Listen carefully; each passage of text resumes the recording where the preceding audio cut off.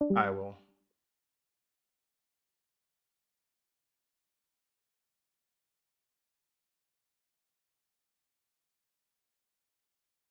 I will see later. What the fuck is wrong with that? And why it doesn't work?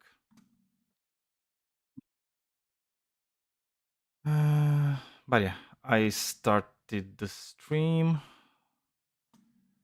and in 2 minutes I'm going to start the event. Let's see how many people we get. Hopefully, we're gonna get a bit more. And I think the event I will have to start it from the event thingy. You know? Oh yeah, just start the stage real quick. Yeah, no. Maybe it just has like to drop a link in the stage chat to this channel. No, because no. So we don't start the stage. I can make it so it starts in this channel. Oh, okay, nice. Yeah. But in on the stage you can have like all the buttons there, so you can start the stage. You don't have it the same in here. So I'm just going to start it. I'm going to start the event right now. So the event is started. Yep. You see, even the name, it's with like green. Oh I think snap! that's what it means. It's like the whole thing. Yeah. It is a thing. It is a thing. It means they're about to pay us some green dollar bills. Well, I mean, not really. Oh, Not how it works aw, right now. Yes, aw. maybe after like 2 years of doing this, we might get Yeah. something. But yeah, now everybody's going to know that the event is up. So hopefully Good we're gonna deal. get. Hey, someone had a suggestion, by the way, that just like, and I'm curious if you thought about moving this show to TikTok at some point. Just like apparently that's where like all the callers are right now, right? For Oh, like the really? call-in style shows. No, okay. Yeah, The that's thing what is, like I word don't on the really street know is. how it works. Same. Yeah. So I will need to kind of like look into it and yeah, see how that goes. Because yeah, probably TikTok. I don't even have TikTok on my I don't thing. have a TikTok account. Period. Yeah. I refuse, man. That shit's gross. Yeah. Exactly. It's like I never had one, so. But we'll But I see. think that's where people most strongly feel the the push of the Holy Spirit. I mean, probably. I mean, hopefully. I don't know. Holy Spirit's a Zoomer. He spends his time on TikTok. Clearly. Also, remember that we already knew exactly when the Sabbath was, right? And it's not on Saturday or Sunday. That's right. We did find out eventually. But anyway, I put this thing in the side chat. So yeah, we can already start the show. So yeah, welcome everybody to the Break It Down show. Today's topic is there are no good arguments for God. So if anybody has like an opinion about it, if you think you do actually have a good argument for God, we would be very, very interested in knowing exactly what those arguments for God are. So that's about it with the introduction. So Christian, I think it was yesterday. You were like in one of the VCs, and you were actually talking about. Yep. It was an argument for God, which I found very weird. I didn't really intervene because I had like some other things to do. But I found it very weird. If you remember, it was the argument about propositions and the fact that about yeah, propositions entailing a necessary mind. yeah, exactly. Which I found it like extremely weird because I felt like the guy that was making the argument was kind of mixing up the map for the place, right? And I feel like you kind of gave him like a bit too, because it was you and another person. I think it was the room owner. Mm-hmm. You kind of gave him a bit too much, I would say. You allowed him to kind of stretch a bit too much his definitions, especially when it comes to what a proposition is. It's like how it works, how truth works, and what it actually is. And I think he felt that he actually kind of won that, right? Because of what do you think about it? Do you think I'm wrong? Well, okay, no, I think that was a great characterization, especially the part of like confusing the map for the territory, right, or the territory for the Yeah. map. I definitely think that's pretty much exactly what the issue was. But yeah. As for like just the feeling of having won the exchange, right? Like, I mean, I guess that kind of gets into like the meta topic about like what makes an argument good, and I think that like the biggest issue I had with his position and his argument overall is how strict he was with his definitions, and that like they weren't the common usages of those words, right? Like I even told him at one point, I was like, look, like I'm sympathetic to the idea of like wanting to use really strict definitions in these kinds of arguments. I think that's a good thing, but like if you're not going to use the commonly used ones that are used in the philosophical literature, it's going to be like really, really hard to get the conversation going. And then, like, even at the end, like by the end, I was mostly agreeing with his argument because of his weird use of definitions. Where it's like, well, I mean, look, if I think we accept all of his definitions, then the argument just doesn't really say anything anymore, right? Yeah. No, It's just that is like true. this kind of trivial point when you use these really strict definitions, and like it sounds like you've made a lot of ground against the atheist, but because of how strict and proprietary the definitions were, like you really didn't. Yeah, but this is sometimes I feel like religious people use these things, and I feel like somebody like Jordan Peterson, for example, kind of helped like the religious people doing this, where you're kind of taking a definition, which most people use it, like the vast majority of people, if not all people, use it in a very specific way, and you're kind of just saying it's like, well, actually that's not what I mean by it, right? And I'm just gonna have like this very weird definition of this word, but it kind of conflates stuff, right? Because imagine if I were using the word God to mean a spoon, right? And then I would say, well, I mean, it's like by God I mean a spoon, right? So it's like, so it exists, right? Right. Yeah, right? And then you say it's like, yeah, I mean, now checkmate, committed to right? the idea that God exists. Exactly. And then you're gonna say, well, but but that's my definition. That's how I define it, right? So under my worldview, I'm just gonna say, well, God is a spoon, so therefore spoons exist. What you're gonna do about it, right? Not that much, because everybody Right. knows spoons exist. So yeah, And that's kind of how it started, isn't it? Sorry, can you repeat? Sorry, can you say that again, John? So that's kind of how it started, isn't it? The first god was the sun god.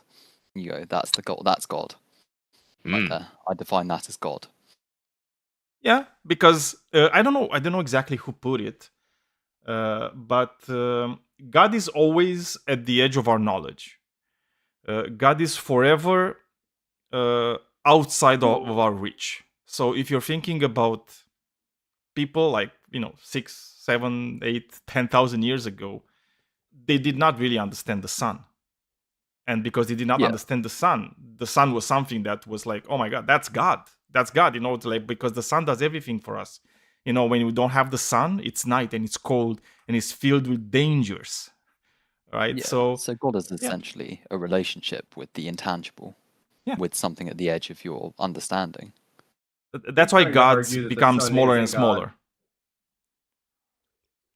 Smaller and smaller, I'll say. Yes. Don't you think that's the case? Well, it's that for a lot of people, it's the same sort of position where you have a lot of people have the same emotional relationship with the universe. So it holds for many people the same position it did back then.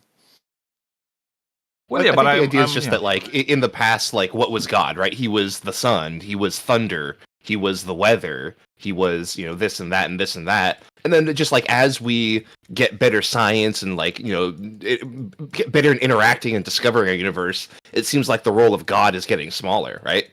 I think, like on the topic of today, like about arguments, something that you'll find is that a lot of arguments for God are kind of like shying away from religious conceptions of God. And a lot of people will put an argument for a bare theistic kind of God. And then they'll make some kind of promise about an IOU about convincing you it's a specific God later, right?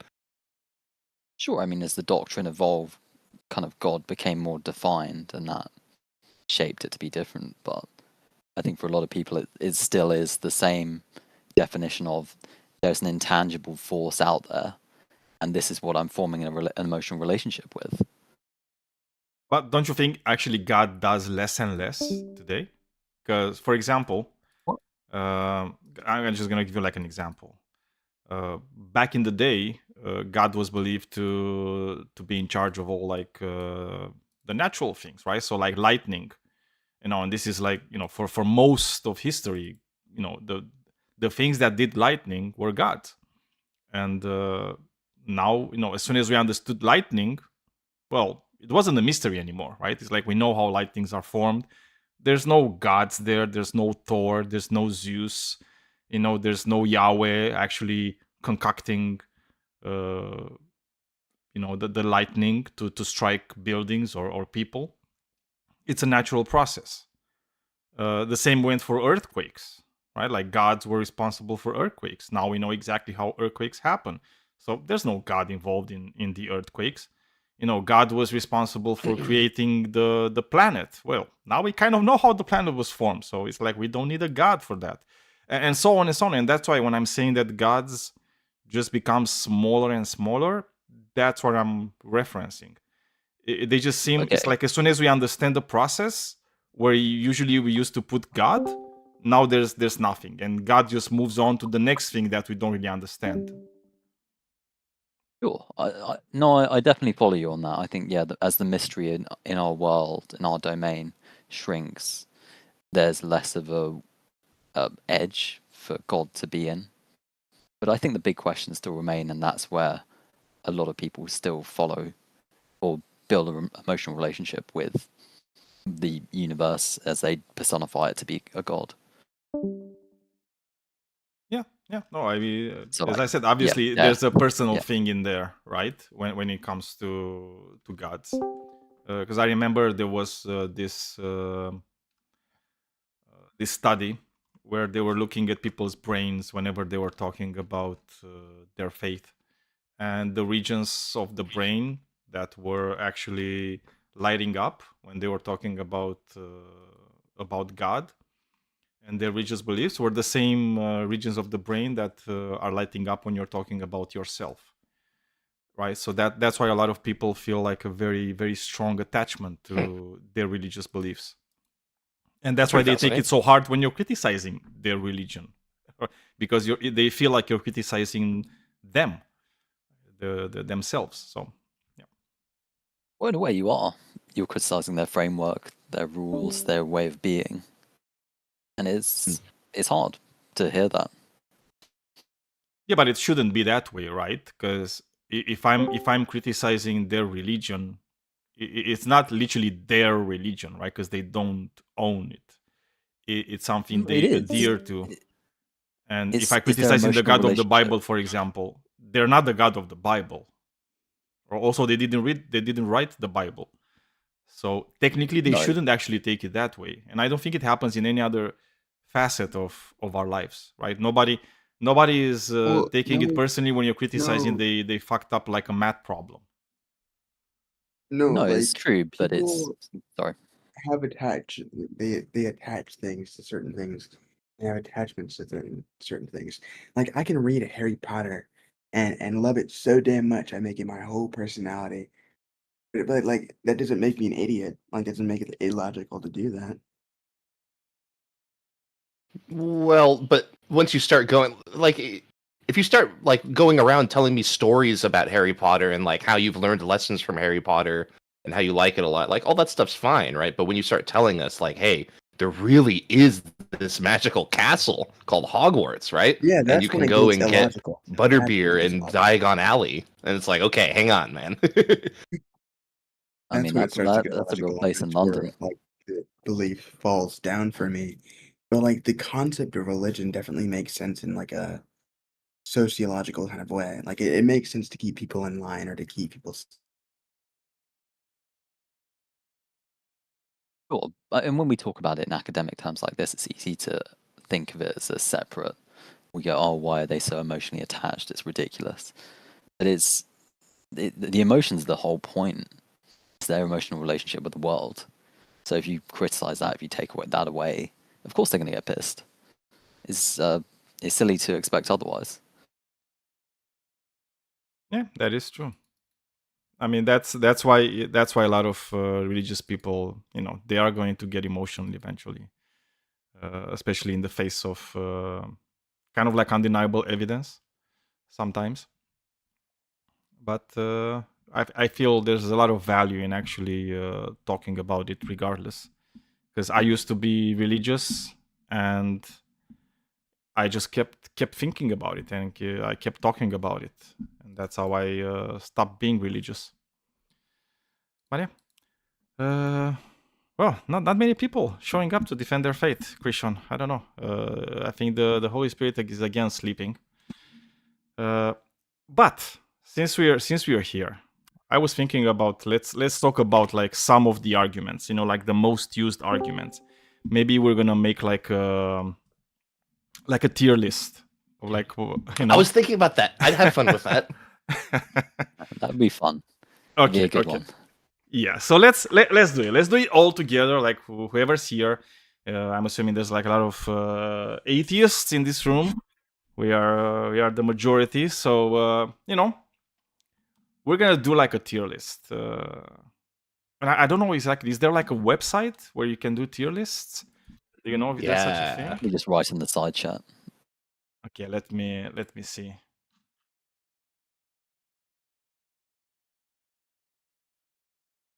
Or someone could share Tier their list screen and maker. write it. Ooh, there's actually a tier list maker. God damn it. Yeah, here I even found one that has some cards already pre-made for you. Oh, Yeah, Maybe I we can can share add my more if we screen if need you them want. later.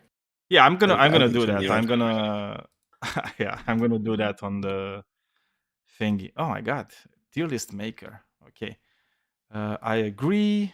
Make a template. This one has the most important argument on it.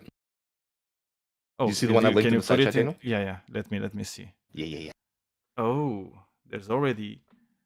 Oh my god. Okay, so cool. Let's do this. Okay, I'm going to put it in my Google Chrome, and I'm going to. I found actually the same website. I think this is what people are using usually.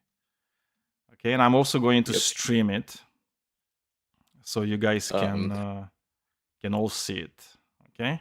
Nice. I'm going to. So okay, something I think is Yay. really important to do when we make tier lists is to like first have a little discussion about the criterion that we're using, right? Yeah. So now it gets into the question of like what makes something a good argument. And I have an opinion on that, right? Like I think what makes something a good argument is that it shows someone who didn't initially agree with the conclusion that they do, right? Like someone who agrees with the premises but didn't think that they agreed with the conclusion Yes. will be convinced by the argument. They're like, oh shit, actually I should be convinced of this conclusion. Versus like there's plenty of arguments that like, if you agreed with the whoa. Your mic's breaking up a bit there, Simp. Doesn't it kind of like all down with like that? Yeah, you are breaking down. He's breaking up hard. You're breaking up. Yeah. You're breaking up a lot, Simp. I think it's your internet connection or something. I've got one. So, if God's all powerful, why is there evil? Okay, so I'm gonna go in like an order. Okay, so let's go. It should be better. We're gonna That's go. an argument for atheism too. That's not an argument for God. Yeah. But look, we're gonna Obvious. go Almighty with one of the biggest arguments for God, right? I think this is the most used argument. The like clam ever. argument? It's the Kalam cosmological argument. Okay. So, what do you think about the Kalam cosmological argument for God? Well, Pretty spoiler alert, You explain I it? think that there are no good arguments for God. So ultimately, I'm gonna want most of these arguments to be put pretty low in the tier list. You do have to give a lot of respect to the Kalam for being like probably the most rigorously academically defended argument for God, which is interesting, right? But also, someone asked, like, what is the Kalam, right? The Kalam it's a very simple argument. Well, it starts simple, right? It just says, premise 1, everything that begins to exist has a cause. Premise 2 says the universe began to exist. Conclusion, therefore, the universe has a cause, Couldn't that, right? couldn't that And go then, the same way around where like God has a cause? Doesn't that just go for infinity? Doesn't that like go low? I think that should be like a D. Nope, there are supporting arguments that by the way, this is like put forward by William Lane Craig, famous Christian apologist, and he has He's supporting the arguments. most famous proponent of the Kalam cosmological argument, and also like Oh, yeah. William Lane Craig also has like some other arguments after these three, after this syllogism. Well, He yeah, has but, like, more what things. are the supporting arguments? Uh, Because like I if feel like it's Oh, sorry, you were necessary for the talking. universe to have a creator, and then God is this necessary creator, Right. what is the Well, creator of God? If creators are necessary, remember then that- God should also have a creator. No, I not think according to you this argument. argue Remember that it's that not. premise. Hang on. Remember that premise 1 doesn't say everything has a cause. It says everything that begins to exist has a cause. And then premise 2 is that the universe began to exist, right? So God in this universe doesn't need a cause because God is timeless, spaceless, So it's like wording. immaterial, So it's wording immensely bullshit. powerful. Well, look, the wording is really important with arguments, right? Because just because of the way arguments are, right? Like where we're trying to like prove this inference really strictly logically, everything's going to need to be really rigorously defined. So the wording really does matter. So I don't think that's like a fair way to Yeah, it just does hand wave it matter. away I saying, just well, think the this is just wording makes it words. like a really boring argument because it's like if the wording is the thing that makes it necessary for the argument to work in full. Like with different wording, even slightly, the argument could break down instantly. Well, yeah, but it's like same thing with mathematics. Like if you change the numbers in your equation, it's going to break down. But that doesn't mean that you It's should like dismiss the even- mathematics. But the thing with mathematics is you can use different like ways of writing things. Like I can do 4 No. times 2, but I could also do 2 times 4 to get the same thing. Okay. I fail to see how this applies to an objection 'cause about it's- logical. Yeah, I mean, and I'm look, like to be saying, fair, like even- if you're just the kind of person who thinks that logical argumentation is dumb to begin with, then like I'm sorry, but this just isn't the discussion for you, right? Like we're here to talk about the logical arguments and whether they work or not. And like I'm sympathetic to the idea that like, oh, it's all just words, who cares? But that is the topic of You know discussion what for I'm today. saying? I'm saying that like it need to like I don't know what the hell I'm saying anymore. I already forgot. Just forget it. Yeah, I think Okay, I anyway. kind of understand. I'm not sure if it's exactly what you mean, but that saying ideas and the words that are used to convey these ideas are different, and this argument makes the words themselves do a lot of heavy lifting. Just changing the words slightly while trying to convey similar or even the same ideas makes the argument break down, which is something that's pretty valid to defend. But it's reliant on very precise interpretation and not general and simple ideas, unlike what listening to hearing the argument for the first time usually makes people think. Is that what you mean? Yeah, kind of. And I think that for an argument to be believable or for an argument to be fully believable by a majority amount of people, it has to be first understandable by a majority amount of people. But also this argument. But do you think has- sorry, just a second. Do you think the Kalam cosmological argument is not easily understood by people? I think it's easily understood. I just think that like the need to rely on the wording makes it harder to understand for somebody to refute it. Because like to refute it, you need to understand that the wording in the first premise is specifically enforcing God. Like there's no wiggle room for literally any other possibility with that first premise. Well, I mean, obviously Actually, I that's disagree. that's why there's issues with the Kalam, right? So if I were to look at Kalam, I have problems with all three statements. Like, for example, the first one, it says everything that begins to exist has a cause. This is a very definitive statement. And the actual fact is, we don't know if everything that begins to exist has a cause. Right? Everything that we know of that begins to exist has a cause. But could there be things that begin to exist without a cause? Maybe. Like, I have no way of knowing if Actually, that's yes, the case. we know. We How know do you such know? things. If you observe just empty space, particles will spontaneously appear and disappear in time spans of about 10 to the minus 30 seconds. And as far as we know, this has no cause. We No, don't know when or I mean, why we kind of these understand the particles how. appear. Because, so yeah, I know what you're talking about. You are correct. They seem to appear from nothing. And usually, it's a particle and an antiparticle, right? So they kind of like neutralize Yes, like very which fast. annihilate immediately. Yeah. It's like we know these Yeah, that'd things. be It's an like, issue. but that's also not something that kind of comes from nowhere. Or and again, it's like it doesn't mean they don't have a cause, right? And usually, it's like when physicists usually talk about this, it's they're talking that they're coming from like the quantum foam, right? So there is a cause Yes, that for is them. true. It might just be an unknown cause It is for true us that right now. things can rise on a cause. Yeah. But for now, we have no proven cause. But yes, it is. I do believe that there is an explanation, like, to pretty much everything. Oh, also, while I'm not interrupting anyone, I'm sorry, I'm really bad at not No worries. interrupting people. I think this argument for God is a pretty basic God of the gaps argument. So we do not know what caused the universe, so it must be God. And also that the fact that eternal things do not have a cause is not something that can be proven. Because these things are eternal. So in my opinion, it's intrinsically unprovable and undisprovable. And there is nothing that tells us that eternal things. Well, okay, no, this is irrelevant to the argument. Sorry, but another thing that Christians say is that God is eternal and will continue being eternal. But there is nothing that says that things that do not have a beginning also do not have an end.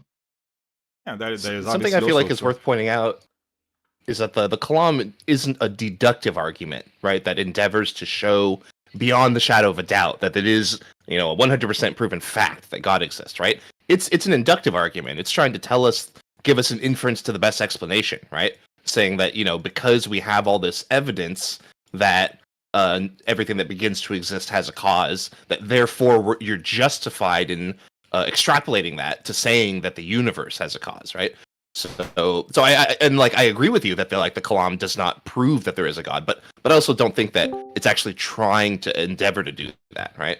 It's a bit more modest than that. It's an inductive argument that kind of it's like a chameleon, right? It kind of disguises itself as being a deductive argument by the way it's being written down. Because it makes very clear statements about how things are, right? It says everything that begins to exist has a cause. Well, we actually don't know that. Second one, the universe began to exist. We also don't know that either, right? It's like we have no idea about the universe. Did the universe began to exist? Has the universe always existed? We have no idea. And not only that, but like even the conclusion, it's a very mild conclusion. It's therefore the universe has a cause. Yeah. So if you accept the premises, right, the conclusion is not even God. The conclusion is just that there's a cause. And the cause could be something that's not a God. Could be just a purely mechanistical thing. And that's it. So I feel like, the Kalam is very, very, a very, very bad argument. But it's extremely simple. I think it's very easy because it plays on the biases of people. Right? You already have a bias towards the premises. I think for convincibility, like, since it's like kind of, it's easy to convince. I think it should go in C personally. Like, it's pretty easy to convince.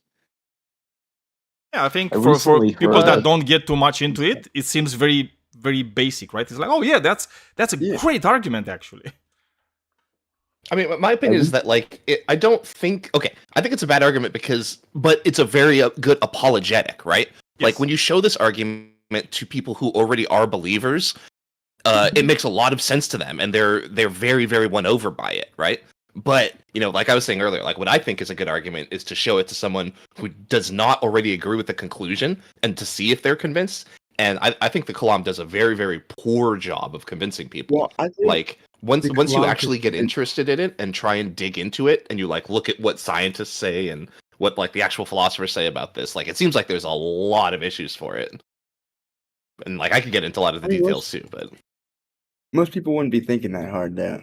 Are we doing like a smart person, like an average person?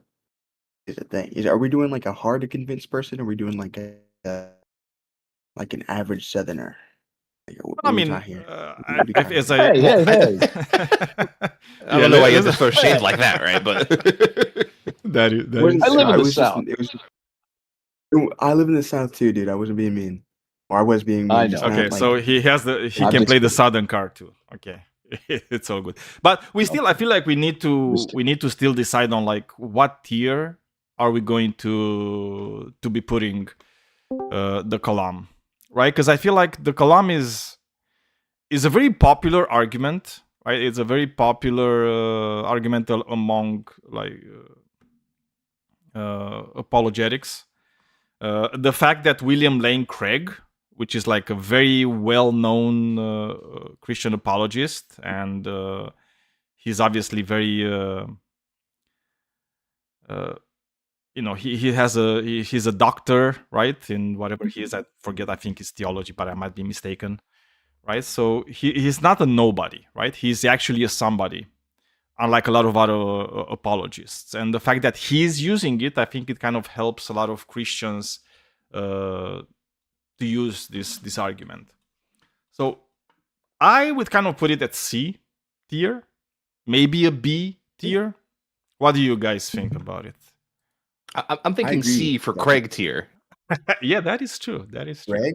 Because like also like I think I can think of a couple arguments I want to put above it and a lot that I want to put below it. So I think it might be a good anchor right in the middle at C tier. I think it does a very good job at like convincing people who have already presupposed a lot of his premises. Yeah. Because his premises are very easy to be convinced by because they're like kind of rooted in reality, but like the ones that are more difficult aren't. But here's really my rooted- question though, right? Is like do you think that there's anyone out there who is convinced of the premises but is not convinced of the conclusion already, right? Like they think the universe has a beginning, they think that everything that begins with this has a cause, but they don't yet think that the universe has a cause? Right. Because I don't think that those people are really out there. Well, yeah, because if you're convinced of the premises, you have to be convinced of the universe having a cause because it's part of the premises. But some people aren't convinced of that because we don't really know if there's a start to the universe. So it's Right. really just a Yeah, that's part what- of that's what faith I'm pointing out. because- My bad, I just said what you said, but like 3 times more wordy. We, in fact, do Southerner. not know with certitude what happened before the Big Bang, or even if the Big Bang is accurate. We know there was a huge expansion, but and that I think like a Christian told me that, but I have no data on that. Like I have no knowledge on that. That it's unlikely, as per our current knowledge, that there was a big crunch before. But honestly, I don't know that, and I should verify. And I cannot speak further on that. But this would make it so that if the cause is unlikely be a big crunch, well, for the existence of our current universe, God is more likely. But I don't like that because I think we don't have enough knowledge to know for sure. Even if we did have enough knowledge to judge the likeliness of some causes of the universe, God is one in so many causes. Like we could argue that because of our limited capabilities, we cannot even start to imagine how many possible causes they are. So God is just one of them, lost within Oh, I have the French word for it. It's not exactly within, but lost in these unimaginable number of causes. So in general, I don't think the argument says anything about God unless it jumps to a conclusion. So this cause must be God, which is pretty weak in my opinion. Which is why I keep it at C tier instead of B. Yeah, I mean, I think like C tier is pretty good for this one. I think I kind of agree with Krishan. You know, putting this thing at like in the middle, kind of like an anchor, and also it's C from Craig, right? Like William Lane Craig. So that's also good. Let's move on to the second one. So I would put this the Aquinas first way, right? The unmoved mover, Ooh. right? This is Yeah, what do you think about that one? Yeah. So I will Very present famous the one. argument. Yeah, I will present the argument first. It says that the first premise is change or motion requires a mover. The second one says that a chain of movers cannot regress infinitely. And the conclusion, so therefore, there must be a first mover. And obviously, to a lot of religious people, that first mover has to be God. And in my opinion, it kind of suffers from kind of the same things that the Kalam cosmological argument suffers, which is saying that, the first premise is change or motion requires a mover. And we don't actually know that. We have no way of knowing that. The second one, it says a chain of movers cannot regress infinitely, which is also, we don't know that. It can. It's not logically impossible for an infinite regress. And also the conclusion just talks about a first mover, which it can be anything. And again, it can be kind of like a mechanistic way of... let's say like the first move happening. But what do you guys think? It almost Another sounds like problem argument. It almost, is that it almost sounds Let's like try to saying do one at a argument time, with okay, guys? with a yeah, sorry. philosophical thought on it. So who Feels goes like first? Shakespeare wrote the. Okay, Isle of Canada, you go first because you are the first one to talk, and Yeah, then Simp, you no, can go I think after. there's another problem with this argument is that if we cannot prove that the universe has started, one can argue that first, of course, like clarification of physics, but everyone knows that you do not need a mover to have a velocity. You need a mover, a force of any kind to have an acceleration, and gravity can provide that and can on a smaller scale dictate the movement of celestial bodies. But whatever. The main issue I see is that if we do not have a proof that the universe started at a certain point in time, we can argue that objects have always existed with a certain velocity, and its energy has just been exchanged between objects for an infinite period of time, and so there does not need to be an original mover. Okay. Well, what about you, Simp? What is your opinion of this argument? I just think it's the Kalam, like Shakespeare wrote it, so it has like the same issues as the Kalam, like worded differently. Yeah, I mean that's what I felt, right? Like That's really it. yeah. It's nothing new. It's just like different things, right? Instead of talking about existence and beginning to exist, it just talks about move and moving. What do you think, Christian? So I find this argument to be significantly worse than the Kalam, right? Like, and I think part of that is just because the Kalam is a lot newer and like more carefully crafted. Like maybe Bill Craig is like analytic philosophy has come a long way, and like he's had a lot of other arguments to draw from in the meantime, right? Than Aquinas did. But like, because the Kalam is kind of carefully crafted to say, everything that begins to exist has a cause, right? So it's not just everything simplicator, just everything, period, right? But it seems like in Aquinas' arguments, he kind of does say everything, right? Premise one, everything in motion has a mover, right? So it's like in premise one, he has, I don't accept that initially, like same like you, Daniel, right? It's like, well, that doesn't seem Yeah. to be proven. So you're going to have to convince me of that. So you have to do all this work to convince me of this principle, and then we move on to premise 2, and we have to throw it out the window, right? You're just like, okay, I know I just convinced you that everything has a mover, right? But let me tell you about the mover, the thing in motion that does not have a mover, right? So I think that there's this internal tension in the argument where it wants me to think that everything has a mover, and then it immediately tells me actually not everything has a mover. So I think that it's in conflict with itself. Yeah, I feel like when it comes to the Kalam, I think because it talks about existence and the fact that things begin to exist, it kind of it kind of plays a bit on like our more intrinsic understanding of how the world works, right? And I feel like the bias that it appeals to is a lot stronger than the bias you would appeal if you're talking about moving, right? Because that's a bit more. People don't understand it in the same way. As I said, I think it kind of has the same issues as the Kalam. I don't think it's like better in that sense, but I think as an argument, like for apologetics, yeah, it's a lot worse than the Kalam. Because people will just be like, I don't know, doesn't make that much sense, right? I think if you put the Kalam and the first mover argument to like a religious person, they're probably like a lot more likely to believe the Kalam than to believe the first mover argument. That's what I was talking about when it comes to like the premise wording. It's like it's really important to the Kalam, but when you change the wording to something so fluid almost.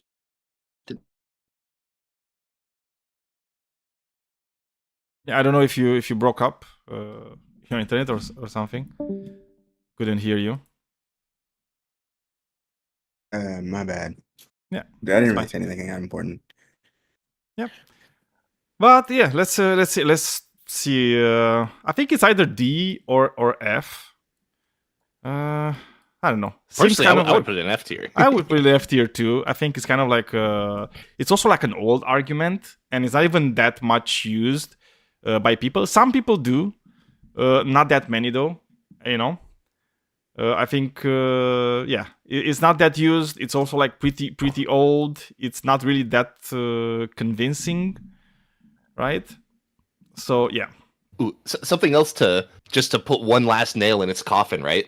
Is that like, it gives you these nice premises, this nice little conclusion, and then it just tacks on at the end after the argument's done, right? And this is what we call God. So it's like you didn't even give me an argument for God, and then you just tacked on at the end. You're just like, and by the way, it was God. Like as you were leaving out the door, right? It's like, shit. How did we get there? Yeah. No. It's just a little slippery, in my opinion. Yeah. But since we're still talking about Aquinas, right? Because this is like his. I think this was like his first way, right? If I'm not mistaken. Yeah, that's the first way. Yeah, it's like we also have like the second way. Is it here anywhere? Yeah, is this one? Yes, there's a second and third. Yeah. It's Personally, Aquinas' I just way. lump all those arguments together. They're kind of Like the same. they all take the Yeah. same form as the first Yeah. way, and like they're less convincing than the first way too. Yeah, but I would just also like kind of present it just so we can see it. We can So, take a little victory lap. Why not? yeah. So the second way, which is the argument from efficient causation, whatever that means, it says like that. The first premise: in the world we observe a series of efficient causes. Second premise: nothing can be the efficient cause of itself, which is basically saying, nothing can cause itself. The third premise is an infinite regress of efficient causes is impossible. And the conclusion, therefore, there must be a first efficient cause, which is not itself caused. Which is basically the same thing. It's also like very, it's worded like very weirdly, right? I don't think it does any good to Aquinas. I think it's kind of the same, suffers from the same issues that the first way and the Kalam suffers. He's making some presuppositions which he shouldn't be entitled to make. He doesn't know if things can cause themselves. Even if it might sound weird to us that something can cause itself, it doesn't make it untrue, right? It's like yeah. So what do you guys think? Do we put it in the same category as the first way, or not? Yeah, I definitely would. Like, I think it suffers from the same internal tension I was talking about. And you're right that like this one actually like more closely mirrors the Kalam because it's talking about causation, right? And like I just think that just plainly like if you're committed to the strong PSR, the idea that everything needs to have an efficient cause for it, then you're just flatly committed right there to the idea that there is an infinite regressive causes. Like if you think that there are some things that don't require an efficient cause, then you just don't believe in the PSR, which is fine, right? But like you can't have it both ways where like things aren't infinite, but everything has a cause, right? It just does not work very plainly. Yeah. You know, the thing with these arguments is that a lot of them, they kind of do the same thing, right? They start from a premise which kind of seems to be true, right? It's like for most people, it kind of seems, yeah, I mean, that kind of seems to be true, right? And because of that, because most people will not investigate any further and they will just stop at the things they already know, they work, right, on a lot of people. That's why it's like next one I want to go to Paley's watchmaker argument, which is very, very used, right? This is one of the very used arguments for God. So I'm gonna first say the syllogism. So premise 1, design requires a designer. Second premise, nature shows even greater complexity and purpose than human-made artifacts. Conclusion, therefore, nature must have a designer who is more intelligent than humans. And that designer is obviously God. Kind of seems like the Kalam, right? Because it talks about, design requires a designer. Well, I feel like this is by definition, right? The moment you call something a design, you're implying a designer, right? So I think it's kind of like the first premise is kind of like a tautology, right? It's not even a premise. It's just something that's definitionally true because that's how we do it. But I feel like the second premise is the huge leap, right? Because it says that nature shows even greater complexity and purpose than human-made artifacts. And I feel like, oh man, there's so many issues with this second premise. Because first of all, it's like, how do you tell the difference between something that's designed and something that's natural, right? And if that were the case, literally the whole universe, like even the smallest pebble, would be designed. Because everything would be designed. So if everything is designed, there's no such thing as a natural thing. So how can you tell the difference between something that's designed and something that's natural? Because there's no natural. Yeah, if everything designed, how do you differentiate between human creation? Hey, let's let Simp kill the Simp. Human creation. Sorry, can you repeat, Simp? Oh, my bad. Okay, if everything is like everything not made by humans is some sort of like less purposeful, less better, or whatever, how do you differentiate like the fact that like because human things are made from nature, human things are made directly from nature. Sure, do they lose purpose? Like what's going on there?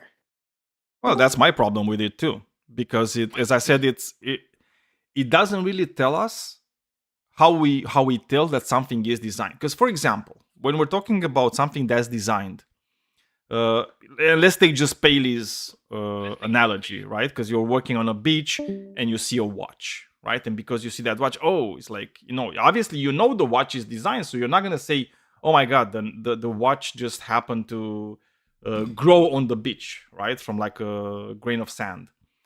But the moment we see a watch, we already know the watches are designed, right? Because we have multiple instances of seeing watches in our lives.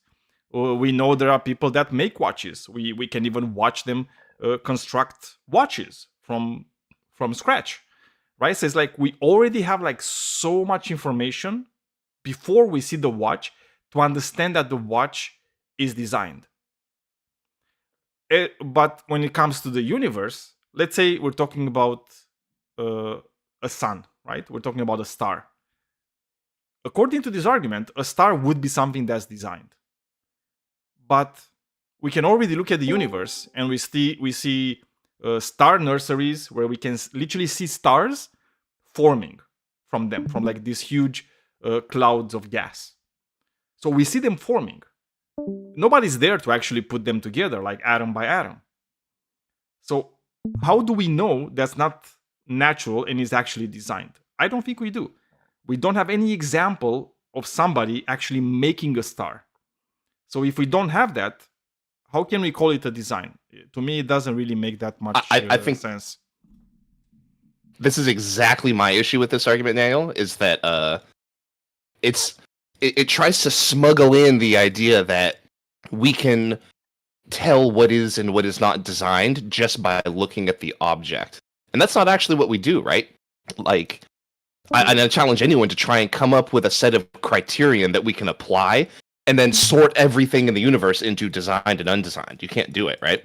The way that we know something is designed is because we have evidence of the design process. We know the designer. We have like schematic and then prototype and iteration and like manufacturing capability and facilities and all of these like things in the world that we can find. Like that's how we know that cars are designed and watches are designed. It's not because of just the descriptions of the things, right? And then I think that you're right that like once you try and say that the natural world is designed, suddenly your argument is, premise one, everything is designed, conclusion, therefore God, right? And that's a shitty argument. Yeah, because I feel like the argument also relies on contrasting designed with natural, even if it doesn't say the word natural at all inside. Right? But it and then kind they of get plays rid of on the that. ejector seat, the natural world out. Exactly. Right? But it's like, okay, so it's like the argument, as you said, it could be like way simpler in just saying, yeah, everything is designed because God did it. Okay, but that's not an argument. That's just you saying it.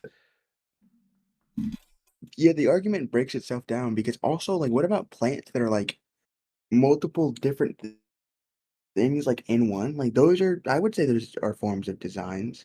Like, they're not humans, but they're not neat. They're not like natural, are they? Because they're designs. Isn't that like what the argument? What are you talking about? Plants with multiple what? Well, like plants are like multiple different kinds of cells and stuff. Are those nature? Like, does a design have to be one form of thing? Can it be multiple things? Like, what would I like? It just breaks down to like what a design is under the argument. It's like I don't know. I'm just repeating it. Right. It just doesn't make Gotcha. sense. Yeah, I mean, I think it just it also brings up. Yeah, sorry. Go ahead. Go. No, go ahead. No, what I think it After kind you, of sir. plays on. Yeah, thank you, kind sir. I think it plays on our wonder, right? It's like because you're looking at the natural world, and obviously you're gonna look at like DNA, right? Especially in this day and age where we know like a lot of things about, and we know more and more each day about how the universe works, and it's just.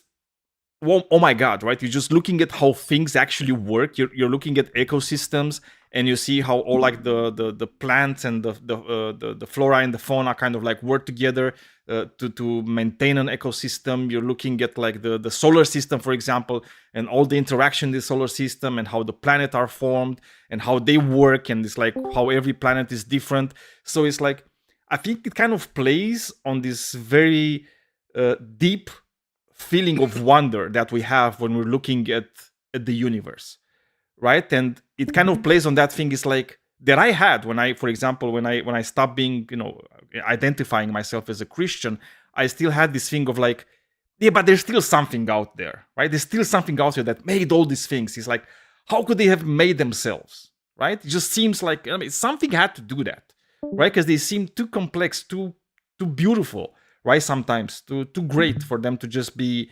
from nothing, right? Basically, and I think it's more like more of an emotional argument, right? And especially today, when we can look, for example, because this is a lot of times is used by people when they're talking about life and DNA. and the way cells work, right? And they're saying, oh, you see, but the cell is kind of like a machine, right? It's like, look, that's a factory that produces energy, and that's a small robot that is carrying this protein there, and so on, right? So they're kind of equivocating between what we see as like a production line and like actual robots and stuff to how things work in life. They're saying, oh, but the eye is kind of like a camera, right? Or and so on. So yeah, I think it's just that. The argument What? does not define a design. It does not define what a designer is. It does not define complexity, and it does not define intelligence. Thus, since it does not define any of the terms it uses, and it presupposes its own conclusion, I don't think it would hold up in any serious moral context scrutiny. One issue I think it has, and I think you were touching on this, Daniel, is like it's maybe not an internal tension, but a tension with a different argument, a fine tuning argument. And like one issue I have is that I think that the theist tries to help themselves to all of the they call dibs on all of the evidence, where they say like, look, if like when you point to like organisms that have similar design, right? Like, oh, all of these mammals have lungs and hearts and kidneys and pulmonary systems. They say, aha, that's evidence of the designer, right?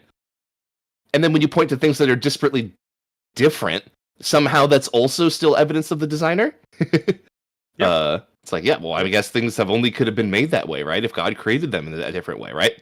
Things cannot become another thing, right? So they have to be created.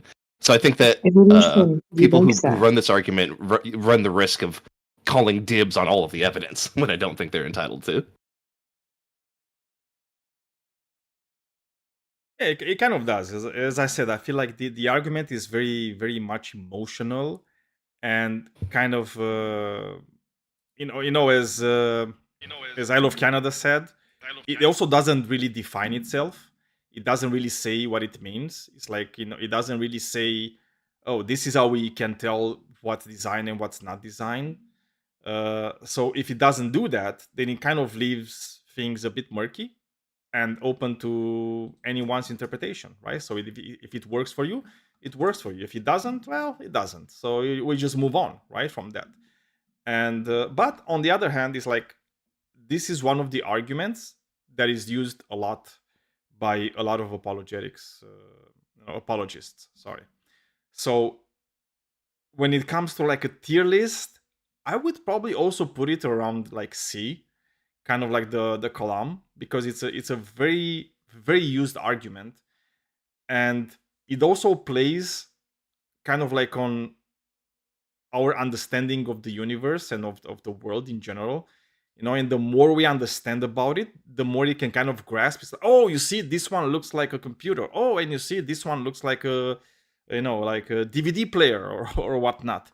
And it kind of makes a lot of people convinced that, oh yeah, obviously it's like we see this complexity or like perceived complexity, so it must be coming from an intelligence, right? Because I think we need to remember that the argument just says, it is not talking firstly about God, it's first talking about intelligence, right?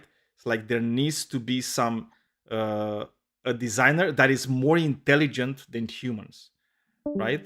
So when people are seeing like all the wonders of the universe and how complex they are, they're gonna say, yeah, well, clearly whoever made those needs to be like way more intelligent than humans. So it has to be a god, basically. I think it has a much easier way to go to a god than the Kalam, for example.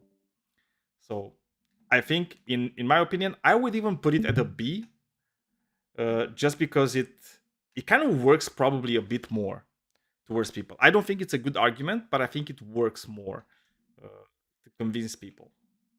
What do you guys think? I would put it in F tier. I think it's pretty. I think it's super trash, actually. Like Yeah, me it's. too. I think it's convincing to the people who already believe, but like the Kalam at least has a chance of convincing a non-believer. And I think that the Watchmaker argument has convinced like 0 people ever. I You think think No, I so? feel like similarly of that it. Kalam, me personally, Yeah. like I also agree with it more. Like it's just more convincing. Like, cause like its premises allow it to be so logistically solid with the presuppositions that it just like it makes sense if you have those. And you don't have to be a believer to believe that things are caused. Yeah, well, yeah, probably. I don't know. I don't know. I think, as I said, it's like I still feel like, I've heard it so much, this argument, especially when I was talking like evolution and cosmology and stuff, right? Where people are, they're using the complexity that we kind of find, and it's like the fact that we don't really understand like everything. And this argument is like very insidious, right? It can kind of insert itself into all these places where the Kalam, for example, could not. So maybe do we just go with a D for this one? Do we give Paley the D? Yeah, or that's fine. not? We give him the D. Okay. Fire at Man, will. If you're cheerless, exactly. if you'd like to give an example of like what you mean, like it fits into places better. I'd like to hear what you mean by that, of course. Sorry. Can you repeat? It's like I didn't really hear you that well. If you can give an example, like what you mean by it's like more, like it fits into more spaces, that would like maybe it'd be more convincing, but like by itself, it's not really a solid argument. Oh no, but again, it's like I feel they're all trash. If you ask me, right? It's like I feel it. Oh, man, it's like I'm hearing myself from somebody. I don't know who from, but That's me. Sorry. maybe it's yeah. Oh, it was you. Oh, okay. Uh, I think all these arguments are like extremely bad, right? If you take any argument for the existence of God and you dissect it, they're all shit. What I'm talking more is about how convincing they are, not necessarily to me, but when used in apologetics in general. Right? So it's like if you're trying to convince somebody, if you're trying to talk with somebody that's maybe didn't really study philosophy or like sciences, and you're going to have to appeal to something, right? And usually you're going to appeal to some part of them that is ignorant about certain things. And that's why I feel like Paley's argument, because it kind of latches itself to complexity, and people understand complexity, right? People understand complexity more than they understand contingency, right? Like even as a word, like a lot of people, you're talking about contingency, they're not gonna understand what the fuck is that, right? You're gonna talk about infinite regress, they're gonna say, oh, infinite what? Like why you swearing, But this one is like is very simple, right? It just feels it goes to that part of yourself that kind of feels like, yeah, actually you are right. And it's like, dude, it's like, did you see like trees? Oh my god, they're so complex. It's like, and everything, like life is so complex and the universe is so complex. It cannot just be like this, right? From nowhere, right? And that's why I'm saying it can be very persuasive. And that's why I feel like it can insert itself in like a lot of areas of science, because of the fact that it latches itself on the idea of complexity. And complexity is something that people intrinsically understand, like a lot more than like all the other arguments, right? It's like most people are gonna read Aquinas and they're not gonna understand shit from it, right? Because it's too philosophical. I think, yeah, I guess that makes sense. I think that bumps it up to a C for me because it like it latches to that emotional part of like wanting to believe in something. And it makes it this kind of thing. I don't know how to put it, but yeah, it makes sense. That makes sense. No, it makes the person that is not very well versed in like philosophy or science, it makes them feel, oh yeah, things are simple, things are easy, right? And let's be honest, I mean, when it comes to religion, like a lot of people just believe in religion because they want to have an answer to their questions. Okay, why is there this? Why is there that? It's a God, right? And God usually is like the answer. So that's why like this argument, yeah, I think it's pretty convincing for like a lot of people. So I don't know about it, putting it like further or down, but maybe a D is good. I would have personally maybe went with like a C on this one too. But we're gonna put a D. Put it like in between. A C and an F. In my opinion, this is like the fine-tuning argument, but for scientifically illiterate people. Kind of. The fine-tuning argument is similar, but well, not exactly. But it appeals to people a deeper understanding of probabilities and science in general.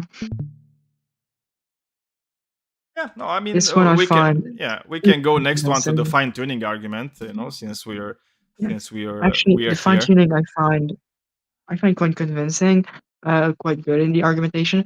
But this watchmaker's argument not at all, because it just presupposes things that can be completely refuted, such as anything complex requires a designer. Like, what the hell? Where are you taking that from?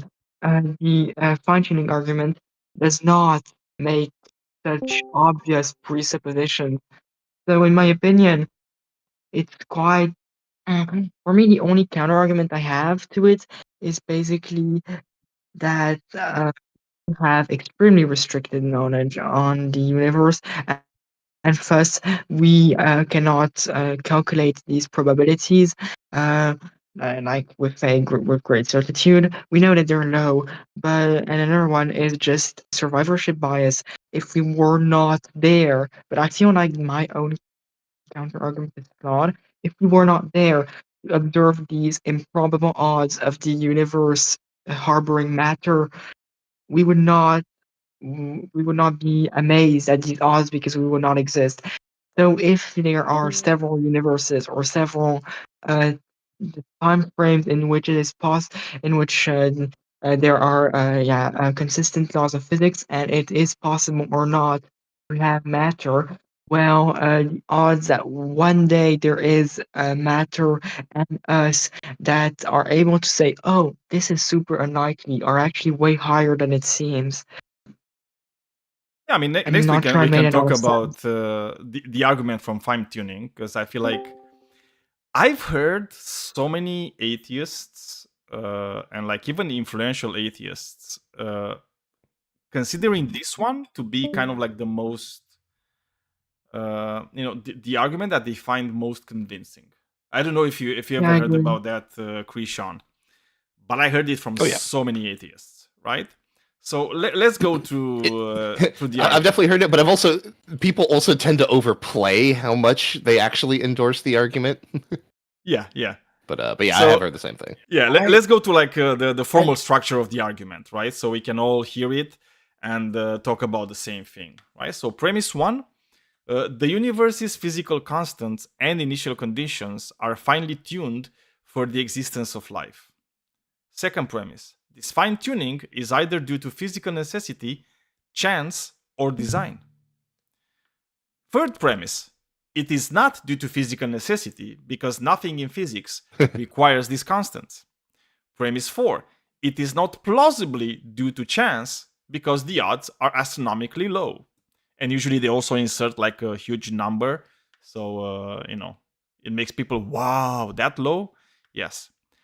Premise, or Yeah, like, the wiggle- actually, the first conclusion is therefore the best explanation is design. And design implies designer, therefore God. So it kind of, that's why I said it's like it has some similarities with Paley's watchmaker argument, because it also talks about design and it's also an argument for a designer, right? It just goes from like a different way. And I feel like it's kind of an argument from incredulity at some points and an argument from ignorance in other points. So yeah, let's just talk it. Let's just take it one by one. So like the first premise is the universe's physical constants and initial conditions are finely tuned for the existence of life. To me, like this first premise is kind of like, how do you know that? How do you know they were finely tuned? How do you know these constants could be any other way? do we know that these constants could be different? Yes, I know we can calculate the cosmological constant. We can, we can calculate like the strong and weak nuclear forces, right? It's like, could they be any other way? Is there any way in which in the universe could have different values for these constants? And I have no idea if that could be the case. But I feel like in the first premise, Oh, they're yeah. assuming that could be the case. Well, let him finish. No, that's it. I was done. Yeah, I think I even think that like the very language of that argument of that first premise is very loaded, where they say the constants are finely tuned. I think that like once you accept that, like you're already saying that there is a designer just to be Yes. tuned. Like tuning is something that a person does, right? Like how I would want to phrase it is that the constants of the universe appear to fall within a very, very narrow range of life permitting values. I think that would be like a more fair way to phrase that first premise. Yeah, But even there's math- plenty of different Uh, formulations too.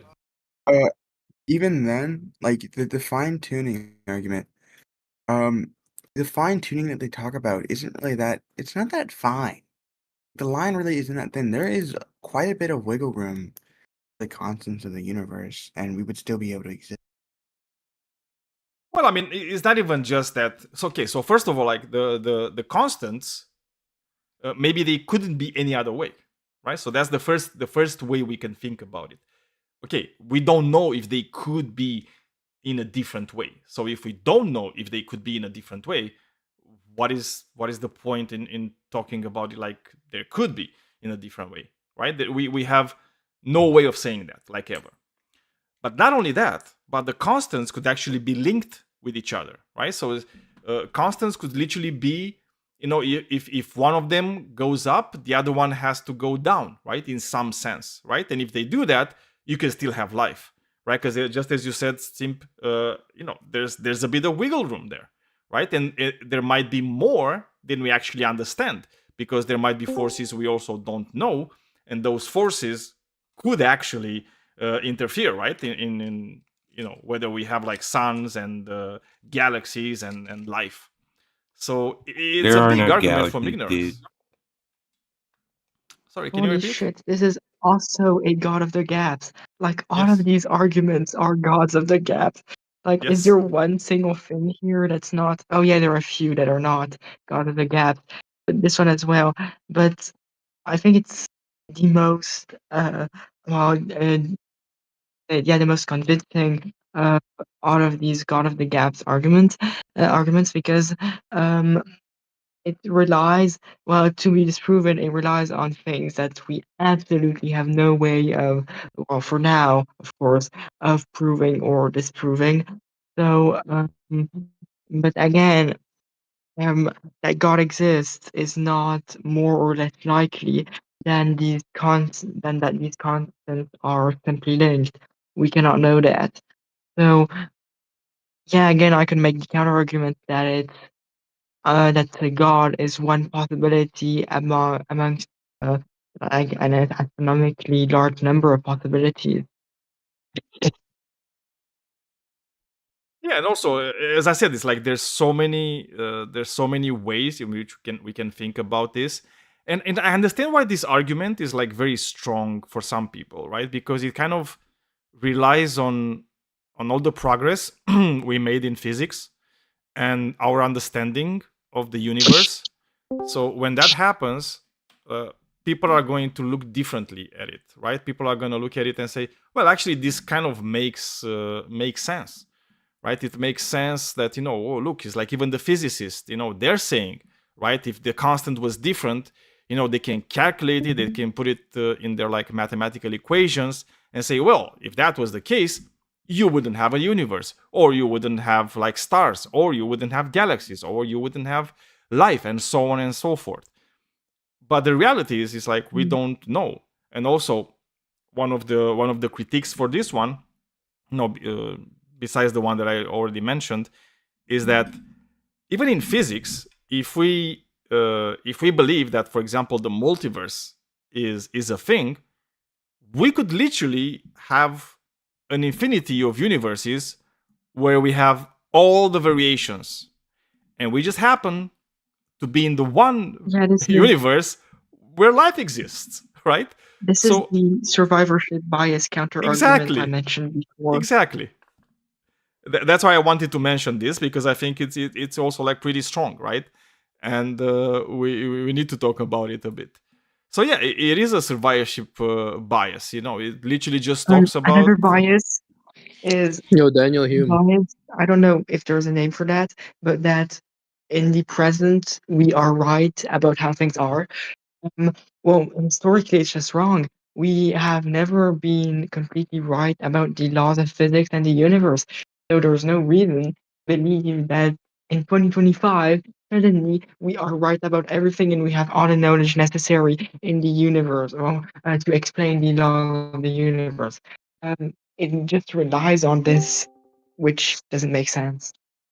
Yeah.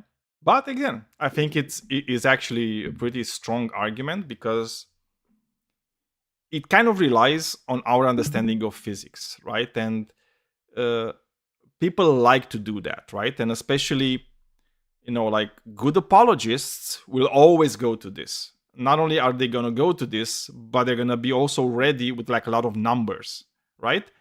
And like those numbers are not like bullshit, right? They're not just pulling those numbers out of their asses. And because of that, a lot of people are going to be convinced by it. And as I said, like a lot of atheists even are looking at this argument and they're saying, well, you know what? It's like there's some truth in there. It's like I can't just reject it out of hand. But even so, if you're looking at how many physicists actually do believe this argument is really good and they became believers, well, not that many, right? Because they see the exact same problems that I was mentioning in this argument. So where do you guys what I would think say we about should this put argument it? is Oh, sorry. so go like ahead, Christian. I would definitely reject the strong version of the argument that you presented with the syllogism, right? That tries to conclude that like just from this fact that you should conclude that there is a God, because everything else is like for various reasons off the table, right? I definitely don't grant that, right? I think that there's for all the reasons you guys have been talking about, that doesn't go through. What I grant though, when people bring this up, is like, look, I'm willing to say that the fine tuning of the universe is at least some amount of evidence for God, right? We can put that on the table, and we can put that as, you know, however many points on your side of the scoreboard. But then we have to talk about the other things that you're committed to by this, right? Like once you say that God is definitely the designer of this finely tuned universe, you're going to have to explain why God has such an affinity for vacuums, radiation, and black holes, right? Because that is what the universe is mainly comprised of. And then, like, basically how I view this argument in like the, you know, the battle between the theist and the atheist is that this is some amount of evidence for God, but you're going to have to grant me that the problem of evil is at least some amount of evidence against the existence of God. And I think that the problem of evil is much more compelling than fine-tuning. So I think that we come out ahead on that front. But like overall, I would put this probably in the A tier. Yeah, My me too. criticism to your criticism is I think it's like irrelevant to have any sort of any sort of thought of why some sort of creator of the universe would have some sort of reason to create the universe the way that it's been created, rather than just like finding a creator and saying that it exists. It's like I feel like your entire criticism. God is gay. God is gay. Yeah, this I guy is agree. cool, but I feel like your entire criticism it really was sort of irrelevant. I think You're I welcome. missed the thrust of the objection. Yeah, I same did as well. same. Could you go over it again?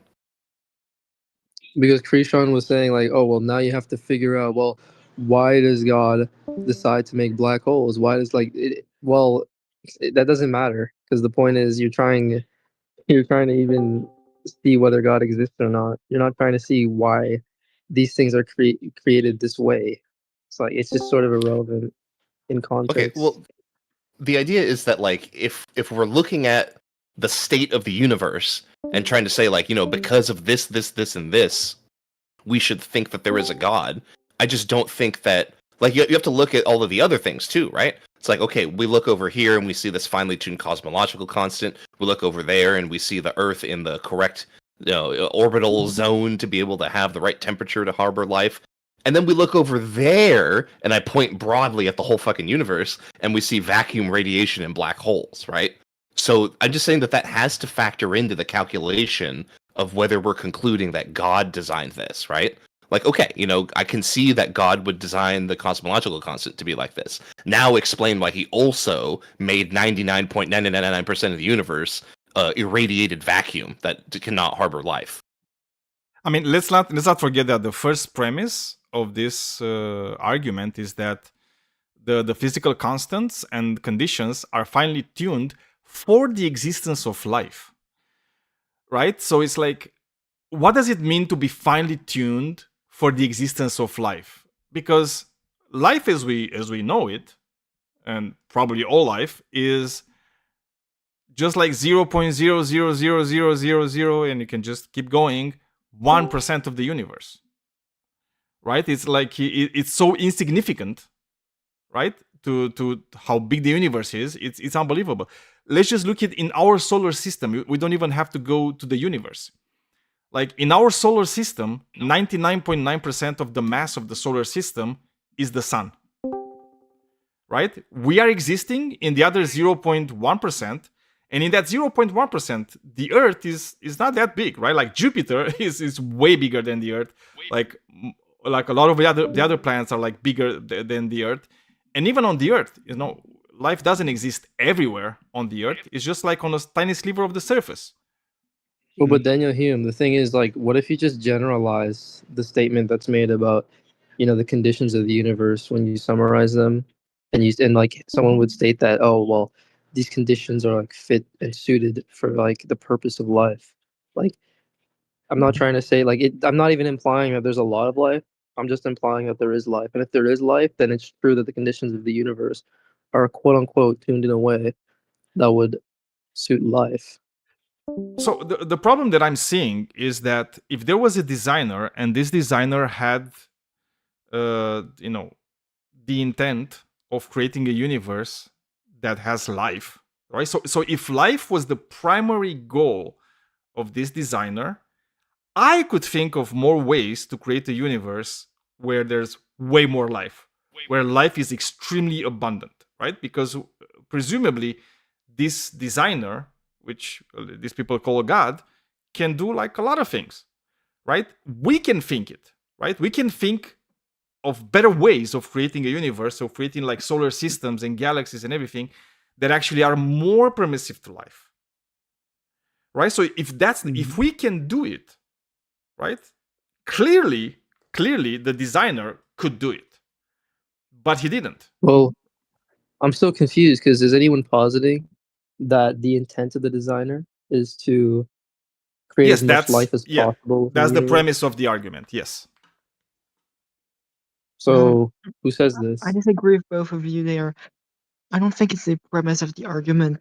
The premise is that the fundamental constants are within a very narrow range that allows for life. Not that the universe is fine-tuned to harbor as much life as possible. But also, wait, what did I want to say? No, sorry, I forgot. Just continue. That's why I said "quote unquote" fine-tuned. But I'm just saying, like, your criticism is just sort of still irrelevant. I still don't like. You have to tell me who actually holds to this position. Okay, I mean, I think we could get there, right? So, is the idea behind the fine-tuning argument just that there is a bare designer, right? Just that there was a creator, or are we trying to use this argument to establish that there is a particular God as the creator of the universe? Because if it is just the former, that you're just trying to say that there is a designer, then this argument does not establish that, right? Like the idea of a bare designer, without us assuming what his desires and motivations are, you really can't conclude what that designer would want to create, right? Like maybe they would just want to create nothing but vacuum and radiation with no life. Maybe they hate life and they don't want any life in their universe, right? In order to say that the motivation behind the designer is for there to be some amount of life, you're going to have to say that, right? So then we have to ask the question of, okay, why is it that they only want this small amount of life on this one planet, yet they still created this vast amount of radiation and vacuum? And if we come like from Well, a I Christian mean- perspective, I would add on that like even like Earth itself is quite like not like that habitable, right? Yeah, I mean, that's the why- white that's why I dwarf said stuff, two-thirds like, that's, ocean. like, yeah. Well, I mean, I we're mean, talking it's about only life, ocean, not like- just human life, right? So it's like, but even so, Yeah. the thing with the Earth, right? It's like we're just talking about life in all its forms, right? Like viruses, bacteria. Even if we're talking about all life on Earth that can live in a lot of places, it literally just lives, like all life on the planet Earth lives on a sliver, right? On its surface and on its atmosphere, right? By volume, the vast majority of the Earth has zero life in it. Right. So, to Krishan, when you conclude like the actual intention of a designer that you just assert, not that you're asserting it, but you're just asserting it for the sake of like, you know, the concepts. Still just like an irrelevant criticism because it actually doesn't say anything about the real true intentions of the designer. It could just be that, well, the designer just wanted life. Like we're at the very early stages of like the life of the universe. So scientists are able to like, you know, tell us, and we don't know what could come about in like any further stages of the universe.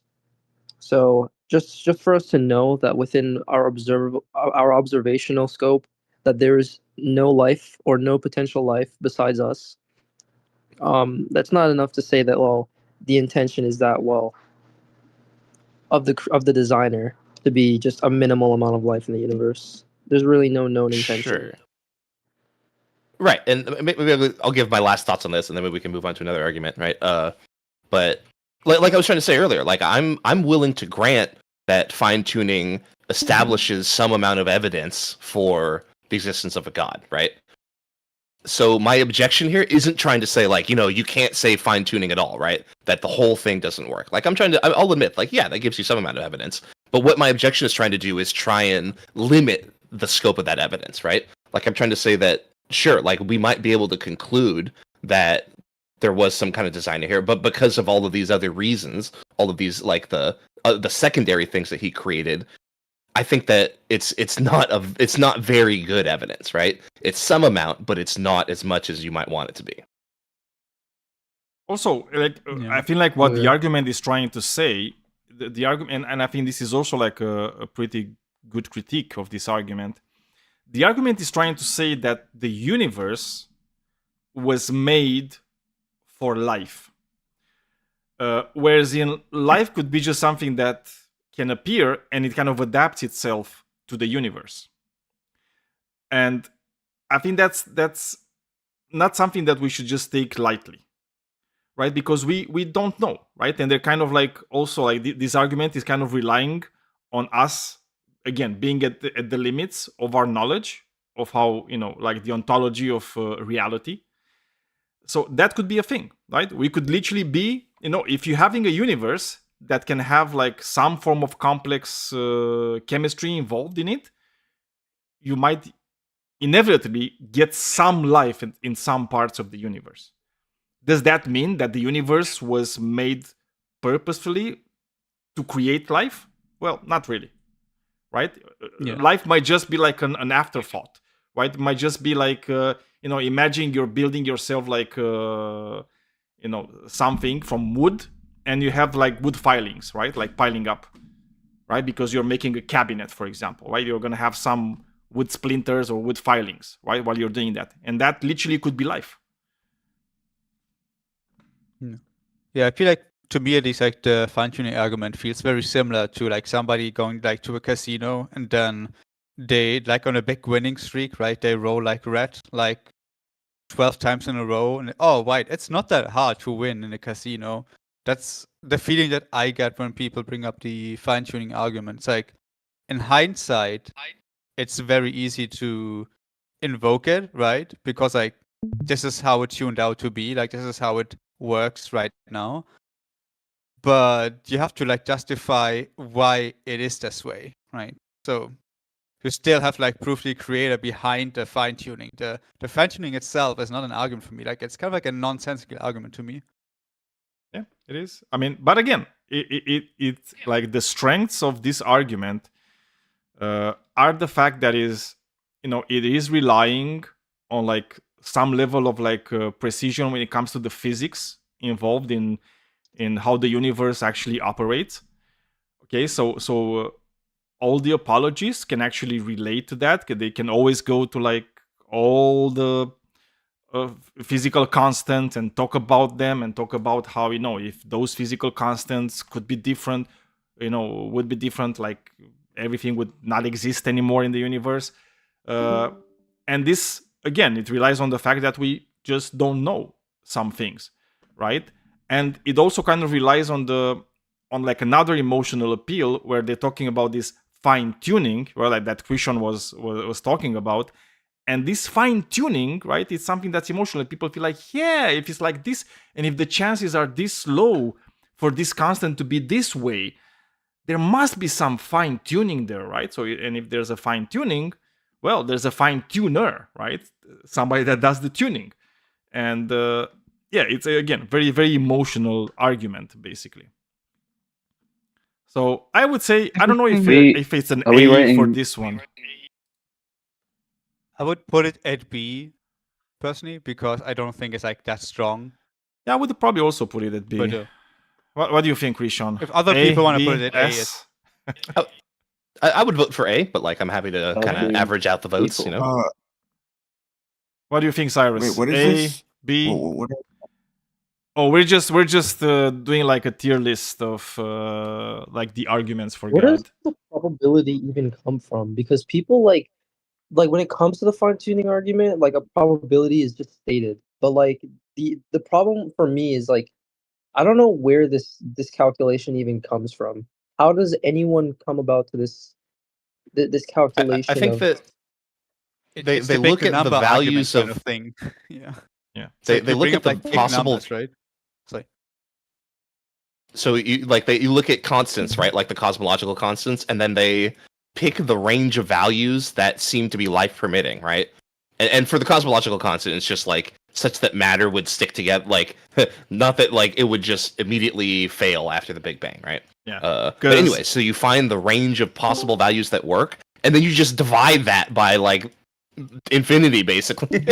No, for example, all the other possibilities. It's like I think that they just assume that it could have been any value, and then say like, what are the chances it would have been this one, as if we were like rolling a die or something. Yeah. So Vanish, just so you can understand.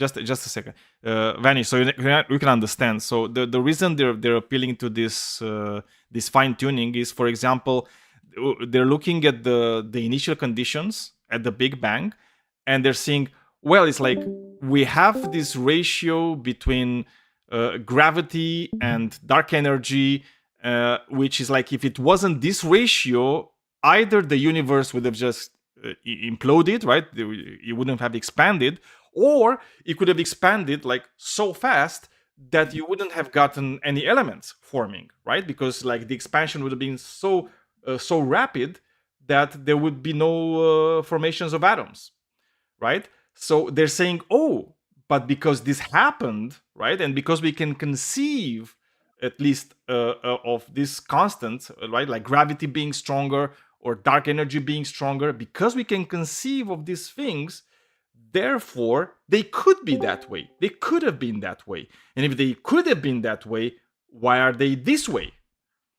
Right? So, oh, maybe they're this way because somebody made them to be this way, right? It's a very human thing to do, right? Somebody just made them.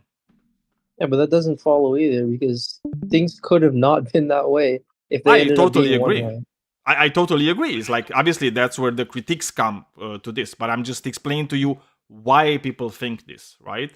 I get what Krishan most was people saying are as not well, physicists, right? Like, I think we can agree on that. So primary most people are not going to know this of the stuff. universe, and they're like very simple, right? They're simple preconditions that were like primary states of the universe, and those primary conditions, they sort of combine with each other to make tertiary, and whatever affix prefix you could put to like describe the number of the number of sets of conditions to make the outcome, which is people, which would be so complex because it's sort of like a stem that's dividing into like a bunch of paths But as it I grows. have a mathematical I think it is about like counter-argument. the strength of the fundamental forces and stuff.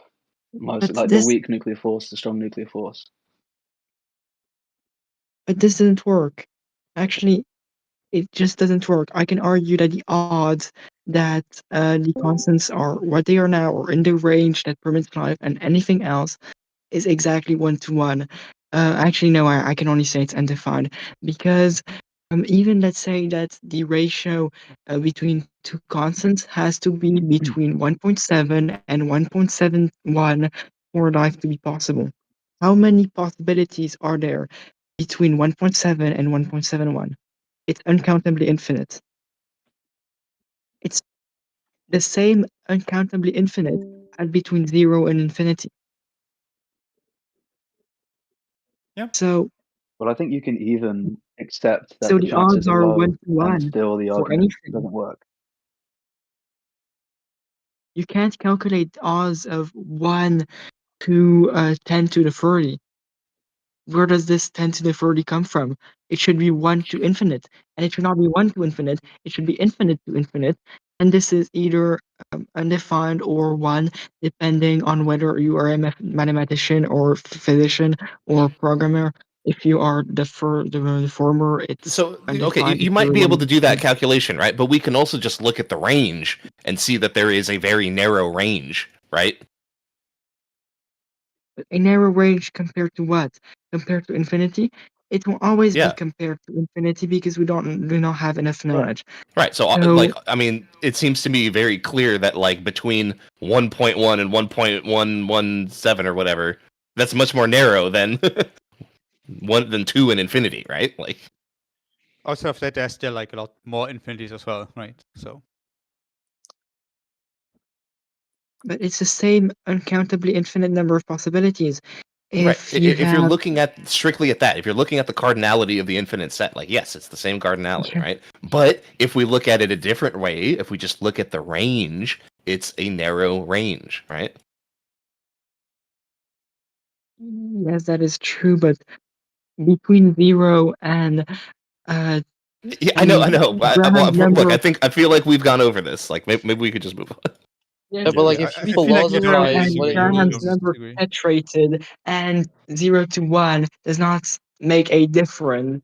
If you compare when you to infinite. philosophize it, like what does range mean? It means I like don't think it really matters. the number of countable, like the number of acceptable. I feel like we've spent enough time on this argument. To be honest, I feel like we should move on to a Yeah, I different think one. it's a bit agree. too much. I agree. So let's I would say B maybe.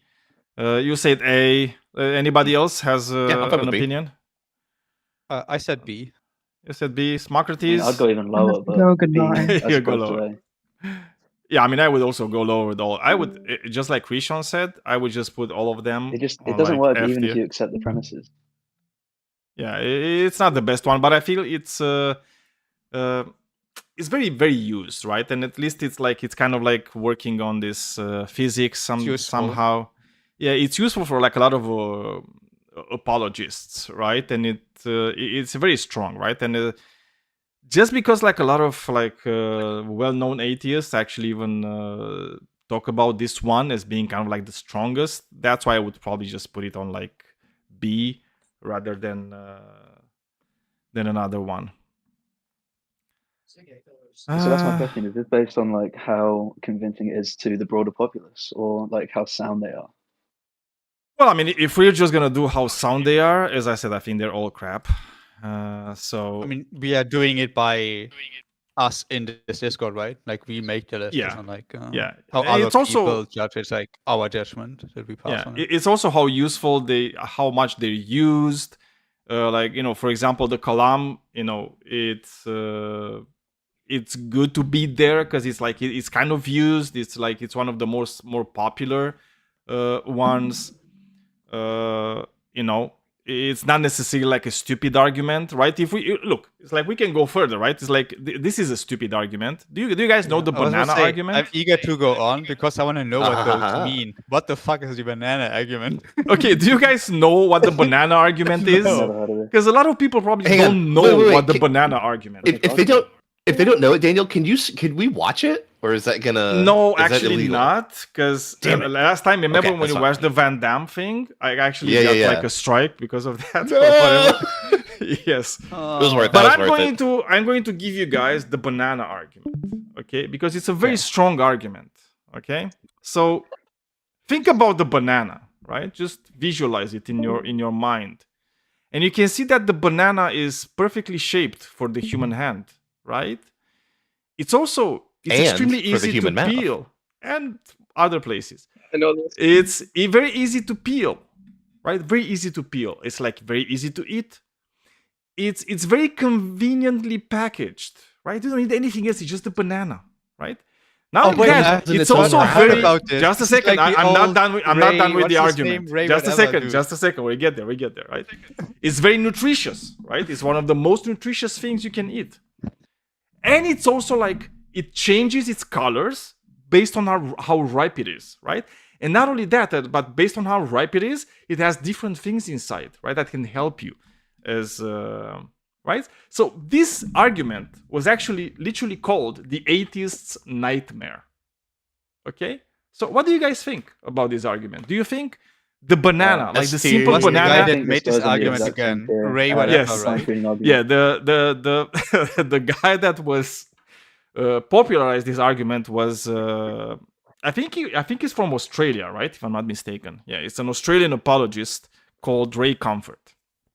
He's a Yeah, troll. Ray Comfort. Yes. Yes. Yeah, I mean it's a very. I give this it's a- argument it's S tier. Super mild. Nah, come on. So are we just putting it S tier? Because I think this has to be S tier, right? No, if the there's an problem with argument, it- I'll defend this argument. I'll defend this. Okay. So okay, look. I think it's I exactly think the that same as the Ray functioning Comfort's document. Ray Comfort's exact formulation is clearly pretty trash, right? To like to just go from banana to omnipotent, omniscient, morally perfect creator of the universe is a bit of a leap, to put it lightly, Well, right? But not only that. I am sympathetic to what this argument represents, right? Like we were talking at the beginning about like how ultimately all of these kind of like logical arguments are going to be kind of trashed here. But like the thing that I am sympathetic to is the purely emotional argument. To just say like, hey, look around at the universe. And like, look, I don't think that we should look at a banana, right? I think you should tell people to look at like the at the beauty of trees, the universe yes. and like the beauty of love and like humanity and like, you know, a newborn baby and like a beautiful meadow and like the spring flower bloom and like there's so many better things to look at than a banana. But like I am sympathetic to the idea of using this kind of emotional argument, right? And just Oh, saying like, most well, of fuck them- logic, man. Like, don't you just feel like God exists? Aren't you just convinced by that? Like, I think that's actually a powerful thing to do. Well, they're all kind of Okay, so emotional I arguments. actually kind of like It's very agree, like, powerful. I didn't think about like that we bring in like emotions in this. I can agree with that, but then still like the banana argument would still be a little bit under like based on logic, still under like the argument from fine tuning, right? Because like the arguments that you make like for like the banana being like perfect for this and this is like the fine tuning argument. It's just like fine tuning and it involves your emotions, right? That's like kind of like what it's trying to do, I guess. Well, it So, is trying to well, appeal logically, to it's the some exact same. some of emotion, right? It's kind of appealing to like, oh my god, do you see all this thing in nature that is so purposefully kind of like made for humans? And you know, if for somebody that doesn't know like a lot about bananas, for example, it might be like, yeah, you know what? It's like, what the fuck? Like this banana? I mean, look at dude, it's perfect. Like the banana is perfect. Like it has so many good qualities that it's like it can't just be random. And you know what? It isn't. This is the funniest thing about the banana argument is the banana as we know it does not look and have the things it has random, right? Because the banana, which by the way, like the modern day banana that we use and we eat Heavily like bred. every day, yeah, it's called the Cavendish banana. And it's actually the result of like, 1,000 years of artificial selection by humans, right? We literally made it to be this way. We literally made the banana to look and have the exact properties it has today because we wanted something like that for us, for ourselves, right? Because if you're going into the wild and you're looking at like wild bananas, they're nothing like the banana we eat. They're nothing like that. They're like very, like they have a lot of seeds, by the way. And I don't know, if you guys actually saw what the seeds in Banana virus. in the bananas are, right? But they're very small in the ones that we eat. Actually, like in the wild banana, they're like really big and black and stuff. So, they're not that sweet. They're actually not Even that like easy to watermelon as peel, well, right? Like all the things that we can talk about the banana that we buy in the supermarket today do not apply to wild bananas at all. And by the way, this is not just about the banana too, right? It's like a lot of the things that we the actually fruits. eat, a lot of fruits and vegetables, they're like that because we made them to be like that. Like for example, and I always like to give this example. Do you guys know why carrots are orange? Because I made them to be orange. No, I'm gonna tell you why they're but there's a very good reason why they're orange. Because carrots used to be white. Okay? They didn't used to be orange. But one of the countries that was like big exporter of carrots in the world was the Netherlands. And their national color is actually orange, right? And they actually purposely cultivated the carrot to do like an orange strain of carrot so they can just do it like that, right? So they can make everybody eat carrots and think about the Netherlands, right? So they made it orange because they wanted to, and that's it. And now we eat, like, whenever you're thinking about a carrot, do you ever think about a white carrot? No, nobody does. Everybody thinks about an orange carrot. I'm 'cause that's the racist. color I of don't think about white people. I don't think that's about the color of Netherlands. the carrot, right? It's orange. Everybody knows it's orange. Like, come on. Yeah. So where do you put it then? I mean, the thing is, like, I guess I said personally that like it is like for the fine tuning yeah. argument, but it has the emotional component. So I guess I would have to put an A tier, but I don't agree Okay. with that. So but like then I have to like degrade like the fine tuning argument to C tier. For Okay, me, it has to be S tier because it's about the banana. Okay. It's like unironically my favorite argument for God. Yes. It has the best. Well, It's it's the same- best it's source of logically the exact potassium. same as a Okay, fine-tuning in the argument, world. but it's got a cool All other arguments have inferior potassium. Exactly. All of the other ones, they don't have as much potassium as the banana has. Okay, but Also, they radiate you. They radiate This is you. the only one, as Degraded Christian true. actually, as Christian actually if we mentioned. appeal to emotions, we have to mention that Yes. bananas are radioactive. I mean, they're slightly radioactive because they have potassium. Okay. But we Cool. appeal to emotions, right? So the small amount. Don't eat too many degraded to A. bananas. That's all, right? It's like, technically you could make like a fusion reactor, a fission reactor with bananas, but you need like a lot of bananas to actually do that. But yeah, it's like, the fun thing about this argument, as Christian was saying like earlier, is like, the bananas do fit in a lot of orifices. Okay, so that in itself just Come makes them like netly superior than like the fine tuning argument or like the Kalam. You can't put those things Okay, in what any about orifice. the cucumber argument then? Fortunately for us, I think there's no Okay, sorry. cucumber argument Yeah. or like any other vegetable argument. This is the Is only nobody argument backing that me up on pulling it down to A though? Please. yes. So, Okay. It is S tier. Yeah, I mean it has to be S tier. It's like, come on. If nobody yeah, it gets disagrees, an S tier then- just because banana. Yeah. It's banana, right? It's like banana is just It's a good superior. scale. It's a good scale. Yeah. We are kind of monkeys, so monkey see banana, monkey like banana. Okay. What's So, Daniel Hume doing? sorry. What's He's doing Daniel you. Hume doing? Very good, very good. We're having a show. Okay, what argument should we do next? Should we do like the moral argument? Maybe a quick one. Oh yeah. Will not be a I quick mean, is one, it a I quick guess. one? I don't know if any one of those are like quick ones.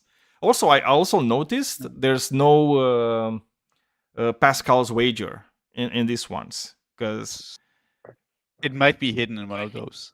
Yeah, But like I don't generally, like think there moral is. argument, maybe we can do it quick because I would say it's like not strong at all because like morals differ from person to person. So it's just like it's like appealing to like morals and it's just like if you agree, you agree. If you do not agree, Well, you do let's. not agree. I'm Kinda like a gonna just non-strong present the argument. argument first, right? So like we are Okay. all on the same page because this is like a very very quick argument. First premise is objective moral values and duties exist. Second premise: if God does not exist, objective values and moral values and duties do not exist. And the conclusion: therefore, God exists. Very simple syllogism is premise, conclusion. What do you guys think? Horrible. I think most people would just like disagree on the first premise, right? So Well, I just want to again, point out Socrates has been here for an hour silently until he Yes. finally chooses this moment to strike with one single word. he was Because smoking the whole time. because this one is the one that I built my questions on. I Yes. know. I honestly think again, really bad. it's I think it's horrible too. yeah, it's an emotional argument, right? And it also kind of works just like the other ones on some like biases that we have, like in preconceived notions about how like things work around us, because it says objective moral values and duties exist. How do you know that? It's like even me, I'm a moral realist, right? So I do believe in objective morality, but I couldn't prove it to you that that's the thing, right? I could also be extremely wrong about this. So I couldn't presume to just come and say, well, this exists, right? Because I understand this, like why for some people, like the subjective morality and the argument for subjective morality is like way stronger than for objective morality. And also, we could even have a universe where you have objective morality and no God, right? Because you could have it, we can all imagine like objective morality being a law, like the law of nature, like gravity and the strong nuclear force, right? So you don't need a God for that, even if you have objective morality. There you go. So it doesn't really follow at all from like anything it says. But yeah, what do you guys think about it? This I this put my argument rebuttal like in the side chat. this argument like particularly triggers me. I think it's like the most wrong out of all these arguments. Like with so many of these, like I don't find them convincing, but like at least on some level, I can understand why someone finds the Kalam convincing. Like the watchmaker argument's trash, but I can at least understand why someone finds that convincing. The moral argument is just like the only way that I think you can find this convincing is if you just have like severe foundational misunderstandings about what the conversation about morality is, right? Like I'm very moral anti-realist, right? Like I hold that position like pretty strongly, but I even think that like that's the more acceptable premise. Like I'll grant What does that mean? that there are objective moral that there are no moral facts, right? Or that like the facts of morality are not made by facts of the universe, right? I think that All right, they're let me relative. let me or ask subjective. you another question But because no. But if I could just finish this real quick, or go ahead. No, like what is how? Okay, we know that morality itself is subjective already. Like we know that that's something that we cook up in a way, right? So, isn't your position a little bit redundant? Like, Well, if we're trying to look at the world in a way that's like more utilitarian, I guess. Like, Look, don't we I already agree with you know that it's gonna. Well, I agree with you that morality is subjective, but there's like I think like the majority of philosophers are moral realists, right? So it's like it's not an uncommon position to think that morality is stands independently true. Yeah, I think like it's making like a premise that is like similar to like the premise in the argument itself. So like they stand on their own ground, right? It's a premise, right? Yeah, but don't anyway, think that so what I was makes saying it- earlier, yeah. right, is like I said, I'm very much a moral anti-realist, but I'll even grant for this argument that that there are stance independently true moral facts, right? How the fuck are you going to convince someone that they have to be grounded in God? The only way that I've heard that done is when people just say, well, that's what it is to be objective, is that they're grounded in the minds of God, right? So, okay, so we're not talking about objective morals. We're just talking about God-based morals, right? So you're saying that if God, now we'll change the argument to, if God-based morals exists, that means that there is a God. And then God-based morals exist, therefore there is a God. Like, congratulations on your terrible argument, right? Yeah, I would agree with that. It's a very like not strong argument to me because like it's presupposing way too much. I guess Yeah, but presupposing that we it are plays on believing emotions, right? Because what I feel it happens. I'm gonna tell you why I feel like this argument kind of hits a lot of people, and it's kind of relevant for a lot of people.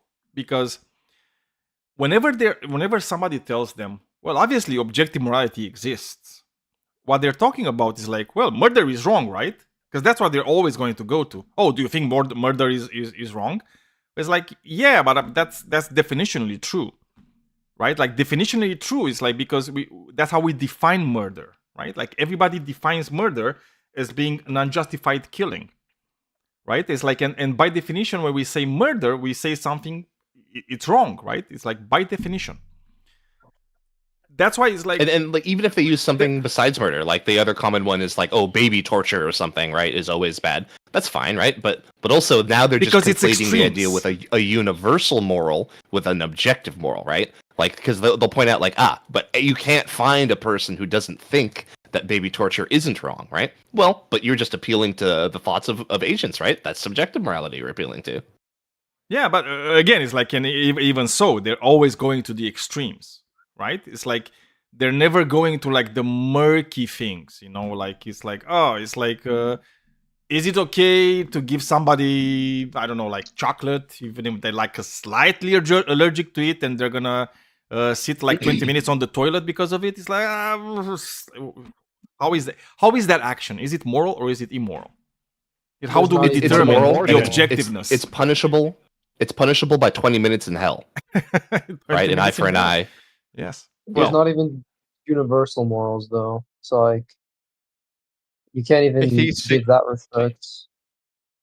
Isn't abortion something that's very divided on? Oh people? yeah. Abortion is another That's a good one. example. Yeah. Like, But I I just think reject it's that like there's very any affirmative. universal morals at all. That was the banana argument. Why is this S tier? Johnny, Because it's is the the banana best. argument. It has bananas in it, okay? So if it has bananas in it, it has to be the best argument. Okay? I like bananas. You don't like bananas? Oh my god. No, I do. I do like bananas. Oh, there you I guess go. there's So that goes for it. do you want me to tell you give me 5 good use cases of bananas? Do you want me to give you the banana argument, Johnny? Do you want to hear it? Sure, yeah. Okay. Yeah. So, just a second. So, the banana, okay. Okay, so if you're looking at the banana that you eat, right, and you buy every day, and we all use, you're gonna see that it's actually perfectly shaped for the human hand. That is undeniable, right? Not only that, but it's very easy to peel. It's very easy to eat. It's literally packaged in a very convenient manner, right? It's very nutritious and also has like different colors based on the stages of its ripeness. And all these colors tell you exactly what you will find inside. Do you think that just happens like randomly? No, obviously God did that. Do you agree with it, Johnny? I don't know. I don't really have a strong opinion about it. Yeah, I mean, we tackled this argument like a bit before.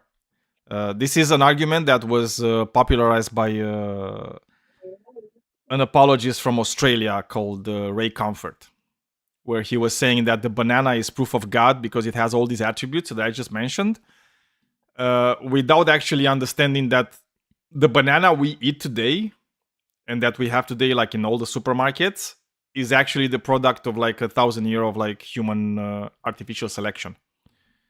Just like a lot of other fruits and vegetables that we eat, right? Because we literally made them so we can have them better, right? I mean, you can go to like corn and then apples and a lot of types of grains, grain plants that we just selected to make them better and better and better and bigger and with more nutrition inside and easier to cultivate and everything. So yeah, he was kind of like a dumbass.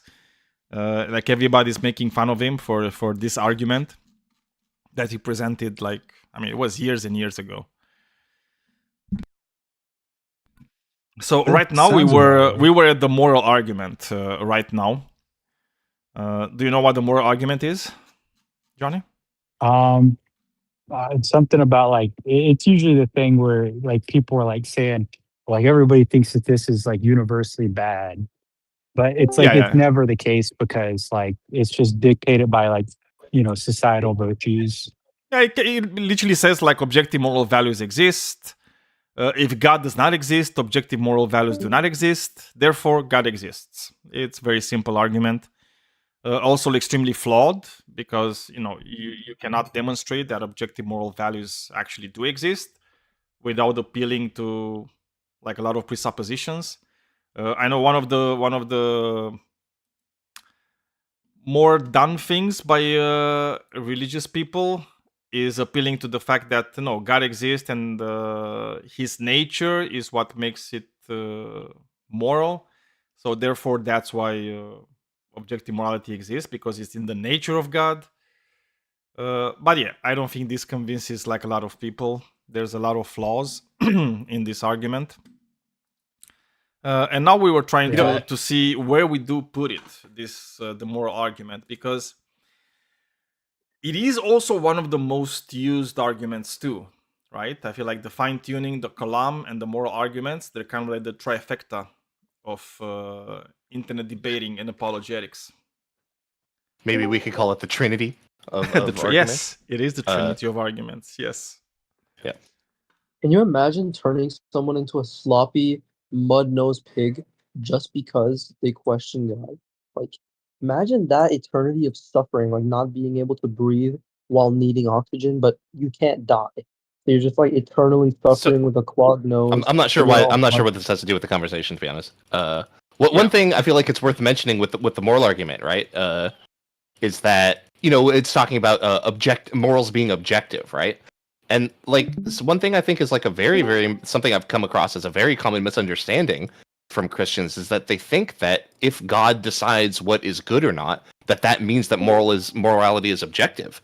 But actually, like based on how these terms are used in philosophy, that would be a subjective form of morality, right? Divine command theory is a subjective morality. Because what is good or not is based off of the stances, the opinions of an individual, right? Namely God. So like you can still argue that it's really important and that God has the most important opinion about morality, but it just like in a technical way is not objective. Yeah, but this is what Christians usually do, right? When they're appealing to the fact that it's like you're gonna say, well, this is not stance independent because it depends on the mind of God, and they're gonna tell you, no, it actually doesn't depend on the mind of God. It's in God's nature to be this way, right? Where now we get to exactly Euthyphro 2.0. Well, I mean, it's still Euthyphro, right? Is that you're just moving the goalpost, right, from one to the other, but then I could say, so you don't really need God, right? If it's in God's nature, you can literally eat something where you can remove everything else, just be left with the nature, and boom, you can have objective morality without everything else that makes God. You can just have this part of his nature, which is the objective morality. Where like all the rest of God, you don't need it. You can just throw it to the garbage bin. So you could literally have a universe where you just have that portion, right, which is God's nature, okay, that specifically addresses morality, and the rest is irrelevant, and you wouldn't have a God at that point. Would you agree with that? Yeah, definitely. Yeah, I agree. Yeah, but I've always found the moral argument to be like one of it's a weird paradox because it's one of the most commonly used ones, but I find it to be one of the worst. Yeah, it is. But again, it's like we need to judge on both No, I'm good. things, Thank you. right? How good it is, which is Thank kind you. of like shit Have a because nice they're night. all shit. But it's also very used, right? And it's very appealing, right? And this one, by the way, this one out of all the other arguments, this is just emotion, right? This one is like almost 100% just appealing to emotions, and that's it. So it's feelings over facts, basically. So where do we Or put like it? just like the Facts status don't quo. care Just about like your affirming. feelings, liberals.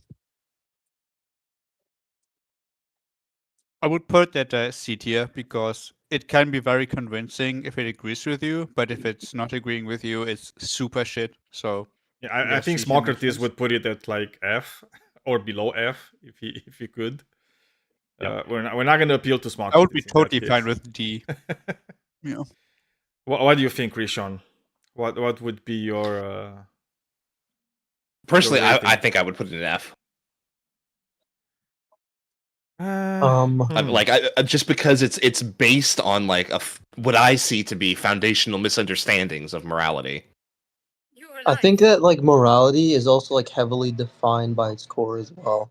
Like especially within like the epistemic notions of morality, like the way that morality is structured as like a means of coming to whether it's true or not. It could be said that like if something is good, then there can be knowledge of that thing being good in some way that it has replicable properties that can be distinguished upon as well. So if God were to say that this is good, then it would be good just because it is like it is just that of knowledge, something that's replicable in its properties and its. What does replicable mean? Well, for it to be like consistent of itself, it would have to be replicable in like some sort of Oh, performance. like replicatable? Sure. Yeah, I think it's replicatable. Yes, you could replicate it. Sometimes English. No, I think it's not reckless. I think you can. It is replicable. Replicable. Replicable, Johnny. Yeah, words are hard sometimes. It's fine. It's fine. I sometimes struggle with them too. But I don't know. It's like maybe do like a compromise and put it at like D. So we have the trifecta, the Holy Trinity. It's like gonna be like 1B, 1C, and 1D.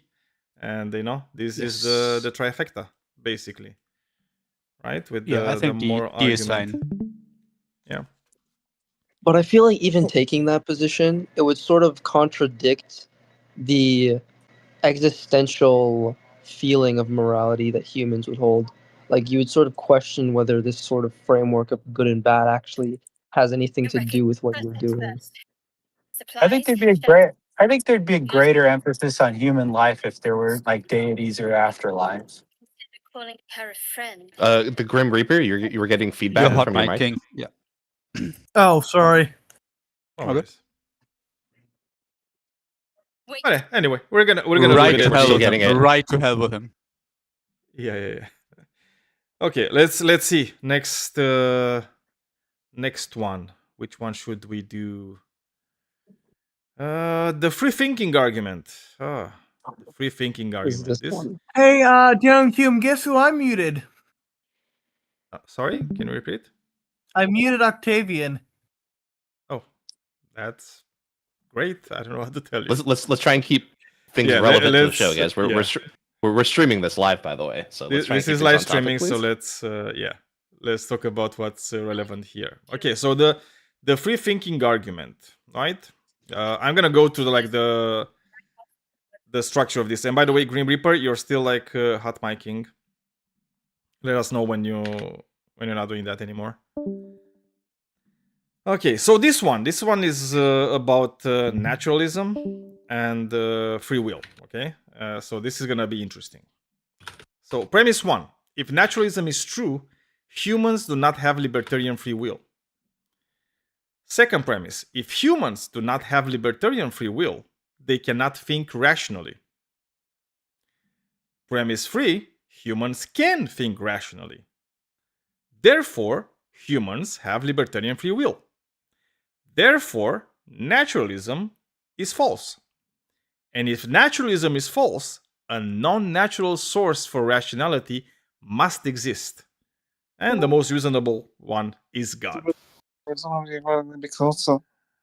I mean, this is kind of like a mouthful, to be honest. Like, this is a very, very weird argument, and also kind of relies. Can you put it in side chat, the whole argument? But it sounds like we're like circular, where it like breaks down once you disagree with like the first premise, right? Like, yes, it's referencing back to the first one. Yes, I'm going to put it in the side chat. So everybody can see it, because this one is a bit longer indeed. There you go. So in the side chat, you guys can see the whole syllogism. Well, in a brief note, what is naturalism? I don't think that's going to be important to go into right now, and it's going to be a huge rabbit trail.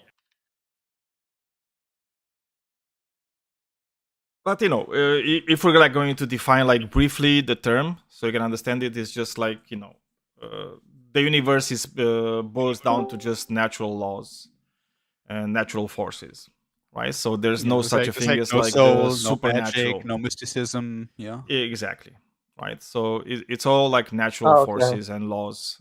That's it, right? So it's saying that if that's true, right, then humans do not have libertarian free will. Which, I mean, I would even give this one. I would say, cool. I don't see necessarily a problem in saying that if naturalism is true, humans do not have libertarian free will, because I don't believe there's such a thing as free will, right? Much more like libertarian free will. But this second one, where it says that if humans do not have libertarian free will, they cannot think rationally. Like, this one, I don't really understand where it's coming from. I don't think it follows whatsoever. And I think this premise, like the whole argument just relies on this premise alone, right? And this premise is just a statement without any evidence to actually back it up and support it. So what do you guys think? Am I just insane to think this? I think you're insane for agreeing for premise one. Like, I think both premise 1 and 2 are both kind of abominable. Like, you're not going to be able to give supporting arguments for those that people are going to agree to. But what were you saying, Spud? Well, I agree that premise 2 just doesn't really seem to follow. I mean, even if it's determinist, why is determinism not thinking rationally when you're just adapting to the environment? Yeah, you could have like a purely deterministic universe and still have rationality. I mean, they're not really exclusive, excluding terms, right? It's like one does not exclude the other. Because like, what is it? You can have like an AI, right? Let's say, right? Like an AI can still reason, right? Even if it's like purely deterministic, it has no free will, right? It has zero free will. An AI, it can still reason. Yeah, I feel like this is like an argument like for or against free will, not for God, because like it doesn't matter if free will exists or not. God can still exist like in both worlds, right? You could have a world where God exists with free will or without free will. So well, yes, but I mean the argument is structured in such a way where it kind of goes on to because what the argument is trying to do is trying to tackle naturalism, actually. Right? It's trying to say, if there's only the laws of nature, if there's no supernatural, you wouldn't be able to think rationally, right? As a human being. But since we do think rationally, therefore there must be something more than just this naturalistic universe that we observe, right? And that thing that's more, that's where libertarian free will and rationality comes from, right? It's kind of like an argument from ignorance in a way, which is also based on at least one extremely bad premise. But I don't know, Christian. You said it's like you even the first one you wouldn't grant it. Why wouldn't you grant it? Well, I just don't see why you couldn't be a naturalist and think that there's libertarian free will. Like you could just think that it's just a natural process, and then you're good.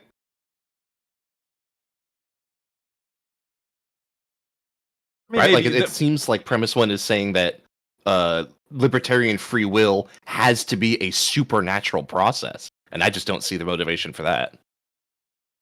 Oh, yeah. I mean, maybe this is where it's like my thought process when it comes to free will kind of comes into play, because I don't think if you have like natural processes, I don't think you can have libertarian free will. So I don't know if that could be the case. I mean, personally, I agree with you, but I think that's probably doesn't that stem from determinism more than naturalism? Yeah, I was about to say, like, I agree with the argument, but like it is like more like because of determinism and not. Yeah, because I feel like according to the rules of our universe. Actually, no. Like I'm trying to think about it more. It kind of depends, right? So because we don't know that much about like quantum mechanics, right? So it's like one of the precepts in quantum mechanics is this idea of randomness and like real randomness that can exist in quantum mechanics. And if that's the case, then yes, okay, we could have true randomness. But the problem with randomness is when you're talking about whether you have free will, randomness is something that also negates free will, right? Because, for example, right, like you take an action. I don't think it's required. Yeah, so like whenever you do something, you do it either for a reason or for no reason, right? So if it's no reason, it's random. There's no free will involved, right? It's just a random act. So there's no free will whatsoever. But if you have a reason, then you also don't have free will because it's based on something else that happened before, right? It's based on the reason, right? And then the reason will always lead you to take a specific action, right? So it's like I feel like no matter how you look at it, it's kind of deterministic in a way. I mean, like I said, I ultimately I agree with you, right? I just think that like it's for different reasons than naturalism. Yes, like, probably. Cause I mean, the world could be naturalistic and not determined. No, it is a conflation, and I kind of agree with you there. It's kind of like a conflation. They're just like putting their naturalism when they probably would want to mean determinism, but they're conflating naturalism with determinism, and I think they're doing that because of what I just told you, right? Because they, in a way, for a lot of people, when they're talking about naturalism, they're kind of talking about determinism. Also, right? Like, so it's also like those are like not non-exclusive, right? You could have like randomness and still have like free will. Those are like not non-exclusive. No, I don't think you can. It's like if you have randomness, I don't think you can have free will because randomness. Okay, so imagine everything is just randomness, right? Where is the? I'm free not saying will involved? everything. I'm not saying everything. Just that some things are random. Some things are random, right?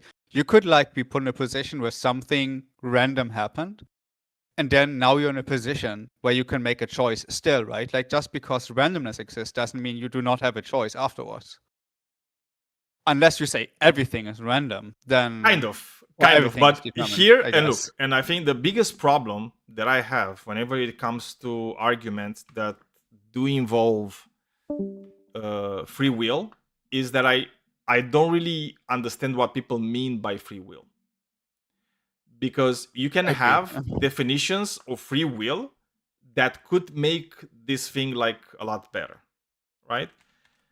But I don't know what people do mean by free will, right? Or libertarian free will. What does libertarian free will mean? Well, I don't really know.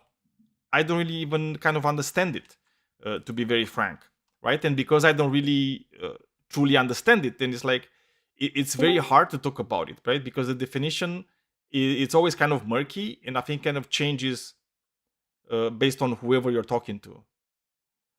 I think this is kind of why I think this particular formation of this argument is so bad, is because like because these issues like they're so like they require so much like work to flesh out the views on them and then they just come in here like kind of recklessly, in my opinion, being like, "Yup, naturalism and free will are incompatible for sure, and free will and rationality are incompatible." And it's like, whoa, damn! Like those are like really strong stances to have on this thing that we probably like. Maybe we can't even define it properly.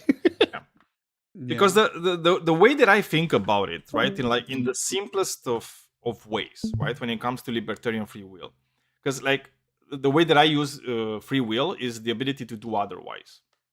So what does that mean? Imagine you have a choice, right, and the choice is A or non-A, right? So it's just like purely binary choice. So let's say you choose A, right? The ability to do otherwise would mean that if we somehow reverse time, right, and you replay the interaction where you had to choose, you could actually choose the non-A too, right? So would that, let's say that happens, right? Let's say, there's somebody watching from the outside, like on a VHS tape, you just rewind it, and, you choose A sometimes you choose non-A, it's kind of like whatever, right? Is that actually free will, libertarian free will? Because I don't know if it's libertarian free will, because it's like I would still need to know how does that happen, right? What are the reasons for why you chose A or non-A? I don't know if I explained it that great, but yeah, I don't think like the causation of like the choosing is very clear in whenever it comes to free will. And I think free will is kind of being used a bit too much. I don't think it's a great tool for anything.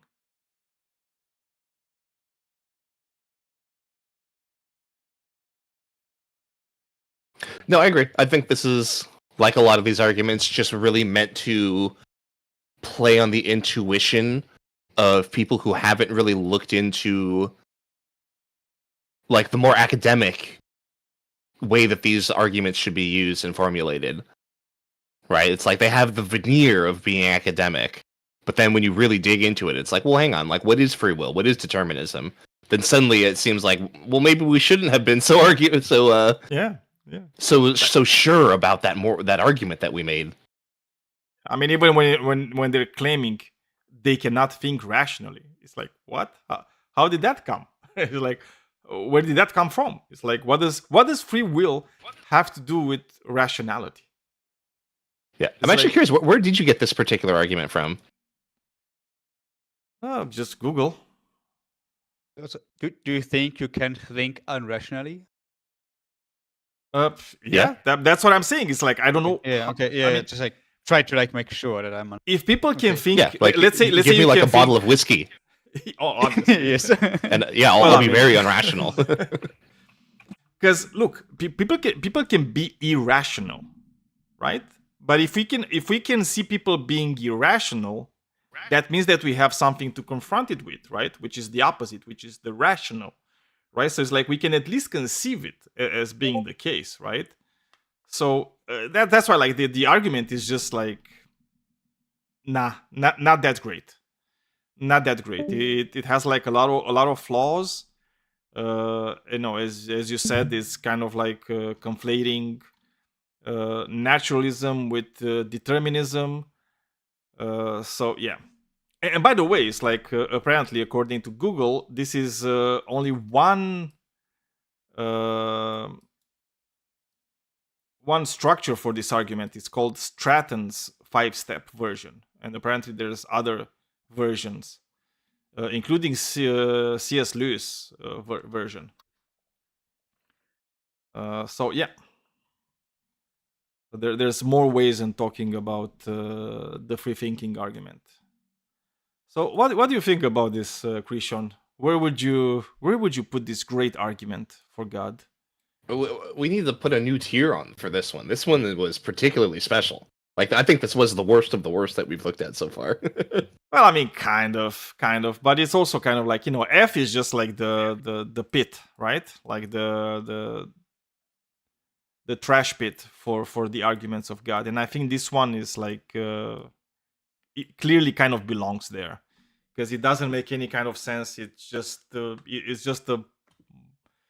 no, a real mess when it comes to like anything. So, do you agree with F? Anybody disagrees? Because I think No, F I'm is fine a with pretty F. good one for this one. Yeah. Yeah, I don't Okay. think it's sound or valid. Yeah, I yeah. mean, No, that is true. Agreed with Krishon, though, there should be a special tier for this because it feels weird to put it in the same category as the other two. But I guess it's still the bottom of the pit, so yeah. Yeah, yeah. I mean, you know, it's like F tier is just F tier, right? Like, Yeah. we kind of know it's just trash, right? It's like if it's trash, kind of belongs in the trash bin. So we're just gonna keep it there.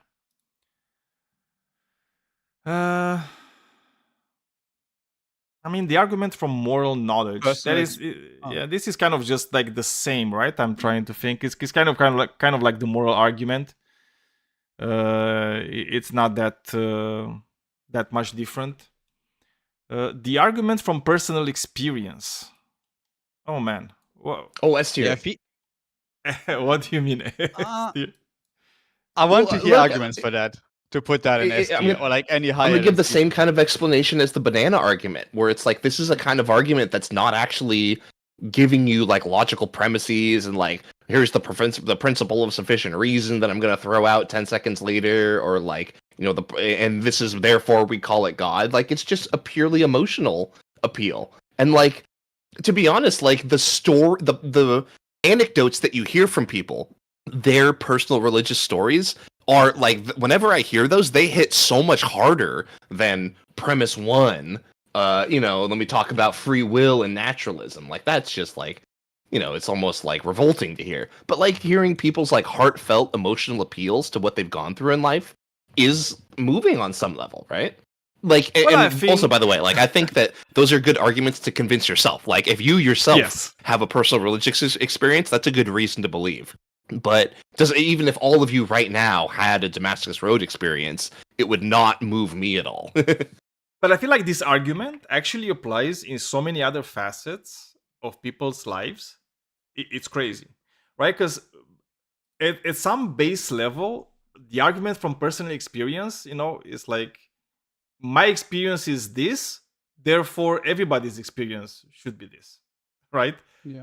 So, for example, I pulled myself by my bootstraps, right, to make kind of like a political argument. I was able to go from rags to riches. Well, therefore, anybody could do it, right? And you can go even further, right? It's like that guy could do it. So if that guy could do it, you could do it too. Why aren't you doing it?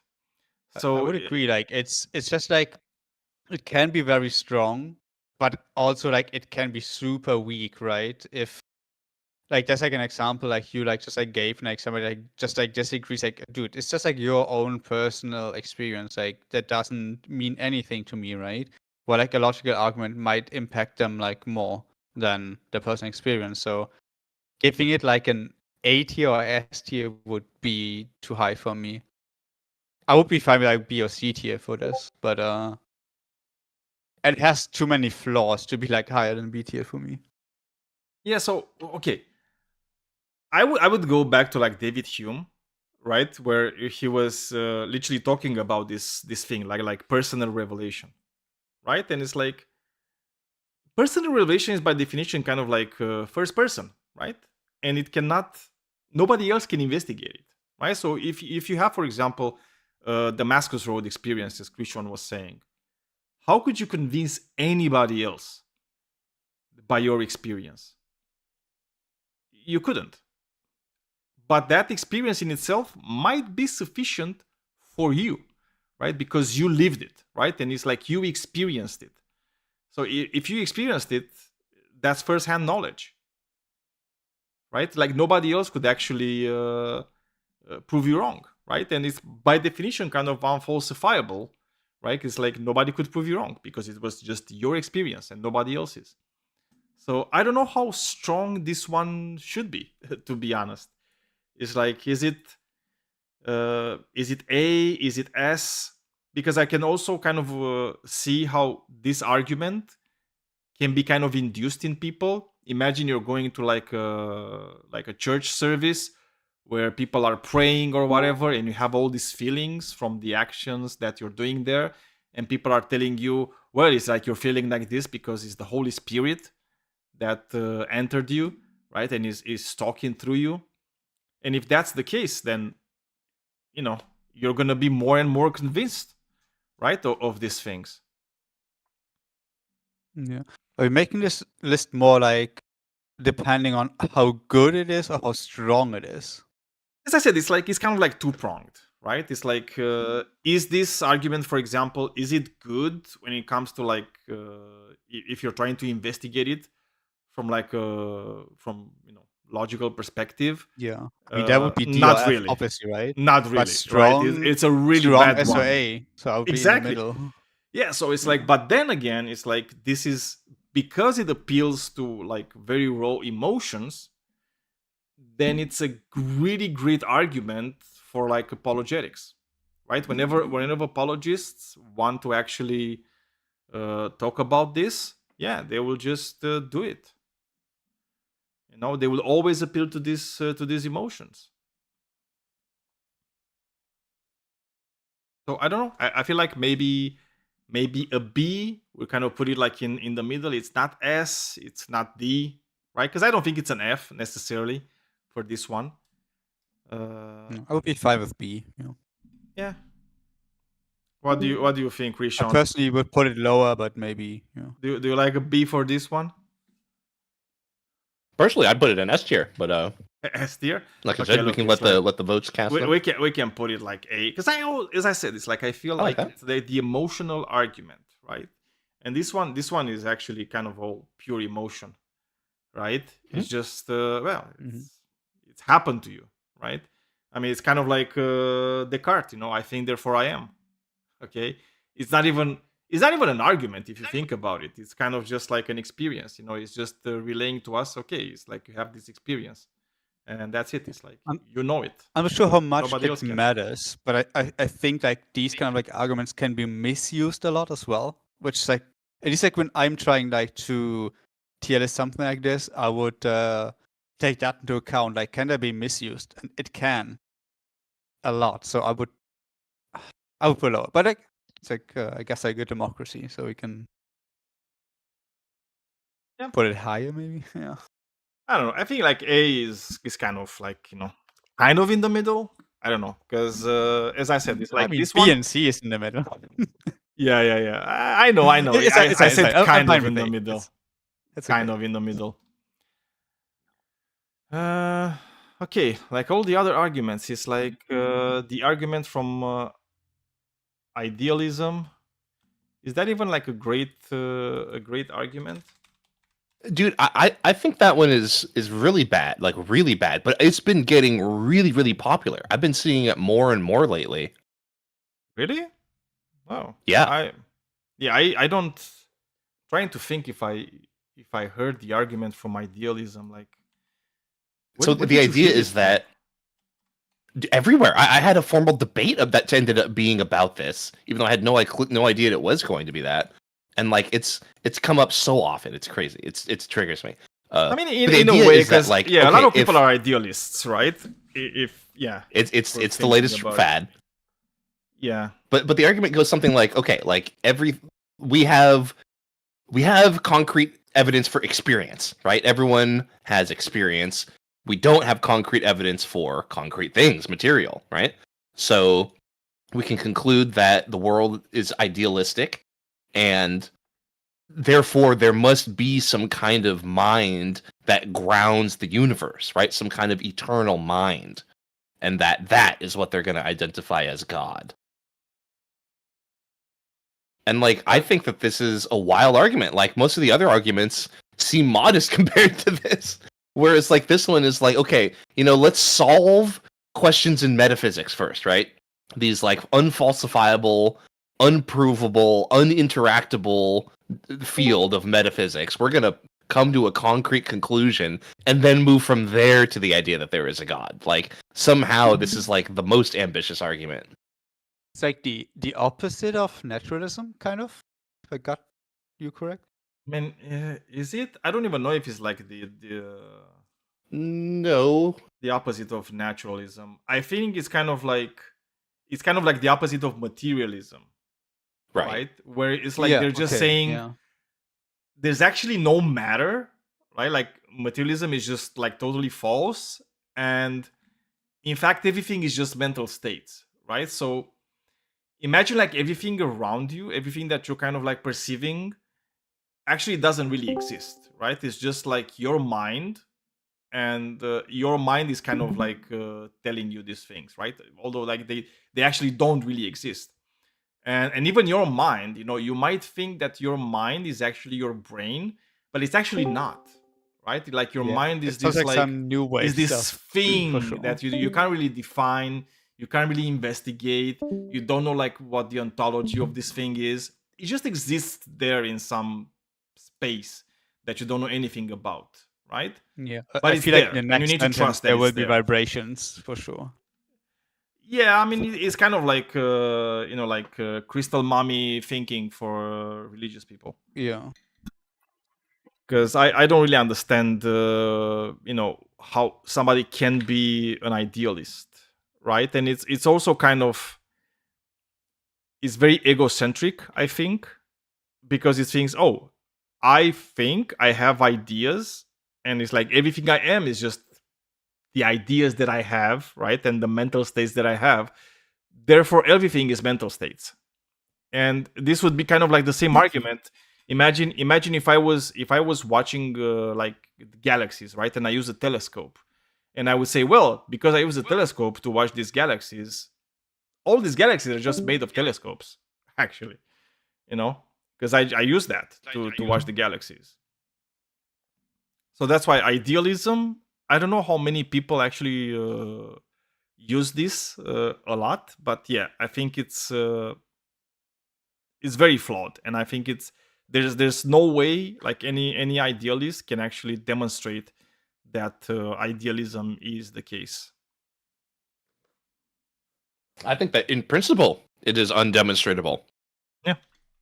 Right? Like what would it look like? Like we look through a microscope and we don't see whether it's material or ideal.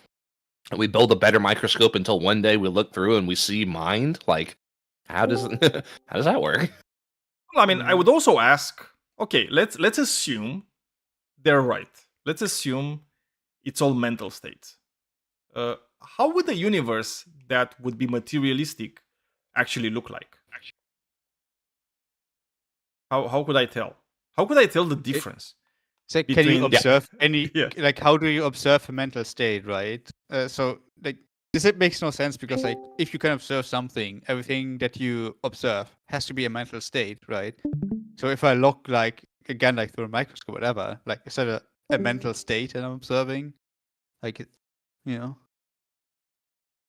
doesn't make that much sense, to be honest. And usually it's like I've never heard any idealist actually being able to answer any of the questions when it comes to their worldview, because I don't think it's a very tenable worldview, idealism in general.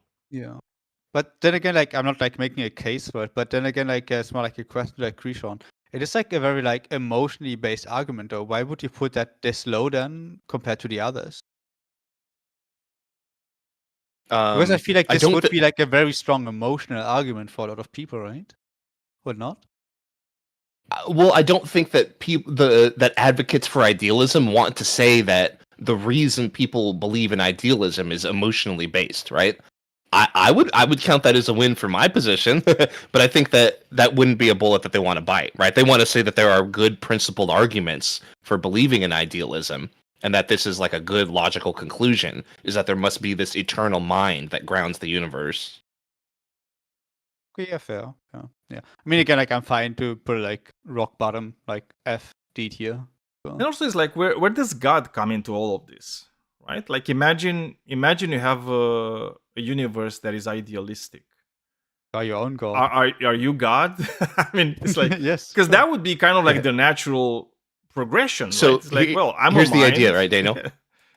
Is that like so? There are these facts of the universe that depend on minds, right? Everything depends on minds. now there are some truths that they would call eternal truths, like the law of non-contradiction, or the truth that 2 + 2 is equal to 4. Those are eternal truths that require an eternal mind to ground them. So your mind isn't sufficient, right? Sorry, Daniel. Oh, I wait know a you second. people have told you this, but your mind is insufficient. Are so they're going from like the appeal to idealism to like the tag argument? Kind of. Right? Yeah, it is a kind of transcendental argument. I think it is. Because it says like it's eternal, right? Or like however you Yeah, say yeah. it, That this right? this eternal mind is the necessary Because condition it's for there to transcendental, be right? eternal truths. Yeah, that's what it Yeah. means. It means to transcend. It's like it's beyond whatever. So then, yeah. how do you know that? Yeah, well, I mean, you know nothing, Jon Snow. That's all I I know. would put it S tier. You don't understand, but I would put it S tier. I don't know. Skill Man. issue on our part? This one, the argument from idealism. Okay, I just like I would just throw it in the garbage bin. It's Yeah, I'm fine with the OF. Both of them I'm fine with. what do you think, Rishon? Do we feel Yeah, the dump? I'll put it above that free will argument. That one was like the biggest turd so far, but this one's pretty bad too. Yeah. I mean, it's after Aquinas's. At least we're gonna give Aquinas's. He had to think about his things a bit more than idealists do. So they're gonna. He be didn't like, have ChatGPT. We'll give him some credit. Exactly. Okay, what next? Leibniz's contingency argument. Oh, do we go to mathematicians or not? I mean, Maybe before we do that, I personally feel the other one was the second one here. The argument from consciousness would be fitting. Isn't it kind of the for the same? last one? Yeah. Is it? I mean, I don't know what the argument actually is, but it sounds like it's similar at least. I mean, let me look it up, but I think it's kind of the same, or sound kind of like a flavor, right? Of the. Is this just like literally like the I am therefore I think therefore I am? Is that like the argument of like the argument from consciousness? So it's kind of the same, right? It's like where it says that conscious mental states exist. Consciousness has features that are fundamentally incompatible with physicalist explanations. Therefore, the best explanation is that consciousness originates from a conscious, intelligent source. Boom. Which is basically kind of the same thing. It's kind of like the idealism. Except that, I mean, this one maybe also allows some wiggle room when it comes to the material world, but it's just saying like, well, like just like the consciousness itself, right? The fact that we have consciousness, that cannot be like a result of matter interacting, right? So it can't be, like a process of material, of the material world. It has to be something that's different than the material world. So it's kind of like similar in some sense, but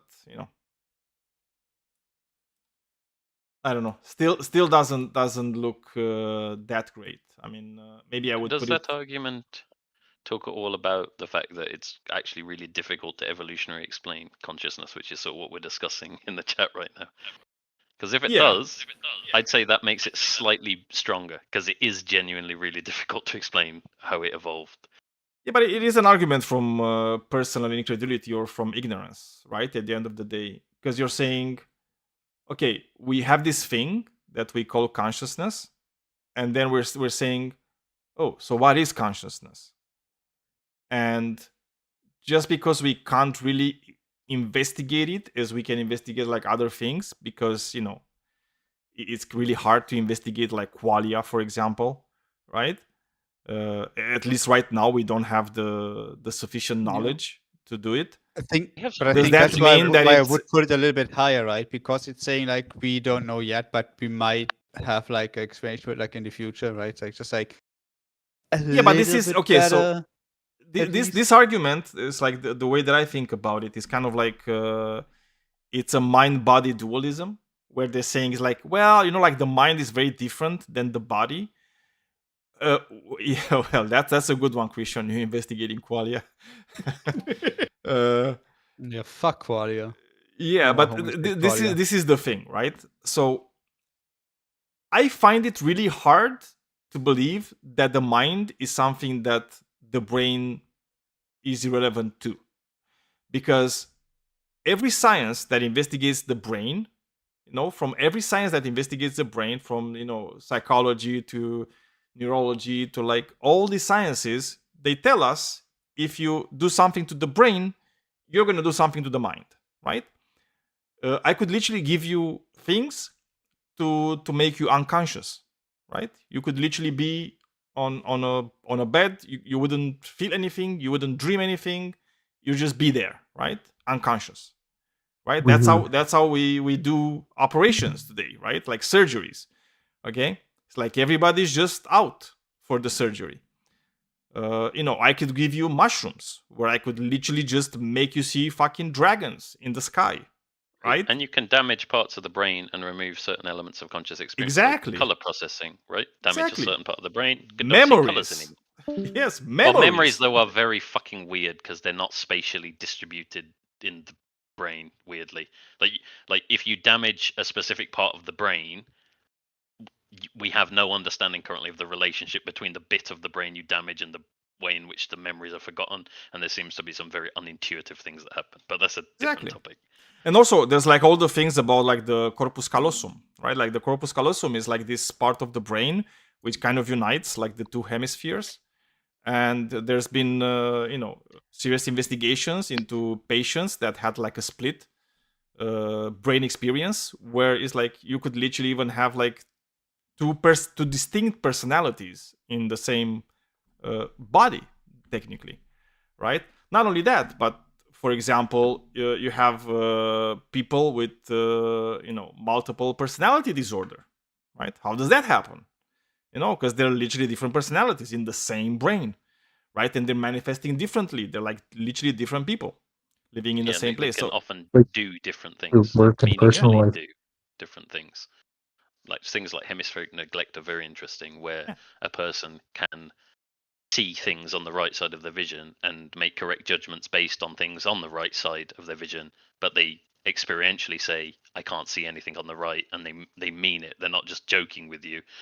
They genuinely don't think they can see anything. But the reason I would give this argument some more credence, I guess, is because I at least do think it is explaining a legitimate gap that we currently have in our knowledge. And I think that there are some very sophisticated and intelligent thinkers who thought about consciousness far more than I have, who conclude things like panpsychism is true. And I guess what I'm saying therein is, if intelligent academic thinkers on this topic are willing to consider panpsychism as the explanation for consciousness, is it not sort of less, how can I say it, less silly by reference to other competing ideas to say that actually it's because there's a conscious brain out there? Maybe that's bad logic I'm using, but yeah, I mean, it's like I find it very hard to believe that panpsychism is actually something that's real, because that would mean, like the rock you threw in the river has some form of consciousness, right? So did you do something that was immoral by throwing a rock? And that would be true with like almost anything. Imagine it's like you're making yourself like a desk, right? And let's say you don't make it from like a tree or something. Let's say you're making it from like plastic or iron, right? That would mean it does have like consciousness, right? And you're literally maybe even hurting it, right, to some form. It's like I think it. I don't see any evidence that would be the case. And I literally, it's like I don't see any evidence from the body of knowledge in science that we have today that tells us that consciousness is something that's anything other than the result of like brain activity. So I think that the things therein, I will say in its defense, are most of the people who are talking about panpsychism who've studied this, the reason they're talking about it is because there's some really truly difficult problems with explaining consciousness in a fully like holistic way. Like its evolution is extraordinarily odd, and there isn't a particularly robust argument for it. I know of one it's not widely accepted. Then you've got the fact that there appear to be emergent conscious properties across multiple different species who have extremely different brain structures, like foundationally so, and yet they appear to result in exactly the same things in the end, or at least very close to the same things in the end. Then you've got the fact that things like memory, you can damage a brain, but there seems to be very little consistency in the relationship between the bit that you damage in terms of memories and the memories that are lost. There's lots of weird phenomena that are going on here, and I think that not acknowledging that there are both either that there are weird phenomena or even doing some reference to expertise and saying not a lot, but a significant portion of the people who are real experts in consciousness, have studied it their whole life, have published proper, scientifically reputable papers, are now saying, panpsychism is not as easy to rule out as it once was. That, to me, elevates the status of this argument, because I think that the things it's comparing itself to are at least more dubious by nature as well, and are harder to prove by nature. Yeah, no, I get it. But what I'm saying is, like, I'm not dismissing their body of work. What I'm saying is, like, based on the things that I know, I find it really hard to kind of think that that's the case, right? Like, probabilistically, I don't think that's necessarily the case. Could that be the case? Maybe. What I would say is, if you go to a room at a consciousness conference, all they're studying is consciousness, and you had a debate with someone who was a real advocate for panpsychism, they would be able to ask you, even if you were on the frontiers of the field. I know, because I know some. Funnily enough, I know someone from Romania who is actually. Sorry, I don't know why that's relevant, but she's on the frontier of this field. She has the same difficulty answering a lot of these questions that challenge your view. I happen to agree with you that your view is true, but I think it's honest to say, even if we both knew as much as we possibly could in defense of the purely like physicalist explanation for it, we're still going to bump into some major problems. And from their point of view, they'll say, and there are some things that I can explain by panpsychism that you can't. Then there's lots of different explanations for it, but anyway, I've made my case. If people don't agree, that it should be a more. I understand it. I'm just at least put higher in the F tiers, right? So I would put maybe like maybe not D F tier, tier, maybe C tier, like I actually, if you compare like to the other, I mean, ones I would in maybe D put tier, it I would in front of Paley's Watchmaker argument, because maybe I was kind of convinced by you guys, because it at least it appeals to some like truly unknown thing in nature that we are kind of like investigating, and it's not easy. So there's some validity to it. I don't know how many people you would convince, to be honest. And also, it's like I don't necessarily think that this would also necessarily lead to a god, much less like a specific god, like the Christian god or the Muslim it's god. more like a general god for sure. Yeah, I mean, it's more like a general, not even a god. It's more like a general, like ultra consciousness, right? It's like a prime mover, but just for consciousness, right? Yeah, the prime thinker. Prime thinker. There you go. Okay, Christian to the rescue. The prime thinker argument. We should rephrase. Are you this fine one. with D tier, Christian, or would you put it higher or lower? Optimist mind. I would still put it in F tier. Like, I mean, so I think Decent Guy like raises good points, and like maybe like as a theory of consciousness, maybe God is a good explanation. But for a theory of God to say that consciousness leads us to the conclusion that there is like this eternal mind, that's what I'm quite skeptical of. Yeah, true. If you just base it on that, then like if it's just about like, is it like an argument for God, then true. Yeah, it's actually not that high. Yeah. Is this argument for a specific god, or that there is a god sort of thing at all? Probably the latter, just that there is some kind of minimal god at least. Yeah. I don't know if it would like lead to like what kind of god would it lead to, right? Let's say like if we grant like all the premises, right? So it's like we do have these mental states, right? They do exist. We understand that they exist. and let's say we also agree that these mental states are not something that they're not physical, right? So it's clearly not materialism or physicalism that explains mental states. Does that mean a god necessarily?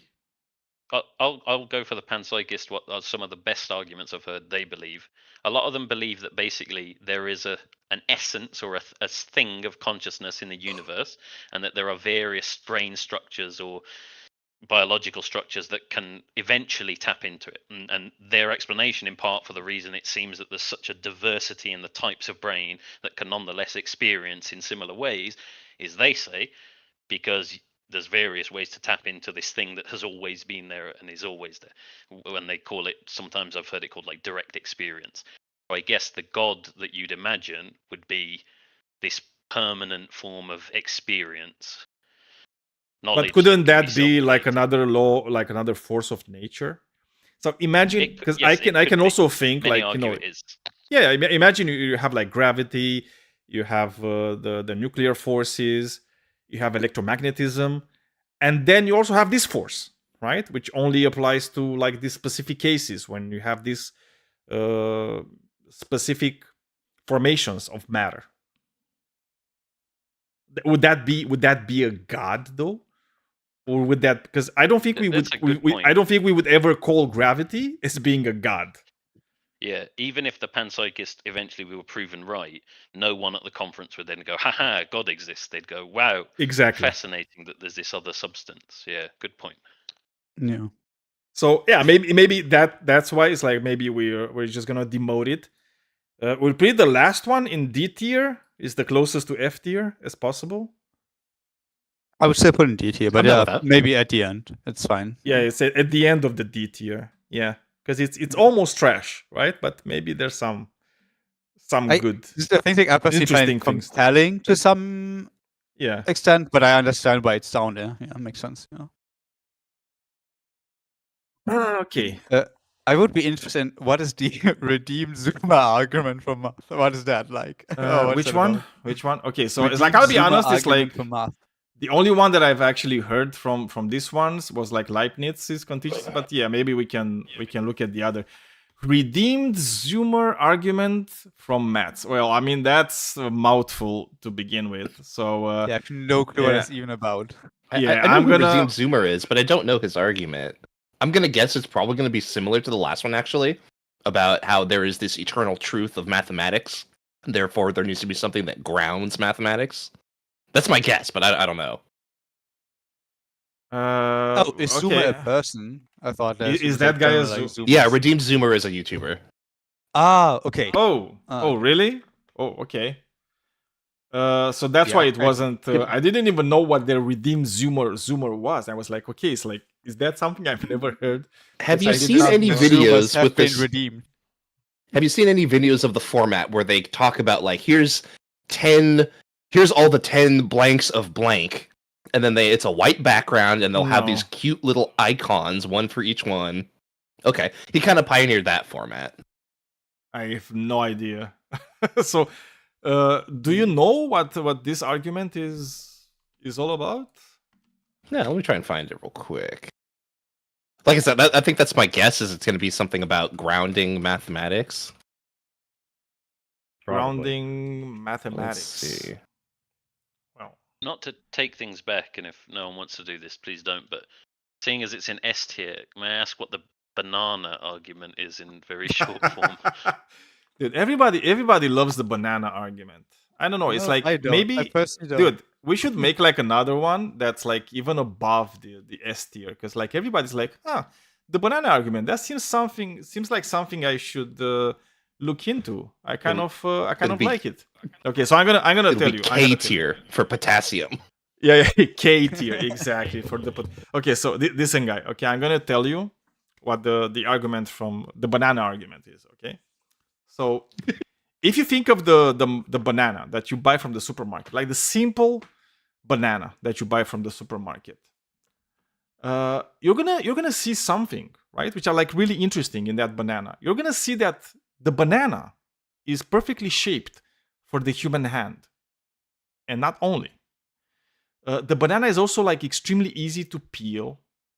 It's extremely easy to eat by anybody, including small children, like infants, right? They can eat bananas. That's how easy they are to eat.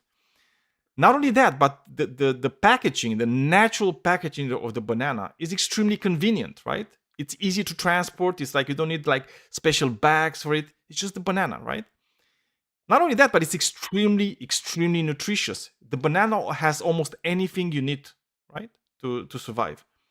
And it's also the colors of the banana, right? It goes from like the deep green to like the extreme brown to almost black, right? It just tells you exactly in what state it is. And depending on the state, you also have like various nutrients in it. Okay? So can you imagine this thing just existing like that? No, obviously not. Why is this Therefore, a good argument, given that a God made it, right? For who did that God made it? For humans, because he loves us. And that's the but Christian God, by bananas the way. literally distribute their seeds by being eaten. It's the reason it's so good to eat and preserves itself for being eaten and stuff is because it wants stuff to eat it. Wow, what a Yeah, beautiful well, design. Yeah, exactly. What an elegant, Do you see? divine design. Do you now understand the beauty, the intrinsic beauty and greatness Banana. of the banana that God made for us? So Okay? okay, I get it. Okay, It's so a I'm gonna joke, tell you. yeah. I mean, it's not really a joke. Okay, so I'm gonna tell you the story behind it because maybe you don't know it. Okay, so you might think this is a joke, but this was actually an argument made by an apologist, right? At one point in time, this was one of the most famous apologists, right, or one of the most famous apologists in the Christian world. It's a guy called Ray Comfort, right? He's an Australian apologist. He literally made this argument. He literally made the argument that the banana, he called it the atheist's nightmare, right? Because the banana is so perfect, so perfectly made for humans that it proves God. What he didn't take into account was that the modern banana that we know is actually the result of thousands of years like of human genetics. artificial selection, right? We literally made the banana to be exactly what it is today. Just like we made a lot of other fruits Oranges, and vegetables, right? Like, Yeah. dude, anything. Like anything you eat today, any fruits or vegetables, none of them, like literally 0% of them are like they used to be in nature. We literally artificially selected them to be that way, right? All of them, right? If you're going to go to see what a wild banana looks like, you're gonna see this fruit that is has extremely large seeds, right? And they're not that great, and they're big and they're black, and it's just full of seeds. They're not that sweet, right? Quite the contrary sometimes, like extremely not Hard sweet. to open. They're not easy to open at all. They're really hard to open, right? So they're nothing like the bananas that we have in supermarkets, which is obvious because we made those, right? It wasn't God making them. If anything, God made the ones that we don't eat, right? The ones that are like really crappy. Wait a second. God made those, right? So yeah, which argument were we talking about right now? Because Love to hear what the literally- banana argument guy says when I tell him about the poison dart frog. You know, go nuts with that. Oh, we were talking about this guy Redeem Zoomer's argument from the math from argument. math. Yeah, which I've never heard about this guy, so I don't know what to tell you, man. It's like I don't know. Yeah, I'd say we just skip it because I don't know it either. Okay, Yeah, so we it's don't know what it just is. it's F tier. Okay, it's just automatic F tier. Okay, Anselm's. Oh man, it's like this is an ontological argument. I fucking hate ontological arguments. Ooh. Yeah, this one's F tier. I like it how it's like I just said ontological argument, and you're like, yeah, well, that's an F tier. Yeah, that's do you argument think? 6. Okay. Is it relevant that the argument is hard to understand what's wrong with it, which means it can convince people who aren't, taught in logic or basic? That is relevant. Yes, I think I think that that's moves it probably up the tier most list. relevant for the list. Otherwise, the banana argument wouldn't be an S tier. Exactly. Yeah. Also, the Well, argument from I think it's personal there for different experience. reasons, but it's why the Kalam is in C tier, is because for the same reasons. And like, where do we put the moral argument? D tier. Yeah.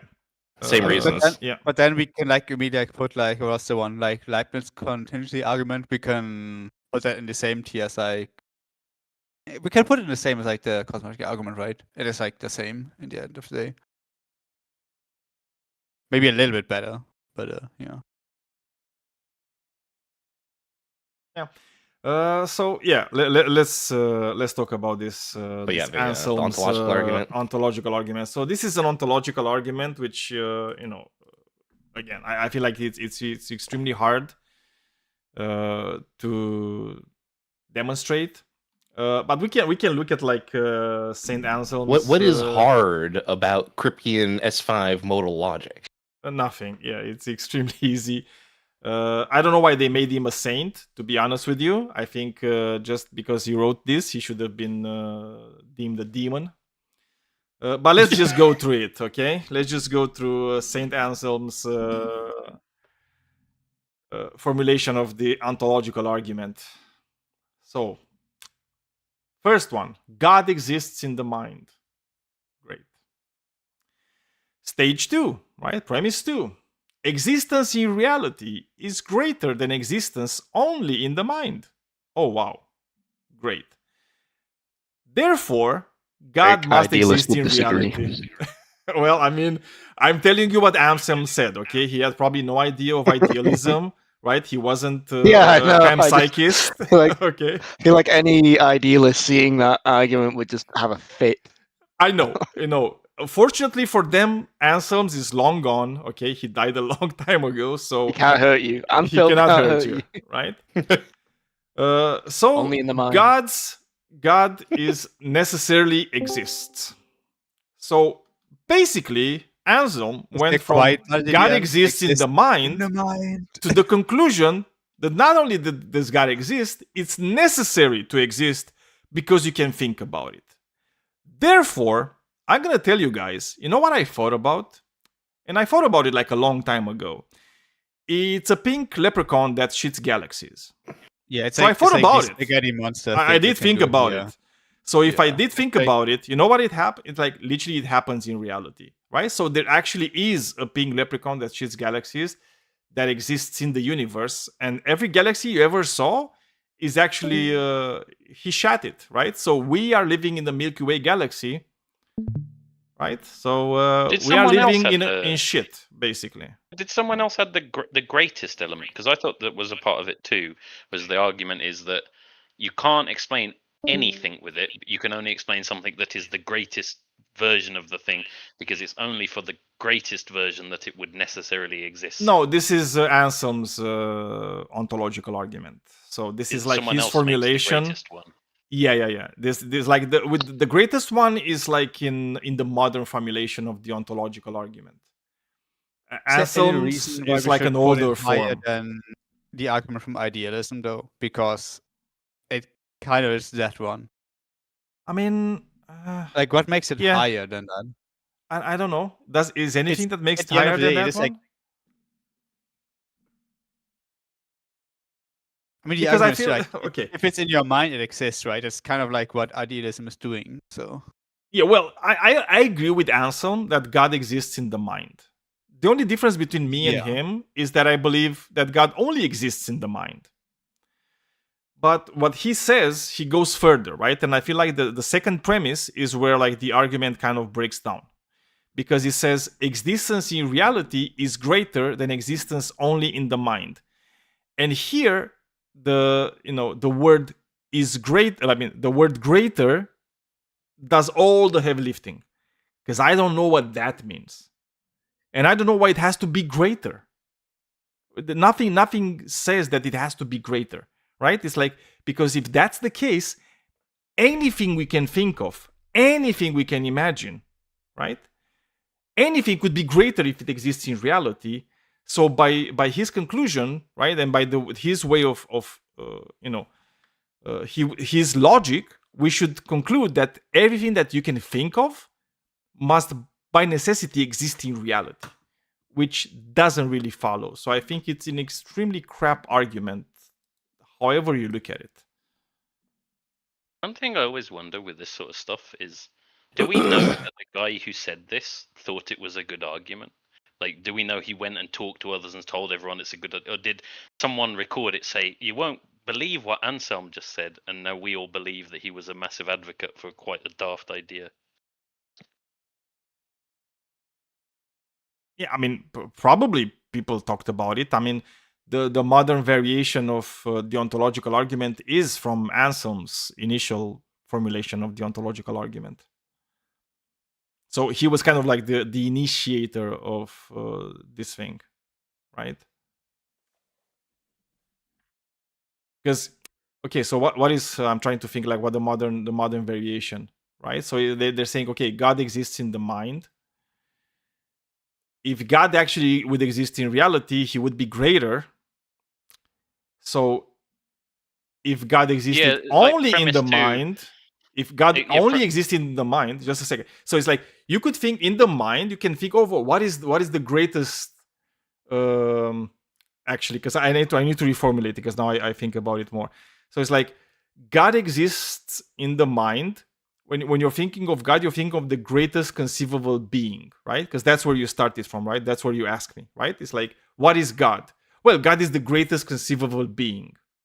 Okay, cool. So it exists in your mind, but in order to be the greatest conceivable being, it cannot only exist in the mind, it also has to exist in reality, which, by the way, I don't see how it follows necessarily, because you can just have it as a thing that you conceive in the mind, right? It doesn't necessarily have to exist in reality. But they're making this leap where they're saying, well, if it wouldn't exist in reality, you couldn't conceive it in your mind, which is kind of like putting the cart before the horse, right? And they say it's like, because we cannot conceive of a being greater than God, which is by definition true, because, you're thinking about the greatest conceivable being, God must, by definition, according to them, exist in reality. So I think the way they kind of went for this argument, they went the other way around. They made with they started with the presupposition that God exists and is the greatest conceivable being, and they made this arbitrary distinction that in order to be the greatest conceivable being, it also has to exist in reality, because otherwise it's not the greatest conceivable being. So it's kind of like an equivocation between conceivable and actual.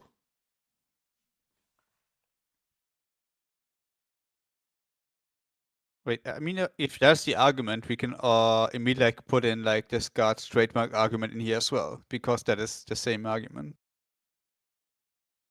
Can you repeat? Sorry, I didn't catch like the end. If what you described, like if that is the argument, we can at the same time tier the last one down there, this God's trademark argument, because that is exactly that as well.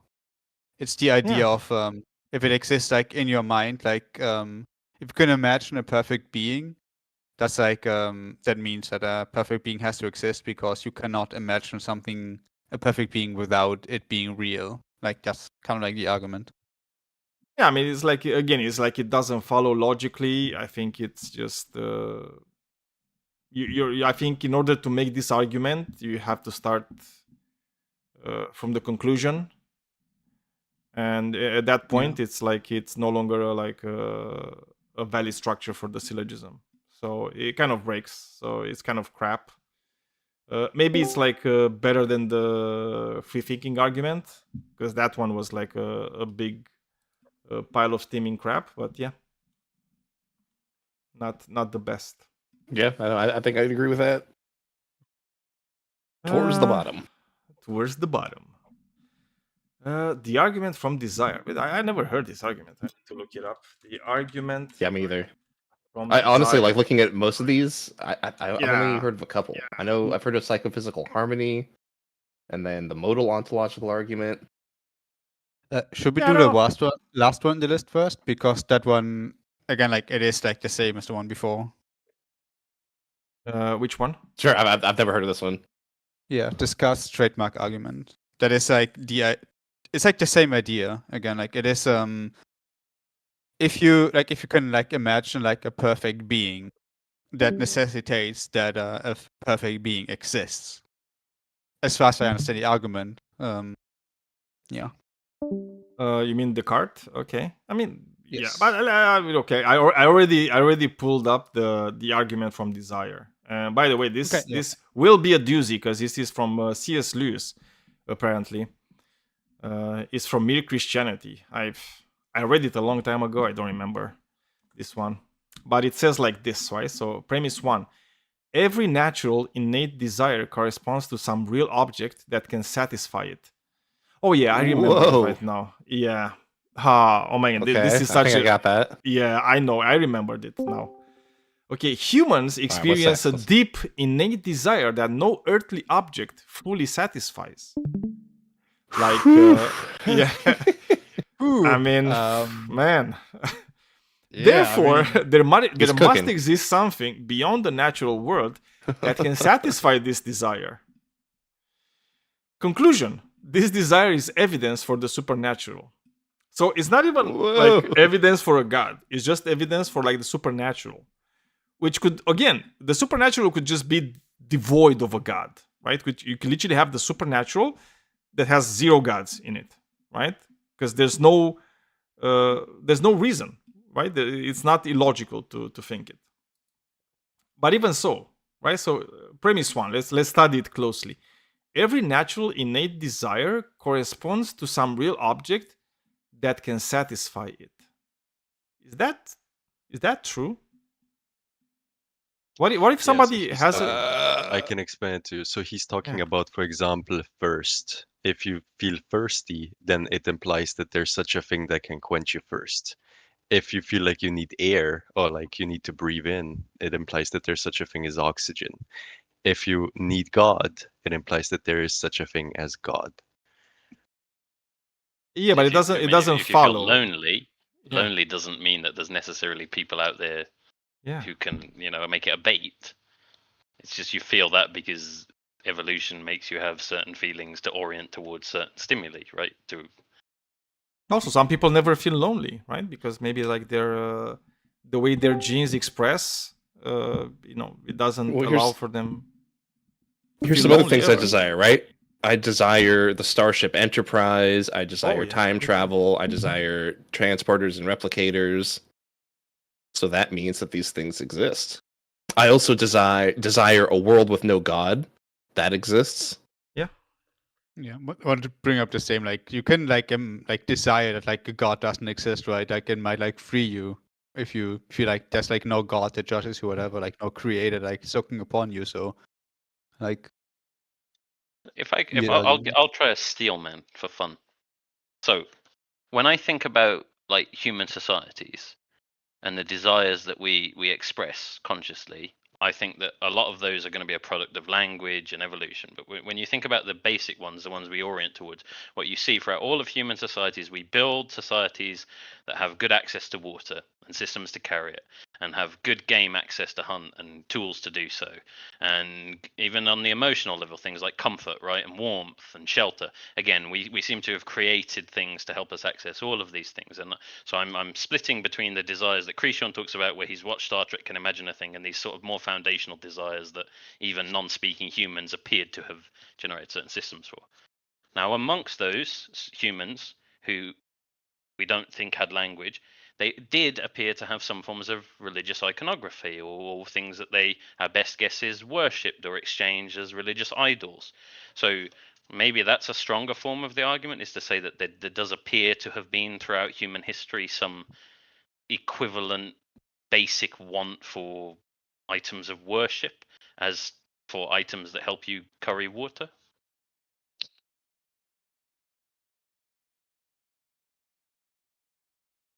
What do you think, Zui? Did he still man it properly? I'm not that familiar with this argument. I never studied it. Oh, okay. I've heard it before, but I'm not very familiar with it. I think C.S. Lewis used it very well before. Yeah, but that's what we're doing. We're kind of like looking at the argument, and To me, it does sound doing like better a than the critique. version. I think it does sound better than what Krishan said. I think there's something that is like a superficial desire, something that you just desire for the sake of having it, and then there are things that you desire because you actually need them, either for survival or for your mental health. and having God in your life does seem to increase the mental health of individuals. Yeah, but the thing is like if you have like this desire for like a god, that could be Thor or Zeus or Ra or like any like Vishnu, right? It's Right. like This is it not an doesn't have argument to be. to say. No, it does. And It's even not a Christian argument. It's no, just I an get it. I argument get it. for God's existence. So even according to C.S. Lewis, like this, his argument is not even an argument for a god. His argument is for the supernatural, and as I was saying, like the supernatural, you could literally have the supernatural without a god, right? There could be like this Most of thing these that is ancient societies supernatural. do. Yeah. Right. They have ancestor worship, or they have water mummas, spirits embodied. Yeah. I think the best part of the argument for me is this idea that everything that we seem to desire, like you, probably he's not saying this, but we seem to have an evolved desire for the thing, right? Because it's useful to have. And yet, again, we see all throughout human history, people seem to be desiring something spiritual, something a bit Yeah, like. I mean, But that's not I always mean, I true, think, right? So I think the what you're saying, Daniel, is like, yes, Coca-Cola can quench your thirst, but I think water just does a better job, you know. I mean, I'm not going to disagree with that, right? Although like Coke is like 95% water, I do agree with it, right? It's like sometimes it's just water, but that's not even the point, right? So it's like one of the things that I think like Decent Guy was saying, that there's this trend of people needing this spirituality, right? This God, and that's not always the case, right? We literally there's like the Piraha people in the Amazon, right? They're a group of people, they're a tribe of people that have no concept of gods, right? It's like there's no concept of like this higher power that does things, right? So they don't even have a word in their language for this stuff. Where are so they? clear in the Amazon. It's called the Piraha people. They don't even believe in animism, like animals, because no. most groups in the Amazon believe in like water spirits and believe that animals have certain benevolent natures or can be possessed by spirits. Not as far as I know. Well, but to counter that, so I'll give you another radical example. There's a group of people who live in the South Pacific. I can't remember what island. They have no dialogue that refers to internal mental states at all. They have a language, but it never refers to internal mental states. Yet, almost all hunter-gatherer groups we know not only have language that refers to mental states, but try and comfort one another when someone is in a negative mental state. So I don't think one case changes the wider trend, which is almost everywhere we look. Do we see some kind of orientation or desire toward, or costly investment of resource towards something like a religious or a spiritual practice? I wouldn't necessarily disagree. But it's not. Yeah, I would say like the big difference is like just because something is like spiritual doesn't mean like invokes a god itself, right?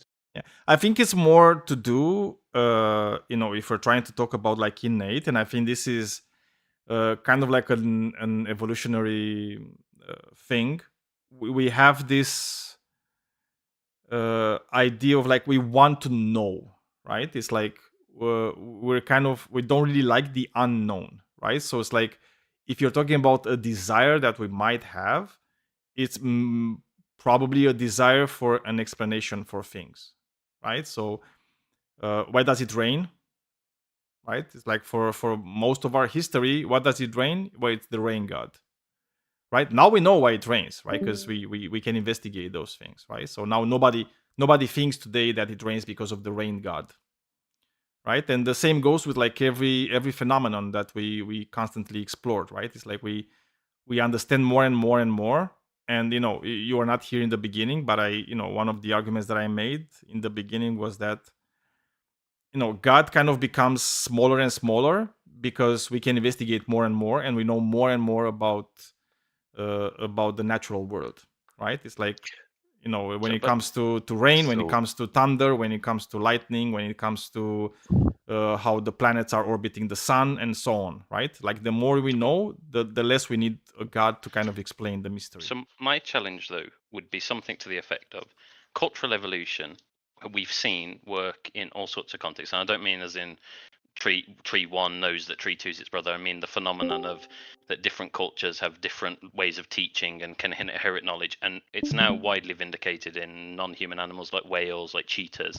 So I don't know if you buy that it's a thing. I know some people are skeptical, but if you do, cultural evolution would suggest that if you're going to live in a group that believes that the rain comes because we go and do a ritual, and you spend costly resources doing the ritual, right? You don't hunt when you're doing the ritual, or you don't look for a water source when you're doing the ritual, or you buy expensive garments or dye your clothes to attend the ritual, that if over time the societies which are investing in the non-useful thing to bring rain are going to die out, even against a group who has no idea how to bring rain, but at least they don't do a wasteful ritual.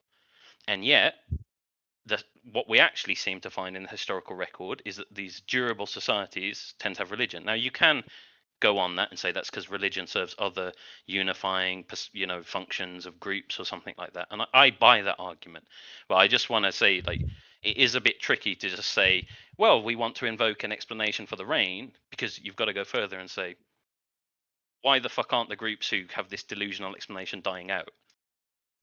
I want to add another thing. I think this argument works well if you're able to come to a common agreement on what functionality even is. Because Daniel could literally just say, oh, believing in God is dysfunctional, right? I would say that it's not dysfunctional. I think that's one of the main purposes for human life, right? So if you can agree on something like this argument is just never going to work. I don't think it's dysfunctional. So coming back to your point, decent guy, I understand, like, evolutionary, I understand what the advantage of having like this common myth, right? It's like you have a society, like even in modern societies, right? It's like we have this common story that holds us together, right? Whether it's like the laws of a country, or like like an ethnicity, or like whatever it is, right? Like a constitution and so on, right? It's like we have these things that kind of hold the group together, right? And it's like we all have to kind of believe in that, right? We all have to believe, okay, this is our country, this is how we behave, it's like these are the laws, and so on and so forth. And that's fine, right? It's fine to do that. At the same time, I can also look at, for example, religion, and I can look at back in time, and I can say, yeah, religion actually served a very good purpose at one point in time, right? It was there, and people kind of stuck together through harsh times, and this thing was kind of like the glue, right, that held their societies together, right? And that was good in the past. But I can also look in present times, and I can see that religion, instead of being the glue that it was in the past, because we know more and more and more and more, and our morality actually evolved from these religious precepts, religion is kind of becoming toxic, right? And the question has to be asked. It's like, do we need it anymore? It's like, what do we do with it? Because if it's becoming toxic, and if it's not conducive to having like a good society, and it is not the glue, it's actually becoming the anti-glue, let's say, I don't know how to say it, then is it good anymore? And I don't think it necessarily is. I think it's fine for people to believe in whatever they want to believe. I don't have a problem with it, as long as it doesn't affect society, right? It's like the moment you're trying to impose laws, for example, based on your religious precepts and your like specific religion holy book, then we might have a problem at that point. So yes, evolutionary, So it was good. like a strong argument Not anymore. that religion is really useful, and it has to be really useful because it's so useful that despite giving you the wrong explanation for things and making you waste resources on like daft ideas, it still has some wider beneficial function. And then I'm guessing the argument for why we see it come about in lots of different societies, which we believe to have had independent like origins of religion, which you can kind of tell by looking at what are they worshipping, and is there a group history here? And your argument for that is some version of, well, if it's really, really useful for the group, eventually someone's going to come up with an idea, and as soon as they do, that group's going to have a massive advantage. Again, despite the fact that it's a completely fallacious explanation for any given phenomena. I mean, it's like it doesn't necessarily have to be like immediately advantageous, right? But for example, and I'm going to tell you, it's like, because you're saying, okay, you're having this religion and you're having these religious rituals, and while you're doing those religious rituals, you're not hunting, which is true, right? You're not hunting.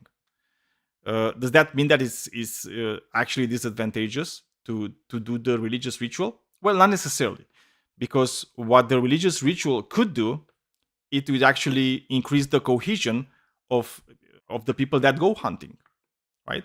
It could increase the coordination of the people that go hunting, right? So whenever you actually do go hunting, yeah, whatever you do, right? Like whatever activity it is, right? Because it increases these things, it is actually even on those aspects, right? Even if you're like, let's say, wasting time by doing the ritual, you're actually saving more time in total, right? Than you would be if you don't do the religious ritual.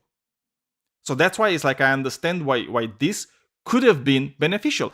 Also, on the other hand, we don't know how many groups died out that had religions which were like really detrimental to them, right? Because it's a survivor's bias, right? We're only looking at the religious groups that survived. We're not looking at the ones that died out. Maybe we'll never know anything about.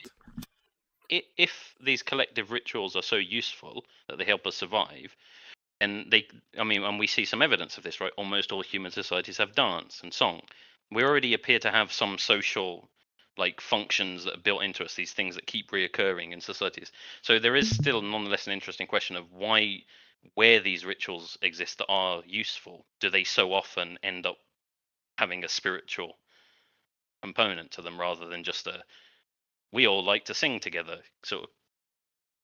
But I mean, again, it's like when people are using this word spiritual, I really don't even know exactly what they mean by the word spiritual, because the word spiritual doesn't really hold that much meaning to me, right? Because it's like I've heard so many people define it in so many ways that it kind of lost all meaning, right? I think it's more about lived experiences, right? In a group, right? You talked about dancing and singing, right? It's like, what do people do in a lot of churches? Well, they dance and sing, right? But they do it together, and they do it together, in the same day of the week, for example, right? And that's the ritual part of it. Maybe that's all you need. I mean, I don't see anything more that you would actually need. It's just like, people getting together. I agree with you. And performing all these rituals that do, at least did in the past, right, increase the cohesion of groups. Like even today, right, in certain parts of the world, it's very likely that people are more served by having a common religion and doing the religious practices than if they wouldn't have those. I've done my best, steel man, for an argument I don't agree with, but I get it, but I think it's fine, That's all we've got. Yeah. But I even forgot like what argument were we talking about? Oh, it was the argument from Desire, right? The C.S. Lewis argument that we were talking about. I'm not impressed. Yeah, I mean, again, it's like I understand what kind of like where he's going from, but I think he's like kind of artificially narrowing, because even in narrowing the premises, right? So like the first premise, it says like every natural innate desire corresponds to some real object that can satisfy it, and I don't know exactly what he means by every natural innate desire. What does that mean? He's kind of Yeah, excluding like a lot exactly. of desires, right? But Exactly. why? But why is the That- point in that's- excluding them? That's what The I ones meant that when I are- said. That's The exactly ones what that I are meant when I, degenerate, you know. That's exactly what I meant when I was talking earlier, saying that you need to agree what the natural or desires even are, because you could just consider some desire to be degenerate, like he just mentioned. For example, some people have a desire to cut their penises off, right? Now we can discuss if that's right or wrong, but like some. But is that desires not are a just not natural desire though? I would say no, because it wouldn't be aligned with your biology, right? It will go against your biology. Does that make it unnatural? Well, it's the survivorship thing again, right? If it is natural, we would never know because everyone who does it doesn't have many kids, we would imagine. No, but it's like this is the thing, because when you're saying natural desire, the opposite of natural desire, what is it? Non-natural, right? Yeah. It's not part of nature. No, not artificial. It's not natural. Everything that's artificial, it's also part of nature, right? So I mean, I can artificial train is a also... monkey to want to smoke, you know. No. But that's not what I'm We call saying. that It's like natural. natural means it's part of nature, right? So the opposite of natural is non-natural, or in his conclusion, is like is the supernatural. Yeah. Right. Also, So like, he's just like he's pure- kind of pure smuggling. survival. Yeah, he's kind of smuggling the supernatural even in the first premise, right? Because he's saying it's like every natural innate desire. Oh, if it's a desire that is not natural, it has to be supernatural. Yeah, it's like Might be just like worth looking pure what he like means with that. so yeah, just like pure survival of like yourself, right? Or like getting like your like genes, passing them on. Like that's not like what nature is doing in like a lot of like examples. For example, if you look at like some insects, right? Like for example, like ants, right? They like a lot of them like sacrifice themselves without like giving their genes on. So there's like a lot of like natural progresses that happen where that is not the main reason why life exists, right? Well, that's just group selection though with ants, right? The Yeah, sure, it is reproductive group selection, yeah. strategies. Yeah. But there But are it's not like plenty your of own reproduction instincts. that matters. That's what I'm saying, yeah. Humans at least have plenty of things that we appear to do that are very anti what we were designed, so to speak, to do. We're very bad at optimizing our reproductive fitness. Yeah, but and I can go even further, right? Because you were saying, oh, it's the natural desires. Okay, cool. So we can go and look at kids, right? Like kids have like all sorts of desires, right? Let's say it's like a tooth falls out. What do they want? Well, they desire for the tooth fairy to come and give their money for their tooth, right? Does that make the tooth fairy actually real because the kid has a natural desire of the tooth fairy to give them money for their tooth? Well, not really, because that's a natural desire. It's like nobody can tell you that's not a natural desire, right? And the same goes for like every like Santa Claus and whatever other like leprechaun at the end of the rainbow. Does that make all these things like real just because there's a natural desire for them? No.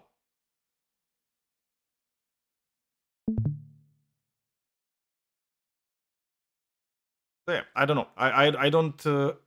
It's kind of like it's just wishing God or like the supernatural in this case, because again, he's not making an argument for God, but I think he's kind of wishing the supernatural into existence by appealing to like a very vague thing as desire is, right? Because we can all desire things which we will never have or never be able to have. I would love to see how it is on the inside of a black hole. I will never be able to do that, right? And that's This is a one of good those desire arguments I that have. like really screams apologetic to me. Like I don't see how anyone's going to be convinced of this, except for someone who already believes and is just looking No, to I think draw I some think- kind of connection that strengthens their belief. No, I disagree. I think the people that are going to be convinced by this is people who already have a desire for God and are searching for it. Yeah, so it's already Okay, people that are I convinced, can see right? that. Yeah, but if you're already Well, convinced, you don't maybe need they're the not fully argument, so- convinced yet, but like they're just looking for that like little cherry on top, right? The straw that breaks the camel's back, and maybe I this know, argument maybe. could be that straw. Maybe. But I know someone who did that. There's a historian called Neil Ferguson, and he has recently made a conversion to Christianity, and he's got an article written on why he does so. And he basically says some version of, I notice that my life is struggling to find meaning as I age, and I notice that the people around me, my wife, my kids, my friends who believe in religion appear to have some like feeling of meaning from it. So I'm going to electively be a Christian and believe in it, despite the fact that I've not been convinced by any like evidence or argument. And it's to me that's sort of fits with this one, that he's basically saying humans seem to desire it, those who do seem to get something really tremendous from it, so I'm joining the crew. Maybe it's a different argument. Yeah, I mean, I kind of what I heard from what you said is like him saying, "I'm gonna lie to myself," and I don't think that works. I don't think you can really convince yourself into something you're not, into a proposition you're not convinced of being true. I don't know. I think it's just kind of like a performative act, which doesn't really help you. But who knows? Maybe it's like you're faking it until you're making it, sort of thing. I hope he's happy, with whatever decision he wants. I mean, in abstract, maybe you could do that. Like, this sounds nuts to say, and it's intentionally so, but I don't know. Say I'm a teenager and I've decided everyone who believes in God seems really happy, and then I'm like, I'm gonna go smoke LSD in the hope it gives me schizophrenia, so I start to experience these things. I guess in a way that's just a religious experience argument, because you're in hope of something. Yeah, I mean, I can't disagree that hard, okay, with that. But yeah, I mean, dude, okay, this one was actually a lot more interesting to talk about than I initially thought it's going to be. Also, I had totally forgotten this argument from C.S. Lewis, and as soon as I read like the first line, I remembered, because it's from his book, like Mere Christianity. Yeah. So what do you guys think? What do you guys think? Like, what rank are we gonna give this one? 'Cause maybe it's better than the last. Maybe it's either Yeah, we'll D give it first D, or C. I don't know. The thing is, I think we're not thinking about these arguments from the right perspective, because these arguments are not like made for philosophers, I'd say. I think it's more made for the average audience, especially. I think I'd I put know. it in a C tier for that.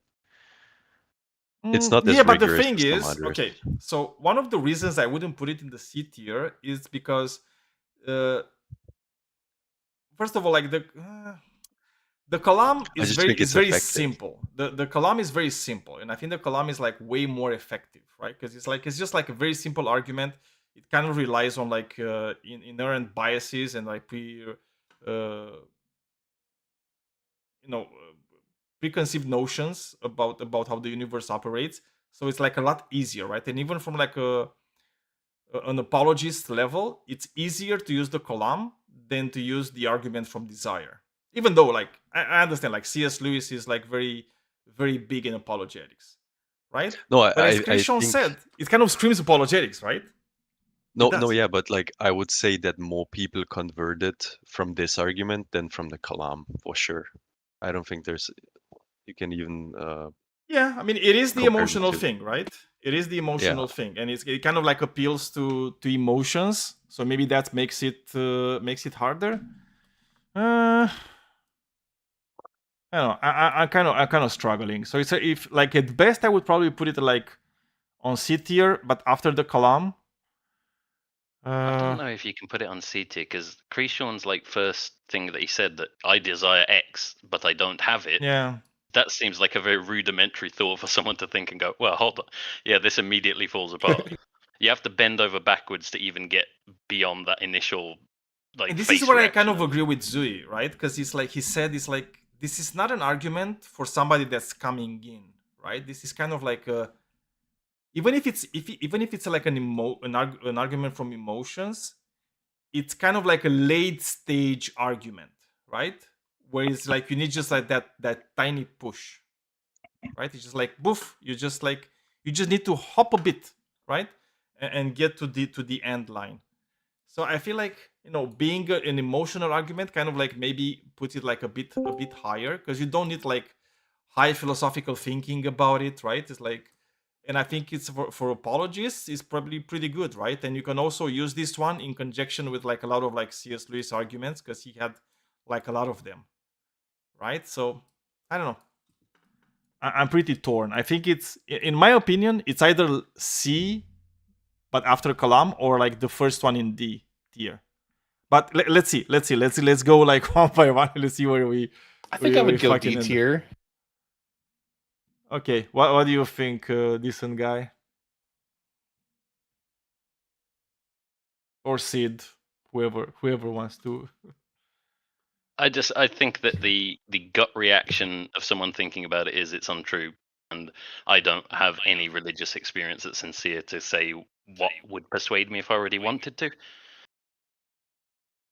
Okay, Sid? I haven't listened to the discussion too much that you had, but based just like on the argument itself, I would put in D tier, like mid D tier. Mid. Okay, so you're putting him like here, like moral argument. Yeah, somewhere there. Okay. Smocrates, did you pay any attention to this or not? No, I was kind of in and out on it. Okay, Zui, where would you put it, man? I'd put it in C tier for sure, just because it's not, like I said, it's not an argument to convince somebody who is not convinced. It's an argument for somebody to get them over to cross the line. So we're gonna do like more effective than others are. Oh, so I like think you're just judging it by its rigor. Maybe after Bailey's Watchmaker, because maybe the Watchmaker is just like the Watchmaker. This is also like a classic, right? Like the Watchmaker argument.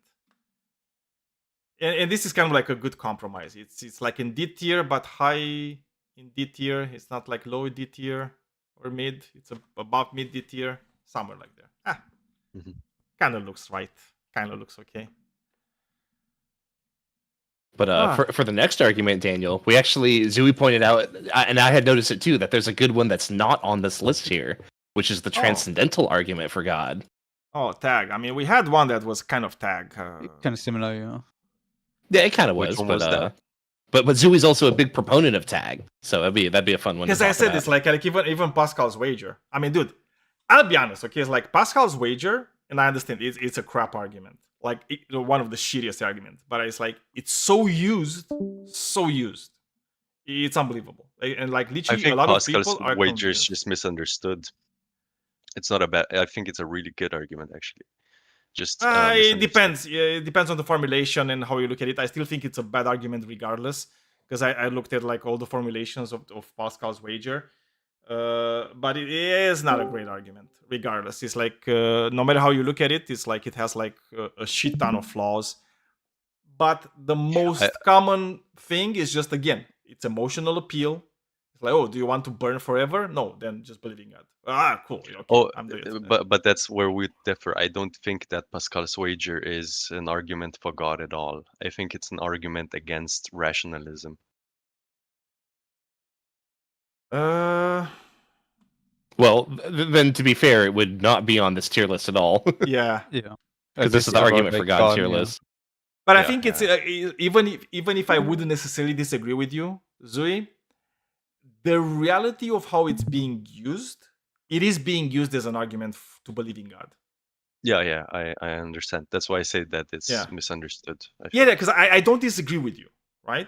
But I feel like it's like I also need to look at how it's being used, and it is being used to convince people to believe in God, right? So yeah, it is what it is, really and it's a very dude. It's like this. This was literally the first argument that I ever heard in my life. Okay. Yeah, and I think if it was on this list, it would probably rank very high, right? Yes. I mean, I would definitely put it like very high. I super like disagree with it. Like it's a shitty argument, but like it's super. No, this is A tier. This is A tier. I mean, I wouldn't put it next to the banana argument. Okay, probably, that's in its own tier. But like A tier for sure. This were like Pascal's wager. Oh, we're just not gonna touch S tier again, just because the banana is in there. Nobody. Banana is there. It's like. Nothing can touch the banana, okay? Like Rain Comfort has his you can touch the banana if you want to. Well, okay. Pascal's wager, like I think about how many rudimentary versions of that argument are really persuasive. Like, as in, you're a young kid and you go, Mum, I don't know why I always have to go to church all the time. And your mum basically says some version of, if you don't, trouble comes. You're gonna get to hell. You're gonna get to hell. Yeah. I think why it's like so effective is like the way it's like entangled in like the people that like do that, they also like parent you often, right? And like give you like punishment for doing things wrong. So it feels very real when you like grow up like as like a religious person and you grow up like with these fears about like hell, and then like in real life you're already getting punished for doing something that like your parents told you is against God, right? Because like as a child your parents are kind of like a God figure, right? They have like full power over you. So I think that's why it's like so strong in reality, at least. Yeah. Like not as an argument itself, but again, it's like it is an appeal to something, right? It is an appeal to like some basic emotions that you're having, right? Like basic instincts, like like fear, right? It's like, oh, it's like you're gonna get to hell. Oh, I don't want to be hurt, right? It's like I want to stay away from that. Yeah, I don't think it's an argument that somebody gives you and you're convinced. It's more like kind of like a lived experience. That makes sense. Yeah. Oh, and by the way, I'm gonna get Aquinas' third way, and I'm gonna put it next to these ones because it's like these ones are like kind of the same thing. Okay, like the first, second, and third way, they're gonna be there. So it's like we don't really care about. Yeah, it would be a weird hot take if we just randomly put the third way in S tier. Yeah, exactly. That was like, what the fuck? But have you heard about the fourth way? Actually, oh shit. Have you heard about the fifth way though? Let me tell you, like the banana is low tier. But dude, this is an argument I've never heard about. It's like the argument from psychophysical harmony. Did anybody here heard about this one? I have heard of this one, but can we do tag first since Sui's here? Sure. But we don't have it here. How can I make a new one? Yeah, that's true. Well, I mean, I'd at least like to talk about it with him. I want to hear him give his case for tag, right? Because like, okay, like we've talked about, like, or I've given the criticism of a lot of these arguments that they're very apologetic, right? Like they're not really used to convince people; they're just given as apologetics. And like tag is like a weird subset of that, where like it's not even just given to people who are having doubts about their faith. It's like really, really specifically used in this kind of online debate environment to be ammunition to be able to shut the mouth of the unbeliever, right? That's like kind of explicitly what it was made for. So I find it to be like super unconvincing. Like it's a really, really interesting argument and sparks a lot of like admittedly interesting discussions that I really enjoy, but I find it to be like a special kind of unconvincing.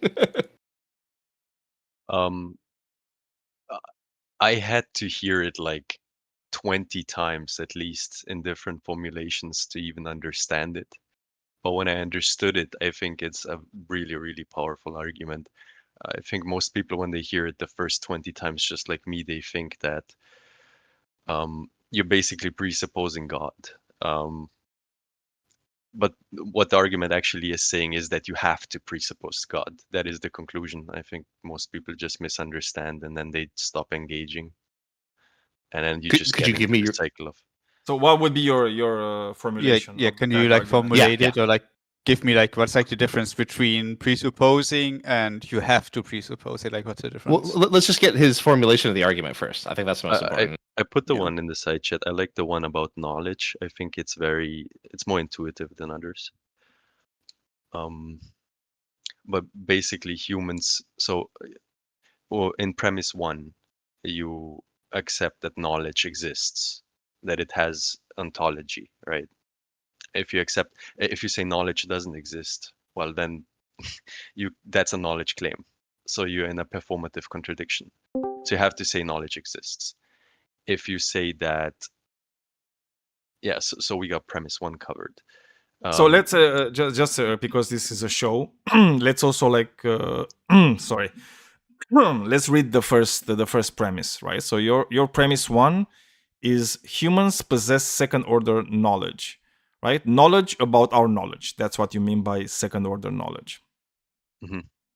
Okay, which I would probably grant. It seems like Yeah, we I would can agree we with can that, yeah. think about knowledge, about how we get knowledge. I don't necessarily see a problem with P1. Right. And then you try to justify how you possess that knowledge. And in order to do that, you can only make first order knowledge claims, because these are the only knowledge claims that human beings are actually capable of. And that's just circular, because you're already assuming that second order knowledge exists to make first order knowledge claims. Okay, so we're gonna read again the second premise. Second order knowledge cannot be justified using first order knowledge without circularity. Any attempt to justify the reliability of our senses or reasoning using those same senses or reasoning is viciously circular. I would not agree with this one, because not all circularity is vicious circularity. What would be the difference?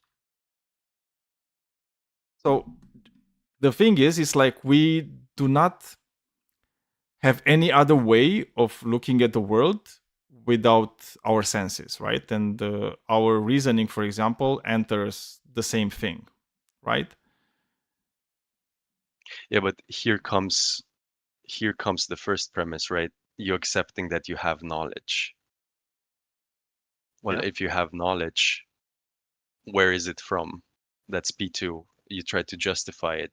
It's from here, it's from there, but you can't justify it. Because it's just circular, because you're already premise assuming two, you have like, knowledge. you kind of like agree with it, Daniel. Like it's what it's just like saying, like the way I understand it is the only thing where you can gain knowledge from is like from your senses, right? It's the only thing we can like kind of like rely on, which is like second order knowledge. Yeah, So you if you basically agree with accept premise it. 2, I'm No. not sure why you disagree with premise 1, sorry. No, I it's don't like I understand why you really disagree with the premise 2, fact that it's like I understand that is it's circular, right? In a sense, I don't agree with that. It's a vicious type of circularity. What's the distinction between vicious circularity and just regular circularity? Well, it's like you can have like circular events which don't have a problem in being circular events and actually being real, right? Like for example, you can have for example chemical reactions, right? Where you can have like a circular type of chemical reaction. That's not a problem. It's like it's fine. It's like you have your initial state and it goes to like 3, 4, 5, 6 states and it reverts back to the first step and so on, right? That's not a problem. But this is this we are talking about, that you can not use first order knowledge, right? Which you already granted. So the circularity would come in if you invoke first order knowledge, which you already like agreed with that it's not a thing you can have, right? No, I did not say that. No, because C1 says we have second order knowledge. It doesn't say that we cannot have first order knowledge. So I just P1, erased the word vicious out of there, and I'm wondering like how did P2 change now? No, but look, it's like it says, it's like humans possess second order knowledge, right? It doesn't say we don't have also first order knowledge. Yeah, knowledge about knowledge, but the things that you put into words, the things that humans can claim is only first order knowledge claims. We know we have knowledge. Yeah, just so you have to have how do we get knowledge, right? The way we get knowledge is from our senses, right? It's like we have touch, taste, sight. Yeah, but again, this assumes smell. that assumes that knowledge already exists. What do you mean that?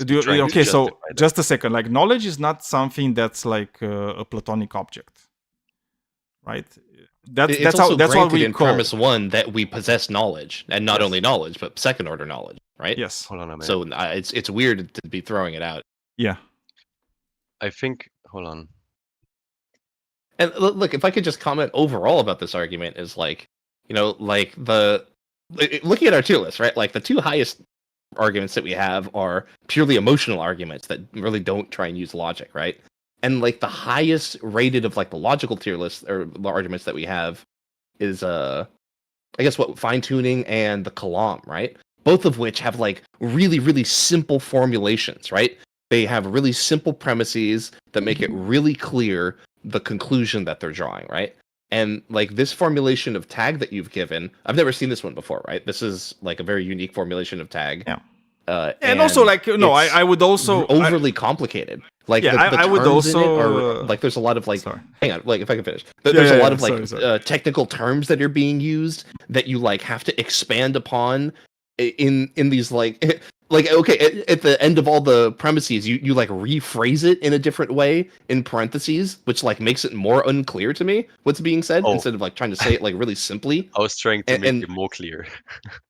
Right, No, but look, I mean, I think that that should just make it clear to you that like you haven't framed it in a clear way. You have to expand. Even in your first premise, Zui, it's like the reason I said that's okay. It's like I'm okay with you using like this idea of like second order knowledge. Right? It's like thinking about our thinking. But I also don't think there's a distinction between, a real distinction between first order knowledge and second order knowledge. I just call it knowledge. Oh, because so the distinction. I can tell you why, right? And I can make a parallel with my own, field of what I learned, right, in chemistry, right? It's like, people make a distinction between organic chemistry and inorganic chemistry. Actually, there's no difference. It's all chemistry, right? It's like substances behave in predictable patterns, right? It's just that, we make this distinction because it's easier for us to make it, right? But in actuality, there's no real distinction between them. It's kind of the same with knowledge. I just see it all as knowledge. But I can even grant you that we have like this thing, like, we can think about, we have knowledge about our knowledge. So what? It's like we still have first order knowledge. Yeah, but the reason why I would disagree with this is because they're different. First order knowledge is something that, first order knowledge is something that you can back up through empiricism, where second order knowledge, in order to be justified, already needs to assume second order knowledge exists in the first place. That's why there's a distinction, because justifying one is circular, justifying the other is not circular. Wait, is first order knowledge just like a truth claim then, or what's the difference between like a first order knowledge and a truth claim?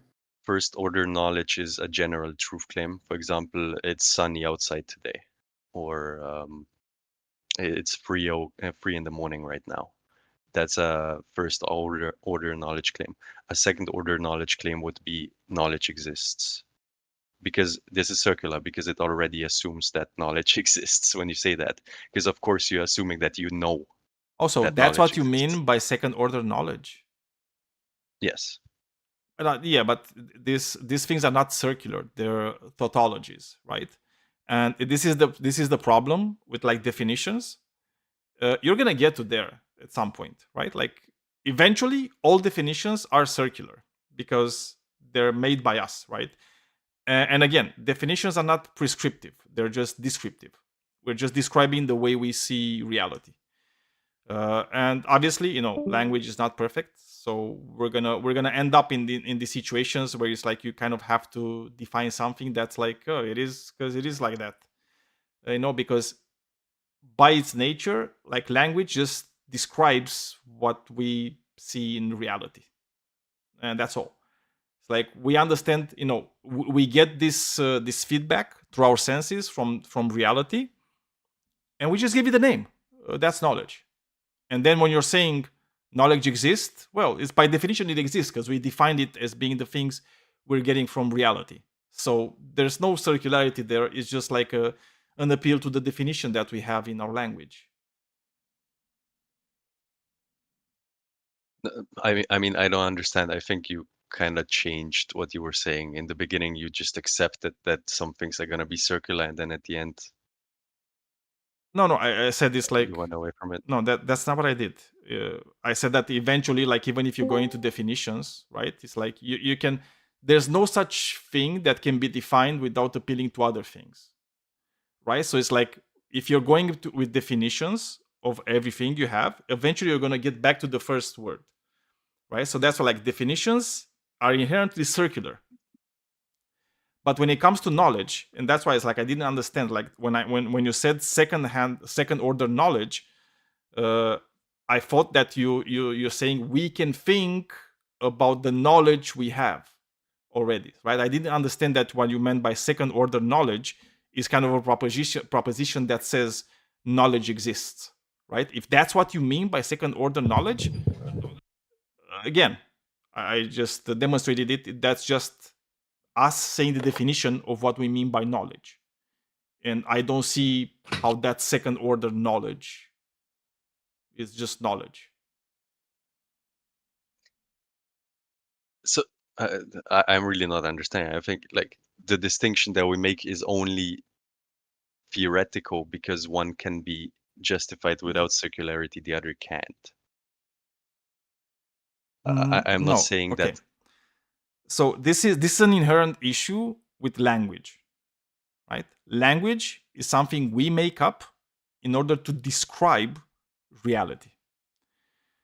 So if you're a human being and you have senses, you have smell, taste, sight, hearing, you're getting information from the outside, right? That information creates patterns in our mind. And we call that, right, with our language that we developed, right, that we made up, we call it, oh, that's knowledge, right? Whenever you're seeing the sun in the sky, well, that's a piece of knowledge. The sun is in the sky. It's 3 p.m. because I see the clock and it says 3 p.m. That's knowledge, right? All those things are just knowledge because that's how we call them, right? And then when you're saying knowledge exists, what you're actually saying, oh, we have a word to describe the things we're collecting through our senses from the outside. That's what you're saying. No, not at all. This is an ontological claim. And what is the ontological claim there? Well, that knowledge has being. It has No. an existence. No, that's not. It's like it's an appeal to the language. We're literally talking about the language.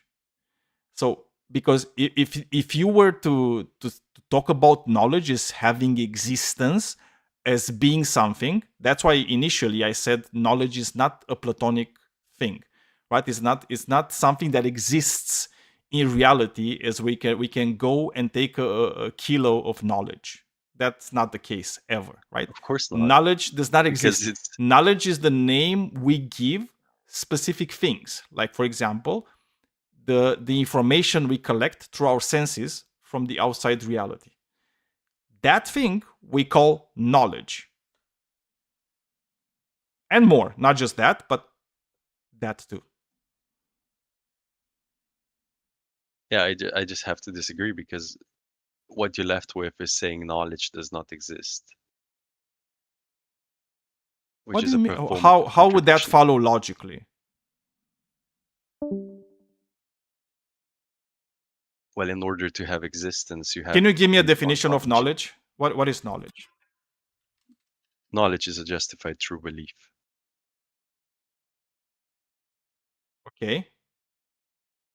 How do you know it's true? Well, it needs to follow logic, first of all, and then I guess you can verify with empiricism. But how? What do you mean by empiricism? So for human beings, truth is a probabilistic claim. We don't have the ultimate truth, but we can say with high probability what's true and what isn't. Okay, so it's like because you said empirically, right? So it's a belief, right? You can that verify with empiricism, but surely I would say that there is no. It's not probabilistic. Truth is not probabilistic when it's verified by logic. When it is, or like math, for example, but when it is verified by empiricism, then it's a probabilistic claim. Yeah, I mean, I agree with that because I'm a fallibilist, right? So it's fine. It's fallible, right? It's like we don't necessarily have to be 100% certain of anything. Yeah. right? And I also don't believe we are ever going to be 100% certain of anything, except the fact that we exist, right? But again, it's like when you're saying knowledge is justified true belief, which is kind of like what the majority of philosophers understand as being knowledge, right? The truth part of it is the most important, right? Because that's something that, as you said, you can empirically verify, right? How do you empirically verify it? Through your senses, right? So what does that mean? It means that your senses, they give you some information, right? And that information, tells you whether or not something comports with reality, right? And at that point, it becomes knowledge, right? Yeah, justified. That's how we call it, right? It's literally like a nomenclature thing. It like feels worth whenever saying. whenever we get some information that is in accordance to reality, we call that knowledge, right? We test it multiple times and see, oh, cool, that's knowledge, right? We know something about reality. We understand the way reality works, and that's how we call that knowledge. But knowledge is not something into itself, right? There's no ontology of like knowledge, right? Because if there was like an ontology of knowledge, knowledge would be something that's separated from all these things that we need to do in order to understand if we know something or we don't know something.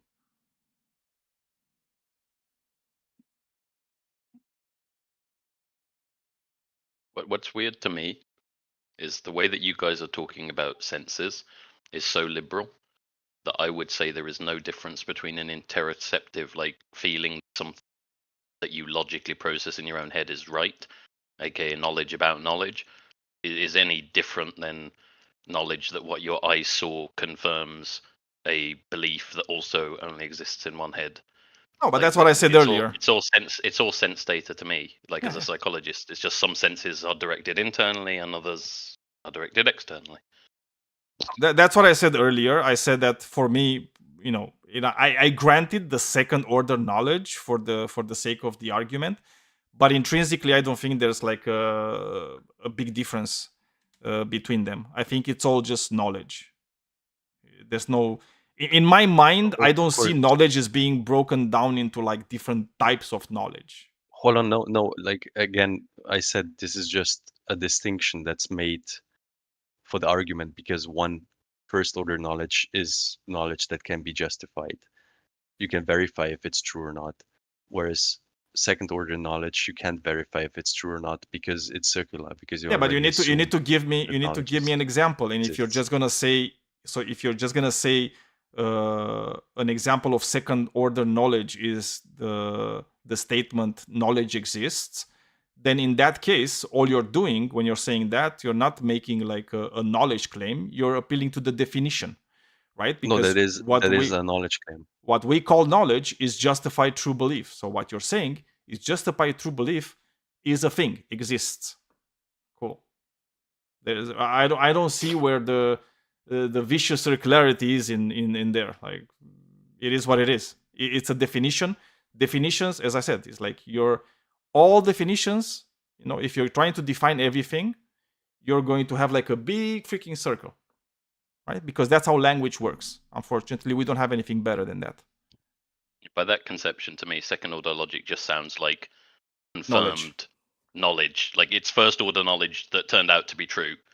In the process of you observing it was confirmed to be true. You're now saying it's qualitatively different knowledge than a sort of imaginary knowledge that existed before that, but somehow wasn't confirmed. I don't know. The very fact that I can't grasp it might mean I'm an imbecile, or might mean it doesn't make as much sense. No, but this is literally the point. I mean, you're just admitting P2 when you say that it's circular. I'm not saying it's circular. I'm saying I don't know what the difference between. Oh no, I didn't reply. I was replying to Daniel. Oh no, he was replying to me. Again, it's like your claim was that it's like viciously circular, right? And also you said, okay, so I'm going to read exactly your P2. Second order Yeah, I took knowledge the word cannot be viciously out. justified. No, it's fine. Second order knowledge cannot be justified using first order knowledge without circularity. And again, it's like you're not using first order knowledge when, if that's what you meant by second order knowledge, it's just the claim that knowledge exists. Do you have any other examples of like second order knowledge, or is that the only one? Honestly, not on hand right now. This is the one I always used. Yeah, I but didn't that's think of other just examples. yeah. I don't see that as being any different than any other definition. It's like whenever you're using definitions, that's what you're doing. You're just saying it's like, oh, that's a definition, and definitions are by they're just circular. Like all definitions are going to become circular, right? Because you're going to define something and you're going to use words. And in order to go further, you need to define the words you're using to define the first term, and so on until you're going in a big freaking circle back again, because that's the nature of language. Okay? Yeah, And that's not a problem. It's like nobody I don't in think philosophy sees this as being a problem, right? Or it's I like know, I just circularity that's an issue, because that's why it's like even in your first thing you put there viciously circular, because vicious circularity is a problem, right? Because it's unjustified circularity, right? This one though is justified circularity, right? It's justified circularity, yeah, by the way we use language, right? That's how language is used, because language is descriptive, right? We just describe the things that we see, right? And because of the way it actually works, is going to end up to be circular. We don't have anything better. If you can invent something Yeah, better, no, cool. like you're saying we don't have anything better, but this argument makes it so that it's not circular. That's the point of the argument. Okay, can you give me like one definition of a thing where you're not going to end up like coming back to the word?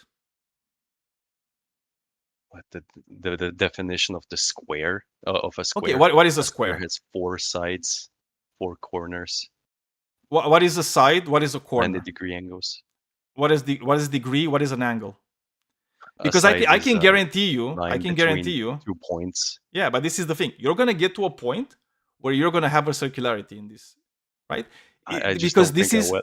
no, you will. It's like, trust me when I'm telling you this. Yeah, let's you do will. it then. What is a degree?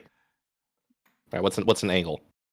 What's an angle? It's the angular distance between 2 lines. What is a that line? meet The in a angle point. is the angle is the angular distance. What is angular distance? No, you asked what is a degree. What is an angle? Sorry. Okay, an angle is the what is it? I was looking at the definition the other day. It's called, I think it's just the distance. I need to look it up because I was looking at the definition the other day.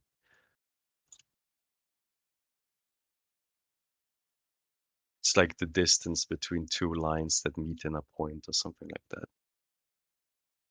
I mean, Okay, I here agree, like, it's it will at just the a end of the day, measure it of will. how much something has turned. Yeah, but like at the end of What's the day, it turned? will be circular, right? Like you will Yeah. start like at a point. What we can try it. What is turned? Well, something that moves around a point. What is around? This is just ridiculous. Yeah, I know, but You're the that's one what who I'm wanted to do telling this. you. Hey, That's- keep going. Keep going. What is around? How I Show don't us see that it's how not. it will be circular. I just don't. Well, then let's keep going. What is around? It's just when you move something. And remember, you can't say rotation. You can't say angle. You can't say around. Like you have to use a different concept, right? Otherwise, it's circular. So what is it?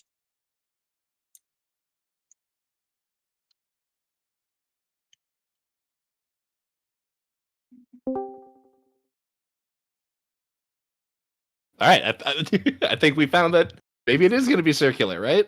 Yeah, it is. I mean, I'm telling you, it's like this is the thing with definitions. This is this is how it works, right? It's like you're gonna have like this is how it works in epistemology, right? It's like you're gonna get to circularity, right? Or you're just going to be, it is what it is, right? And it's like, just stop asking me, axiomatic, I wonder, right? You're gonna not be an if axiom. anything would have maybe. changed if you just like take like P1 and P2 and just like call it knowledge. I don't think it would have made a difference for the rest of the argument. I'm not sure why he didn't like bite that bullet. Really. Yeah.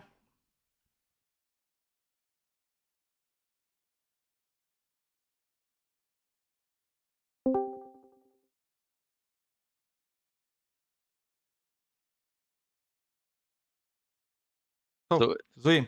I mean, I think we're just talking about different circularities. You're talking about like a linguistic circularity, how we define words, whereas I'm talking about a performative contradiction, performative circularity, because you're already assuming that the thing that you're trying to prove exists.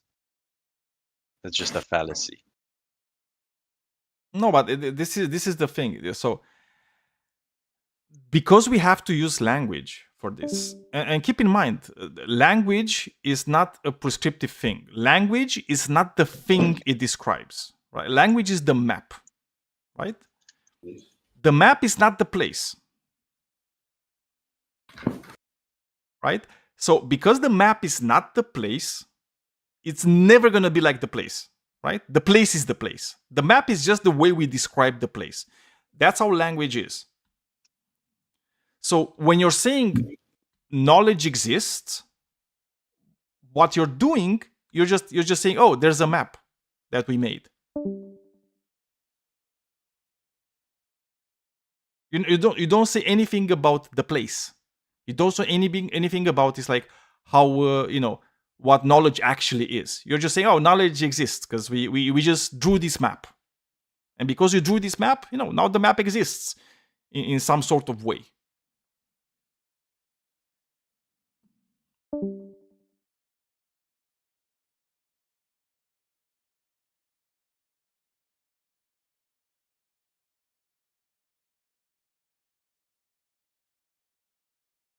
It seems to me that insofar as the first thing is axiomatic, the second thing is too. And I think most people I know who can think about this just basically accept that the definition of true knowledge is correct, knowing that obviously it's hard to prove it's correct within a reference to observable things.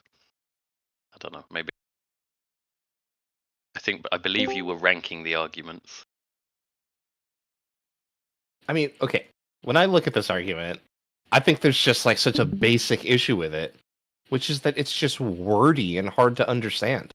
Like when we talk about the Kalam, we can read off the Kalam, and everyone clearly understands what we're talking about, and then we can go on to agree or disagree about it later down the road, right? But at least we know what the fuck we're talking about. And like this one that you've given us, I'm just super unclear. Like maybe we can make sense of some individual premises, but like the overall thrust of the argument completely eludes me. I think it should have a bit more purchase than that, though, because at least the first P1 has a great deal of intuitive sense. Like I can see a lot of people accepting P1 and only later realizing, whoa, what did I accept there? Wait, which one What's are you the payment talking on about? that timeshare? Tag. We're talking about tag. Yeah, we're talking about the transcendental argument for God. Is there another? I mean, more specifically, it's Zui's formulation of the transcendental argument for God. What is the typical one? Okay, if I remember correctly, the first so it was logical absolutes exist. I mean, the laws of logic, right? Exist. They are immaterial, universal, and non-physical, whatever, and they transcend, right? So they're always true. They cannot exist in a purely material universe. Therefore, they have to exist in an immaterial, rational mind. that can ground the logical absolutes. Therefore, God exists as the foundation for this transcendental laws of logic. Bro, what the fuck? This ranking is horrible. What the hell? Well, dude, you never heard the banana argument, so you cannot talk about it, okay? Please. He's a disbeliever. No, I understand the banana stuff is a troll. I get that, but like, I understand. But I'm saying like, why would you put personal experience over fine tuning? That makes almost no sense. Oh, it's based on the criteria that we used. Okay, it wasn't just like how they make sense or not for us. It's also like how they're being used, how much they're being used. You know, how effective they are with like a lot of people with apologetics, right? Because if he would by me or Christian, I would just put them all in F tier. Okay, so there wouldn't be like much if part of the difference. Yeah, if part of the criteria is like how often they're used, then I understand. I don't know why that's the criteria, but whatever. If that's what it is, then I understand. I mean, it's like arbitrary. the general criteria is like how convincing it is to the general people, right? Like to most people. Like what is swaying people mostly, not like what we think is like good or if it convinces us. Yeah, I get it. Yeah. Although even then, like I don't know why that. Like most people are just kind of like dumb, right? So I don't know why that would be. But whatever, if that's what you're doing, I get it. Would you guys put Blind Watchmaker in like A or B Darwinian like evolutionary theory? No, it's still. That's a good question. So wait, which argument did you talk about? Sorry. Like the Blind Watchmaker, would you put it higher if we lived in a world where, I don't know, somehow we still hadn't figured out evolution? Like, not really. I think because it's so the thing with the Blind Watchmaker, it doesn't really talk about evolution, right? I know a lot of people that talk about evolution use this argument, right, to say, well, that's not true because this and that, but it's mostly about design, right? And I feel like if no matter at which point in our evolution as a human species you talk about this one, you could understand the difference between something that's designed and something that's not designed, right? And how we tell if something is designed or not.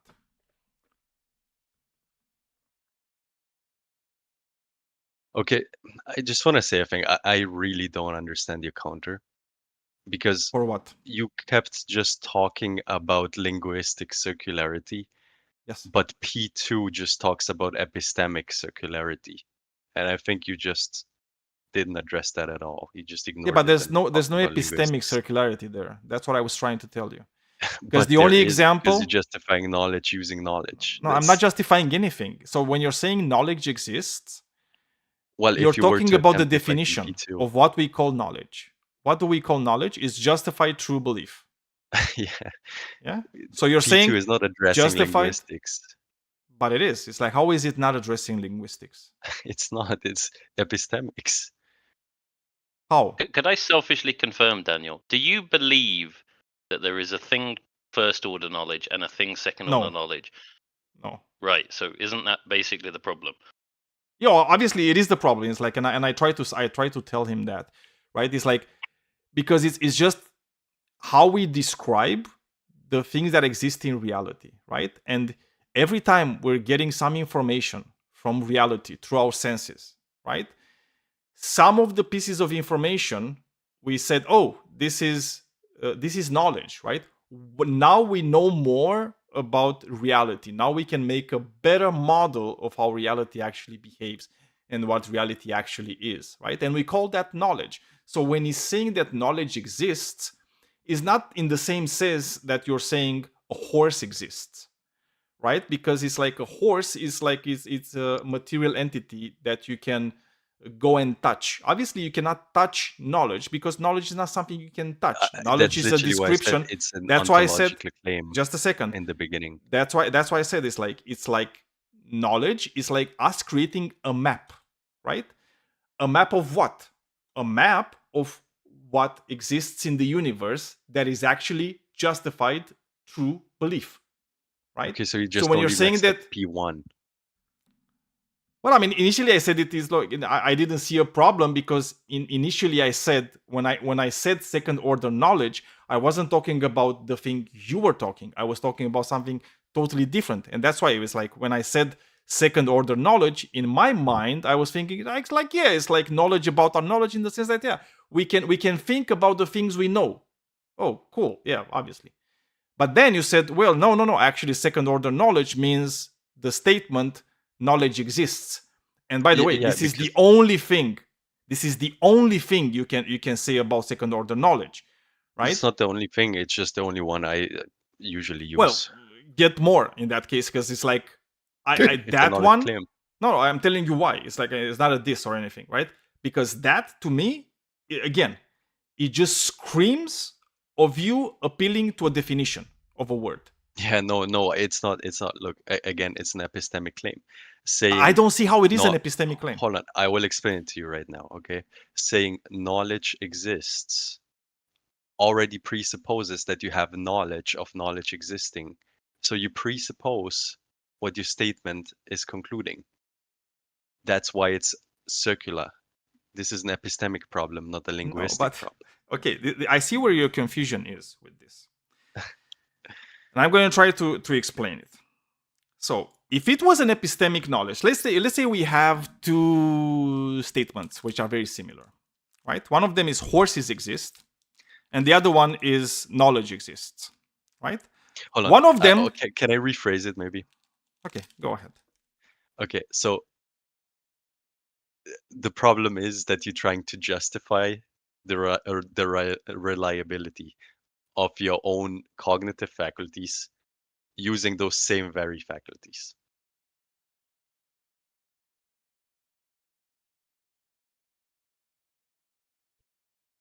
Okay, you said you're going to rephrase.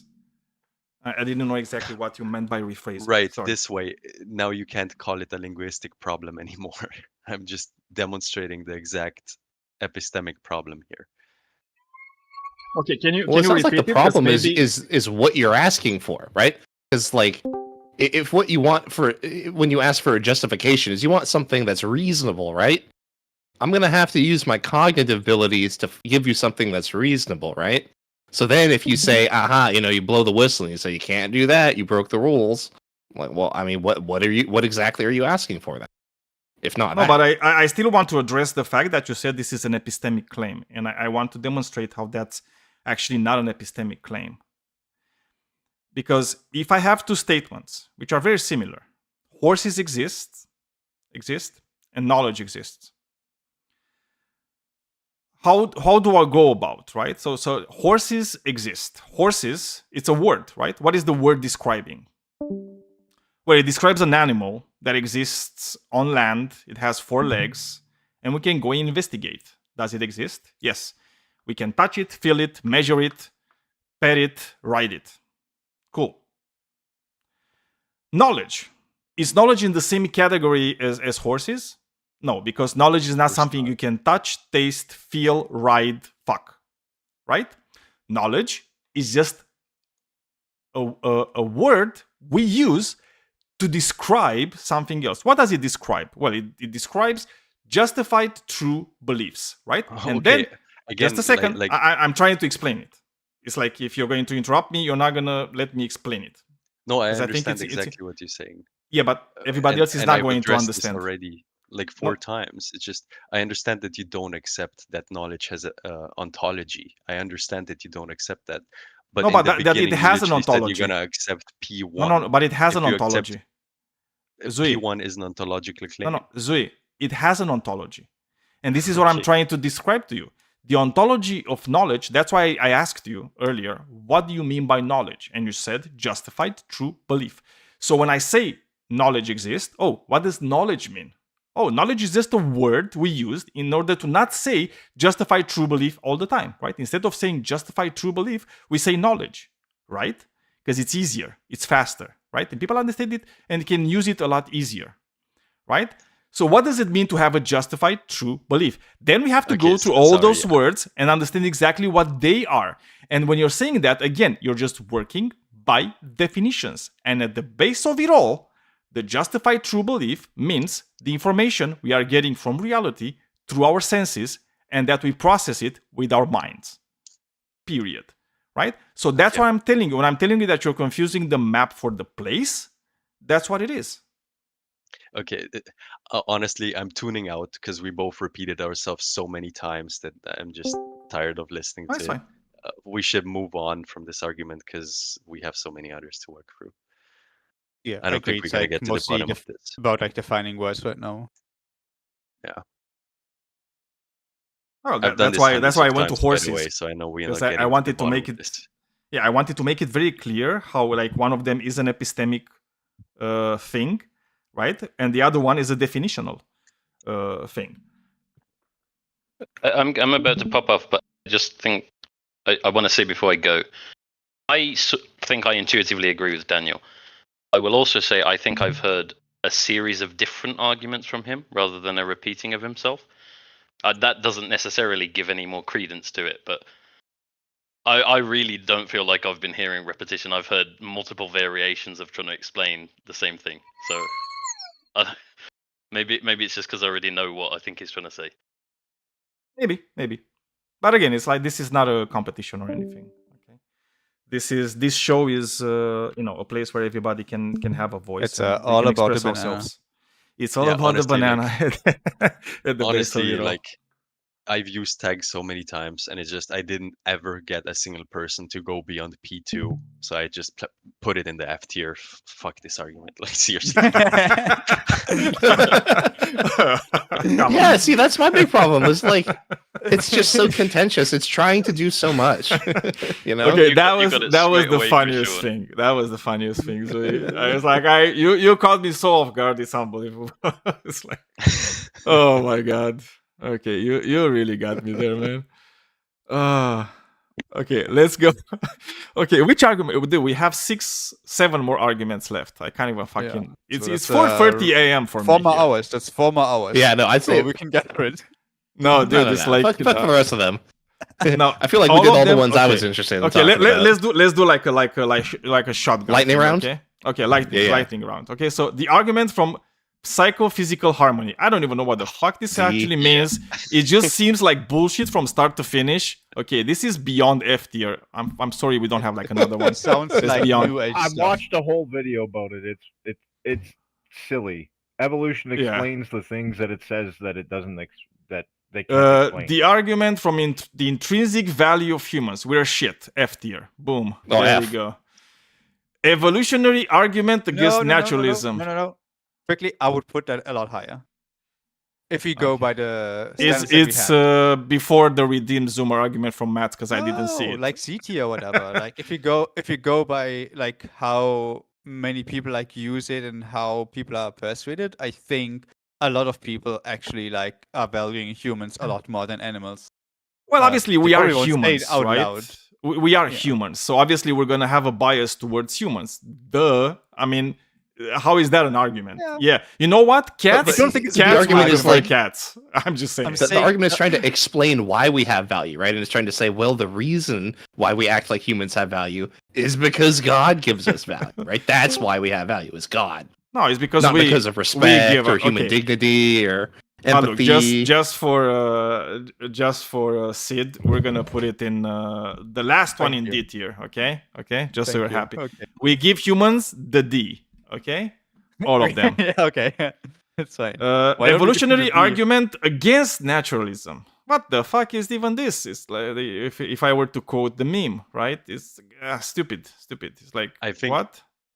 I think that one deserves to go higher. Nah, it's like okay, we're gonna put it F tier, but it's the first in F tier. Okay, it's the first shitty one. It's the first shitty one. Okay, I mean, light- honestly, like we can just turn this one on its head for all the theists, Yes, and I think exactly. everyone's happy. Exactly.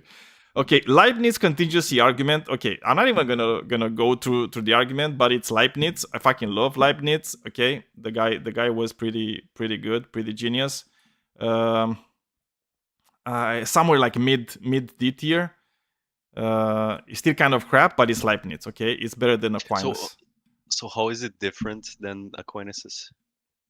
No, just because he's a mathematician, that's it's no appeal to better. authority. Exactly. Just because it's math, it's like there's no other reason. Okay. Swinburne's argument from the laws of nature. I don't even know that one. I've never heard about Swinburne. Well, I think it's probably like the laws of nature are unchanging, right? So it's more like what's it called? Like the morality, for example, the law. Yeah, like the moral argument, stuff like that. Yeah. So we're gonna put it here. Argument sounds like almost like tag, maybe. Yes, yeah, probably. Oh, we're gonna put it here, like in the moral argument. Plantinga's modal ontological argument. Oh my fucking god. I like that okay. one. Yeah. I like that one. Worst. Nah, okay, so we're gonna put it like okay, we're gonna put it behind Aquinas. Okay, I'm not gonna do Aquinas this dirty. Okay, you can't. Aquinas has a better name than Plantinga's. Okay, just saying, better name. Aquinas sounds better, so it's gonna be. And Descartes. Well, I mean, I like Descartes. Yeah, but this argument is pretty shit. It's pretty shit, yes, but I like Descartes, right? It's like, do I like him more than Leibniz? No. Oh, dude, it's pretty shit. It's the one where I said like earlier we can like put an F tier because it's similar to one that we like earlier. Where it's like saying like if you pretty much like the way I understand it is like if you can imagine a perfect being, that means a perfect being has to exist. Yeah, that's so it's kind of Anselm's. Like that's why we're gonna put it here. It's super stupid. It's like just like imagine like a person thinking of himself as God, like a delusional guy thinking he's Jesus or God. So it's like already like disproven and like saying makes no sense. Yeah. Okay, I remember it. Okay, I remember it. I've heard this. So we're gonna put it next to Anselm's. Okay, ontological argument. What is the evolutionary one that Zooey said should be rated way higher? Yeah, so the evolutionary argument, I think. Do we have any biologists in here? I mean, I know I'm very interested in it, but I'm not a biologist. Yeah, I mean, like, there's so many mysteries in evolution, especially how life came to be. Like, there's so many biologists themselves saying, "Oh, it was aliens." If you're saying it's aliens, you're just one step closer to just saying it's God. I think it deserves a bit higher. Transpermism, I think nice. I think with this argument is it's something like like if we are the products of evolution and what evolution selects for is not for the truth but for survival, then there's no reason to think that like our conclusions are like truth based. Like they're just things that we should believe for survival's sake. Like so the fact that we believe in naturalism is because it enables our survival, not because it's true. Yeah. Oh right. So I don't even know why it's on this tier list. Yeah, it's because it's not even God, it's not even an argument for God. It's just like an argument maybe because even it says in the name, right? It's the argument against naturalism. Yeah, against naturalism. Yeah, yeah, not against, not for God, right? So in terms of like for God, maybe it just goes like even this beyond this one, because it doesn't say anything about a God. It's just like naturalism not true. I mean, kind of like the other one, which one was it? That also kind of resulted in, I think in Anselm's ontological. No, it was the C.S. Lewis one, right? The argument from desire, because like the argument from desire is also kind of like not talking about like a God. It's more like about the supernatural existing. But this one is even worse than C.S. Lewis's argument. Okay, well, that's all, man. Holy shit. Those were a lot of arguments. God damn it. 1, 2, 3. I also like. I love how this tier list more looks. accurate than the ones we reasoned through. Yes, it looks like. Dude, if you It's turn nice it, and bottom heavy. Like it looks like like what is it called? Like not baseball. Oh my god, like hockey stick. You know, looks like a hockey stick on its side almost. Yeah. Like the big goalie stick. Yeah. I mean, a lot of Fs, but yeah, some of them are like really bad. Okay, just saying. So since you put the banana argument in S tier as a theist, could you please elaborate so I can use it next time? Okay, do you know? You don't know the banana argument? Okay, this is gonna. Dude, I love talking about the banana argument. For God, okay. Just saying. So, have you ever noticed how is like the banana that you buy from the supermarket, like fits perfectly in the human hand? I don't know if you noticed that. Yeah. Yeah. Yes. Not only that, but it's extremely easy to peel.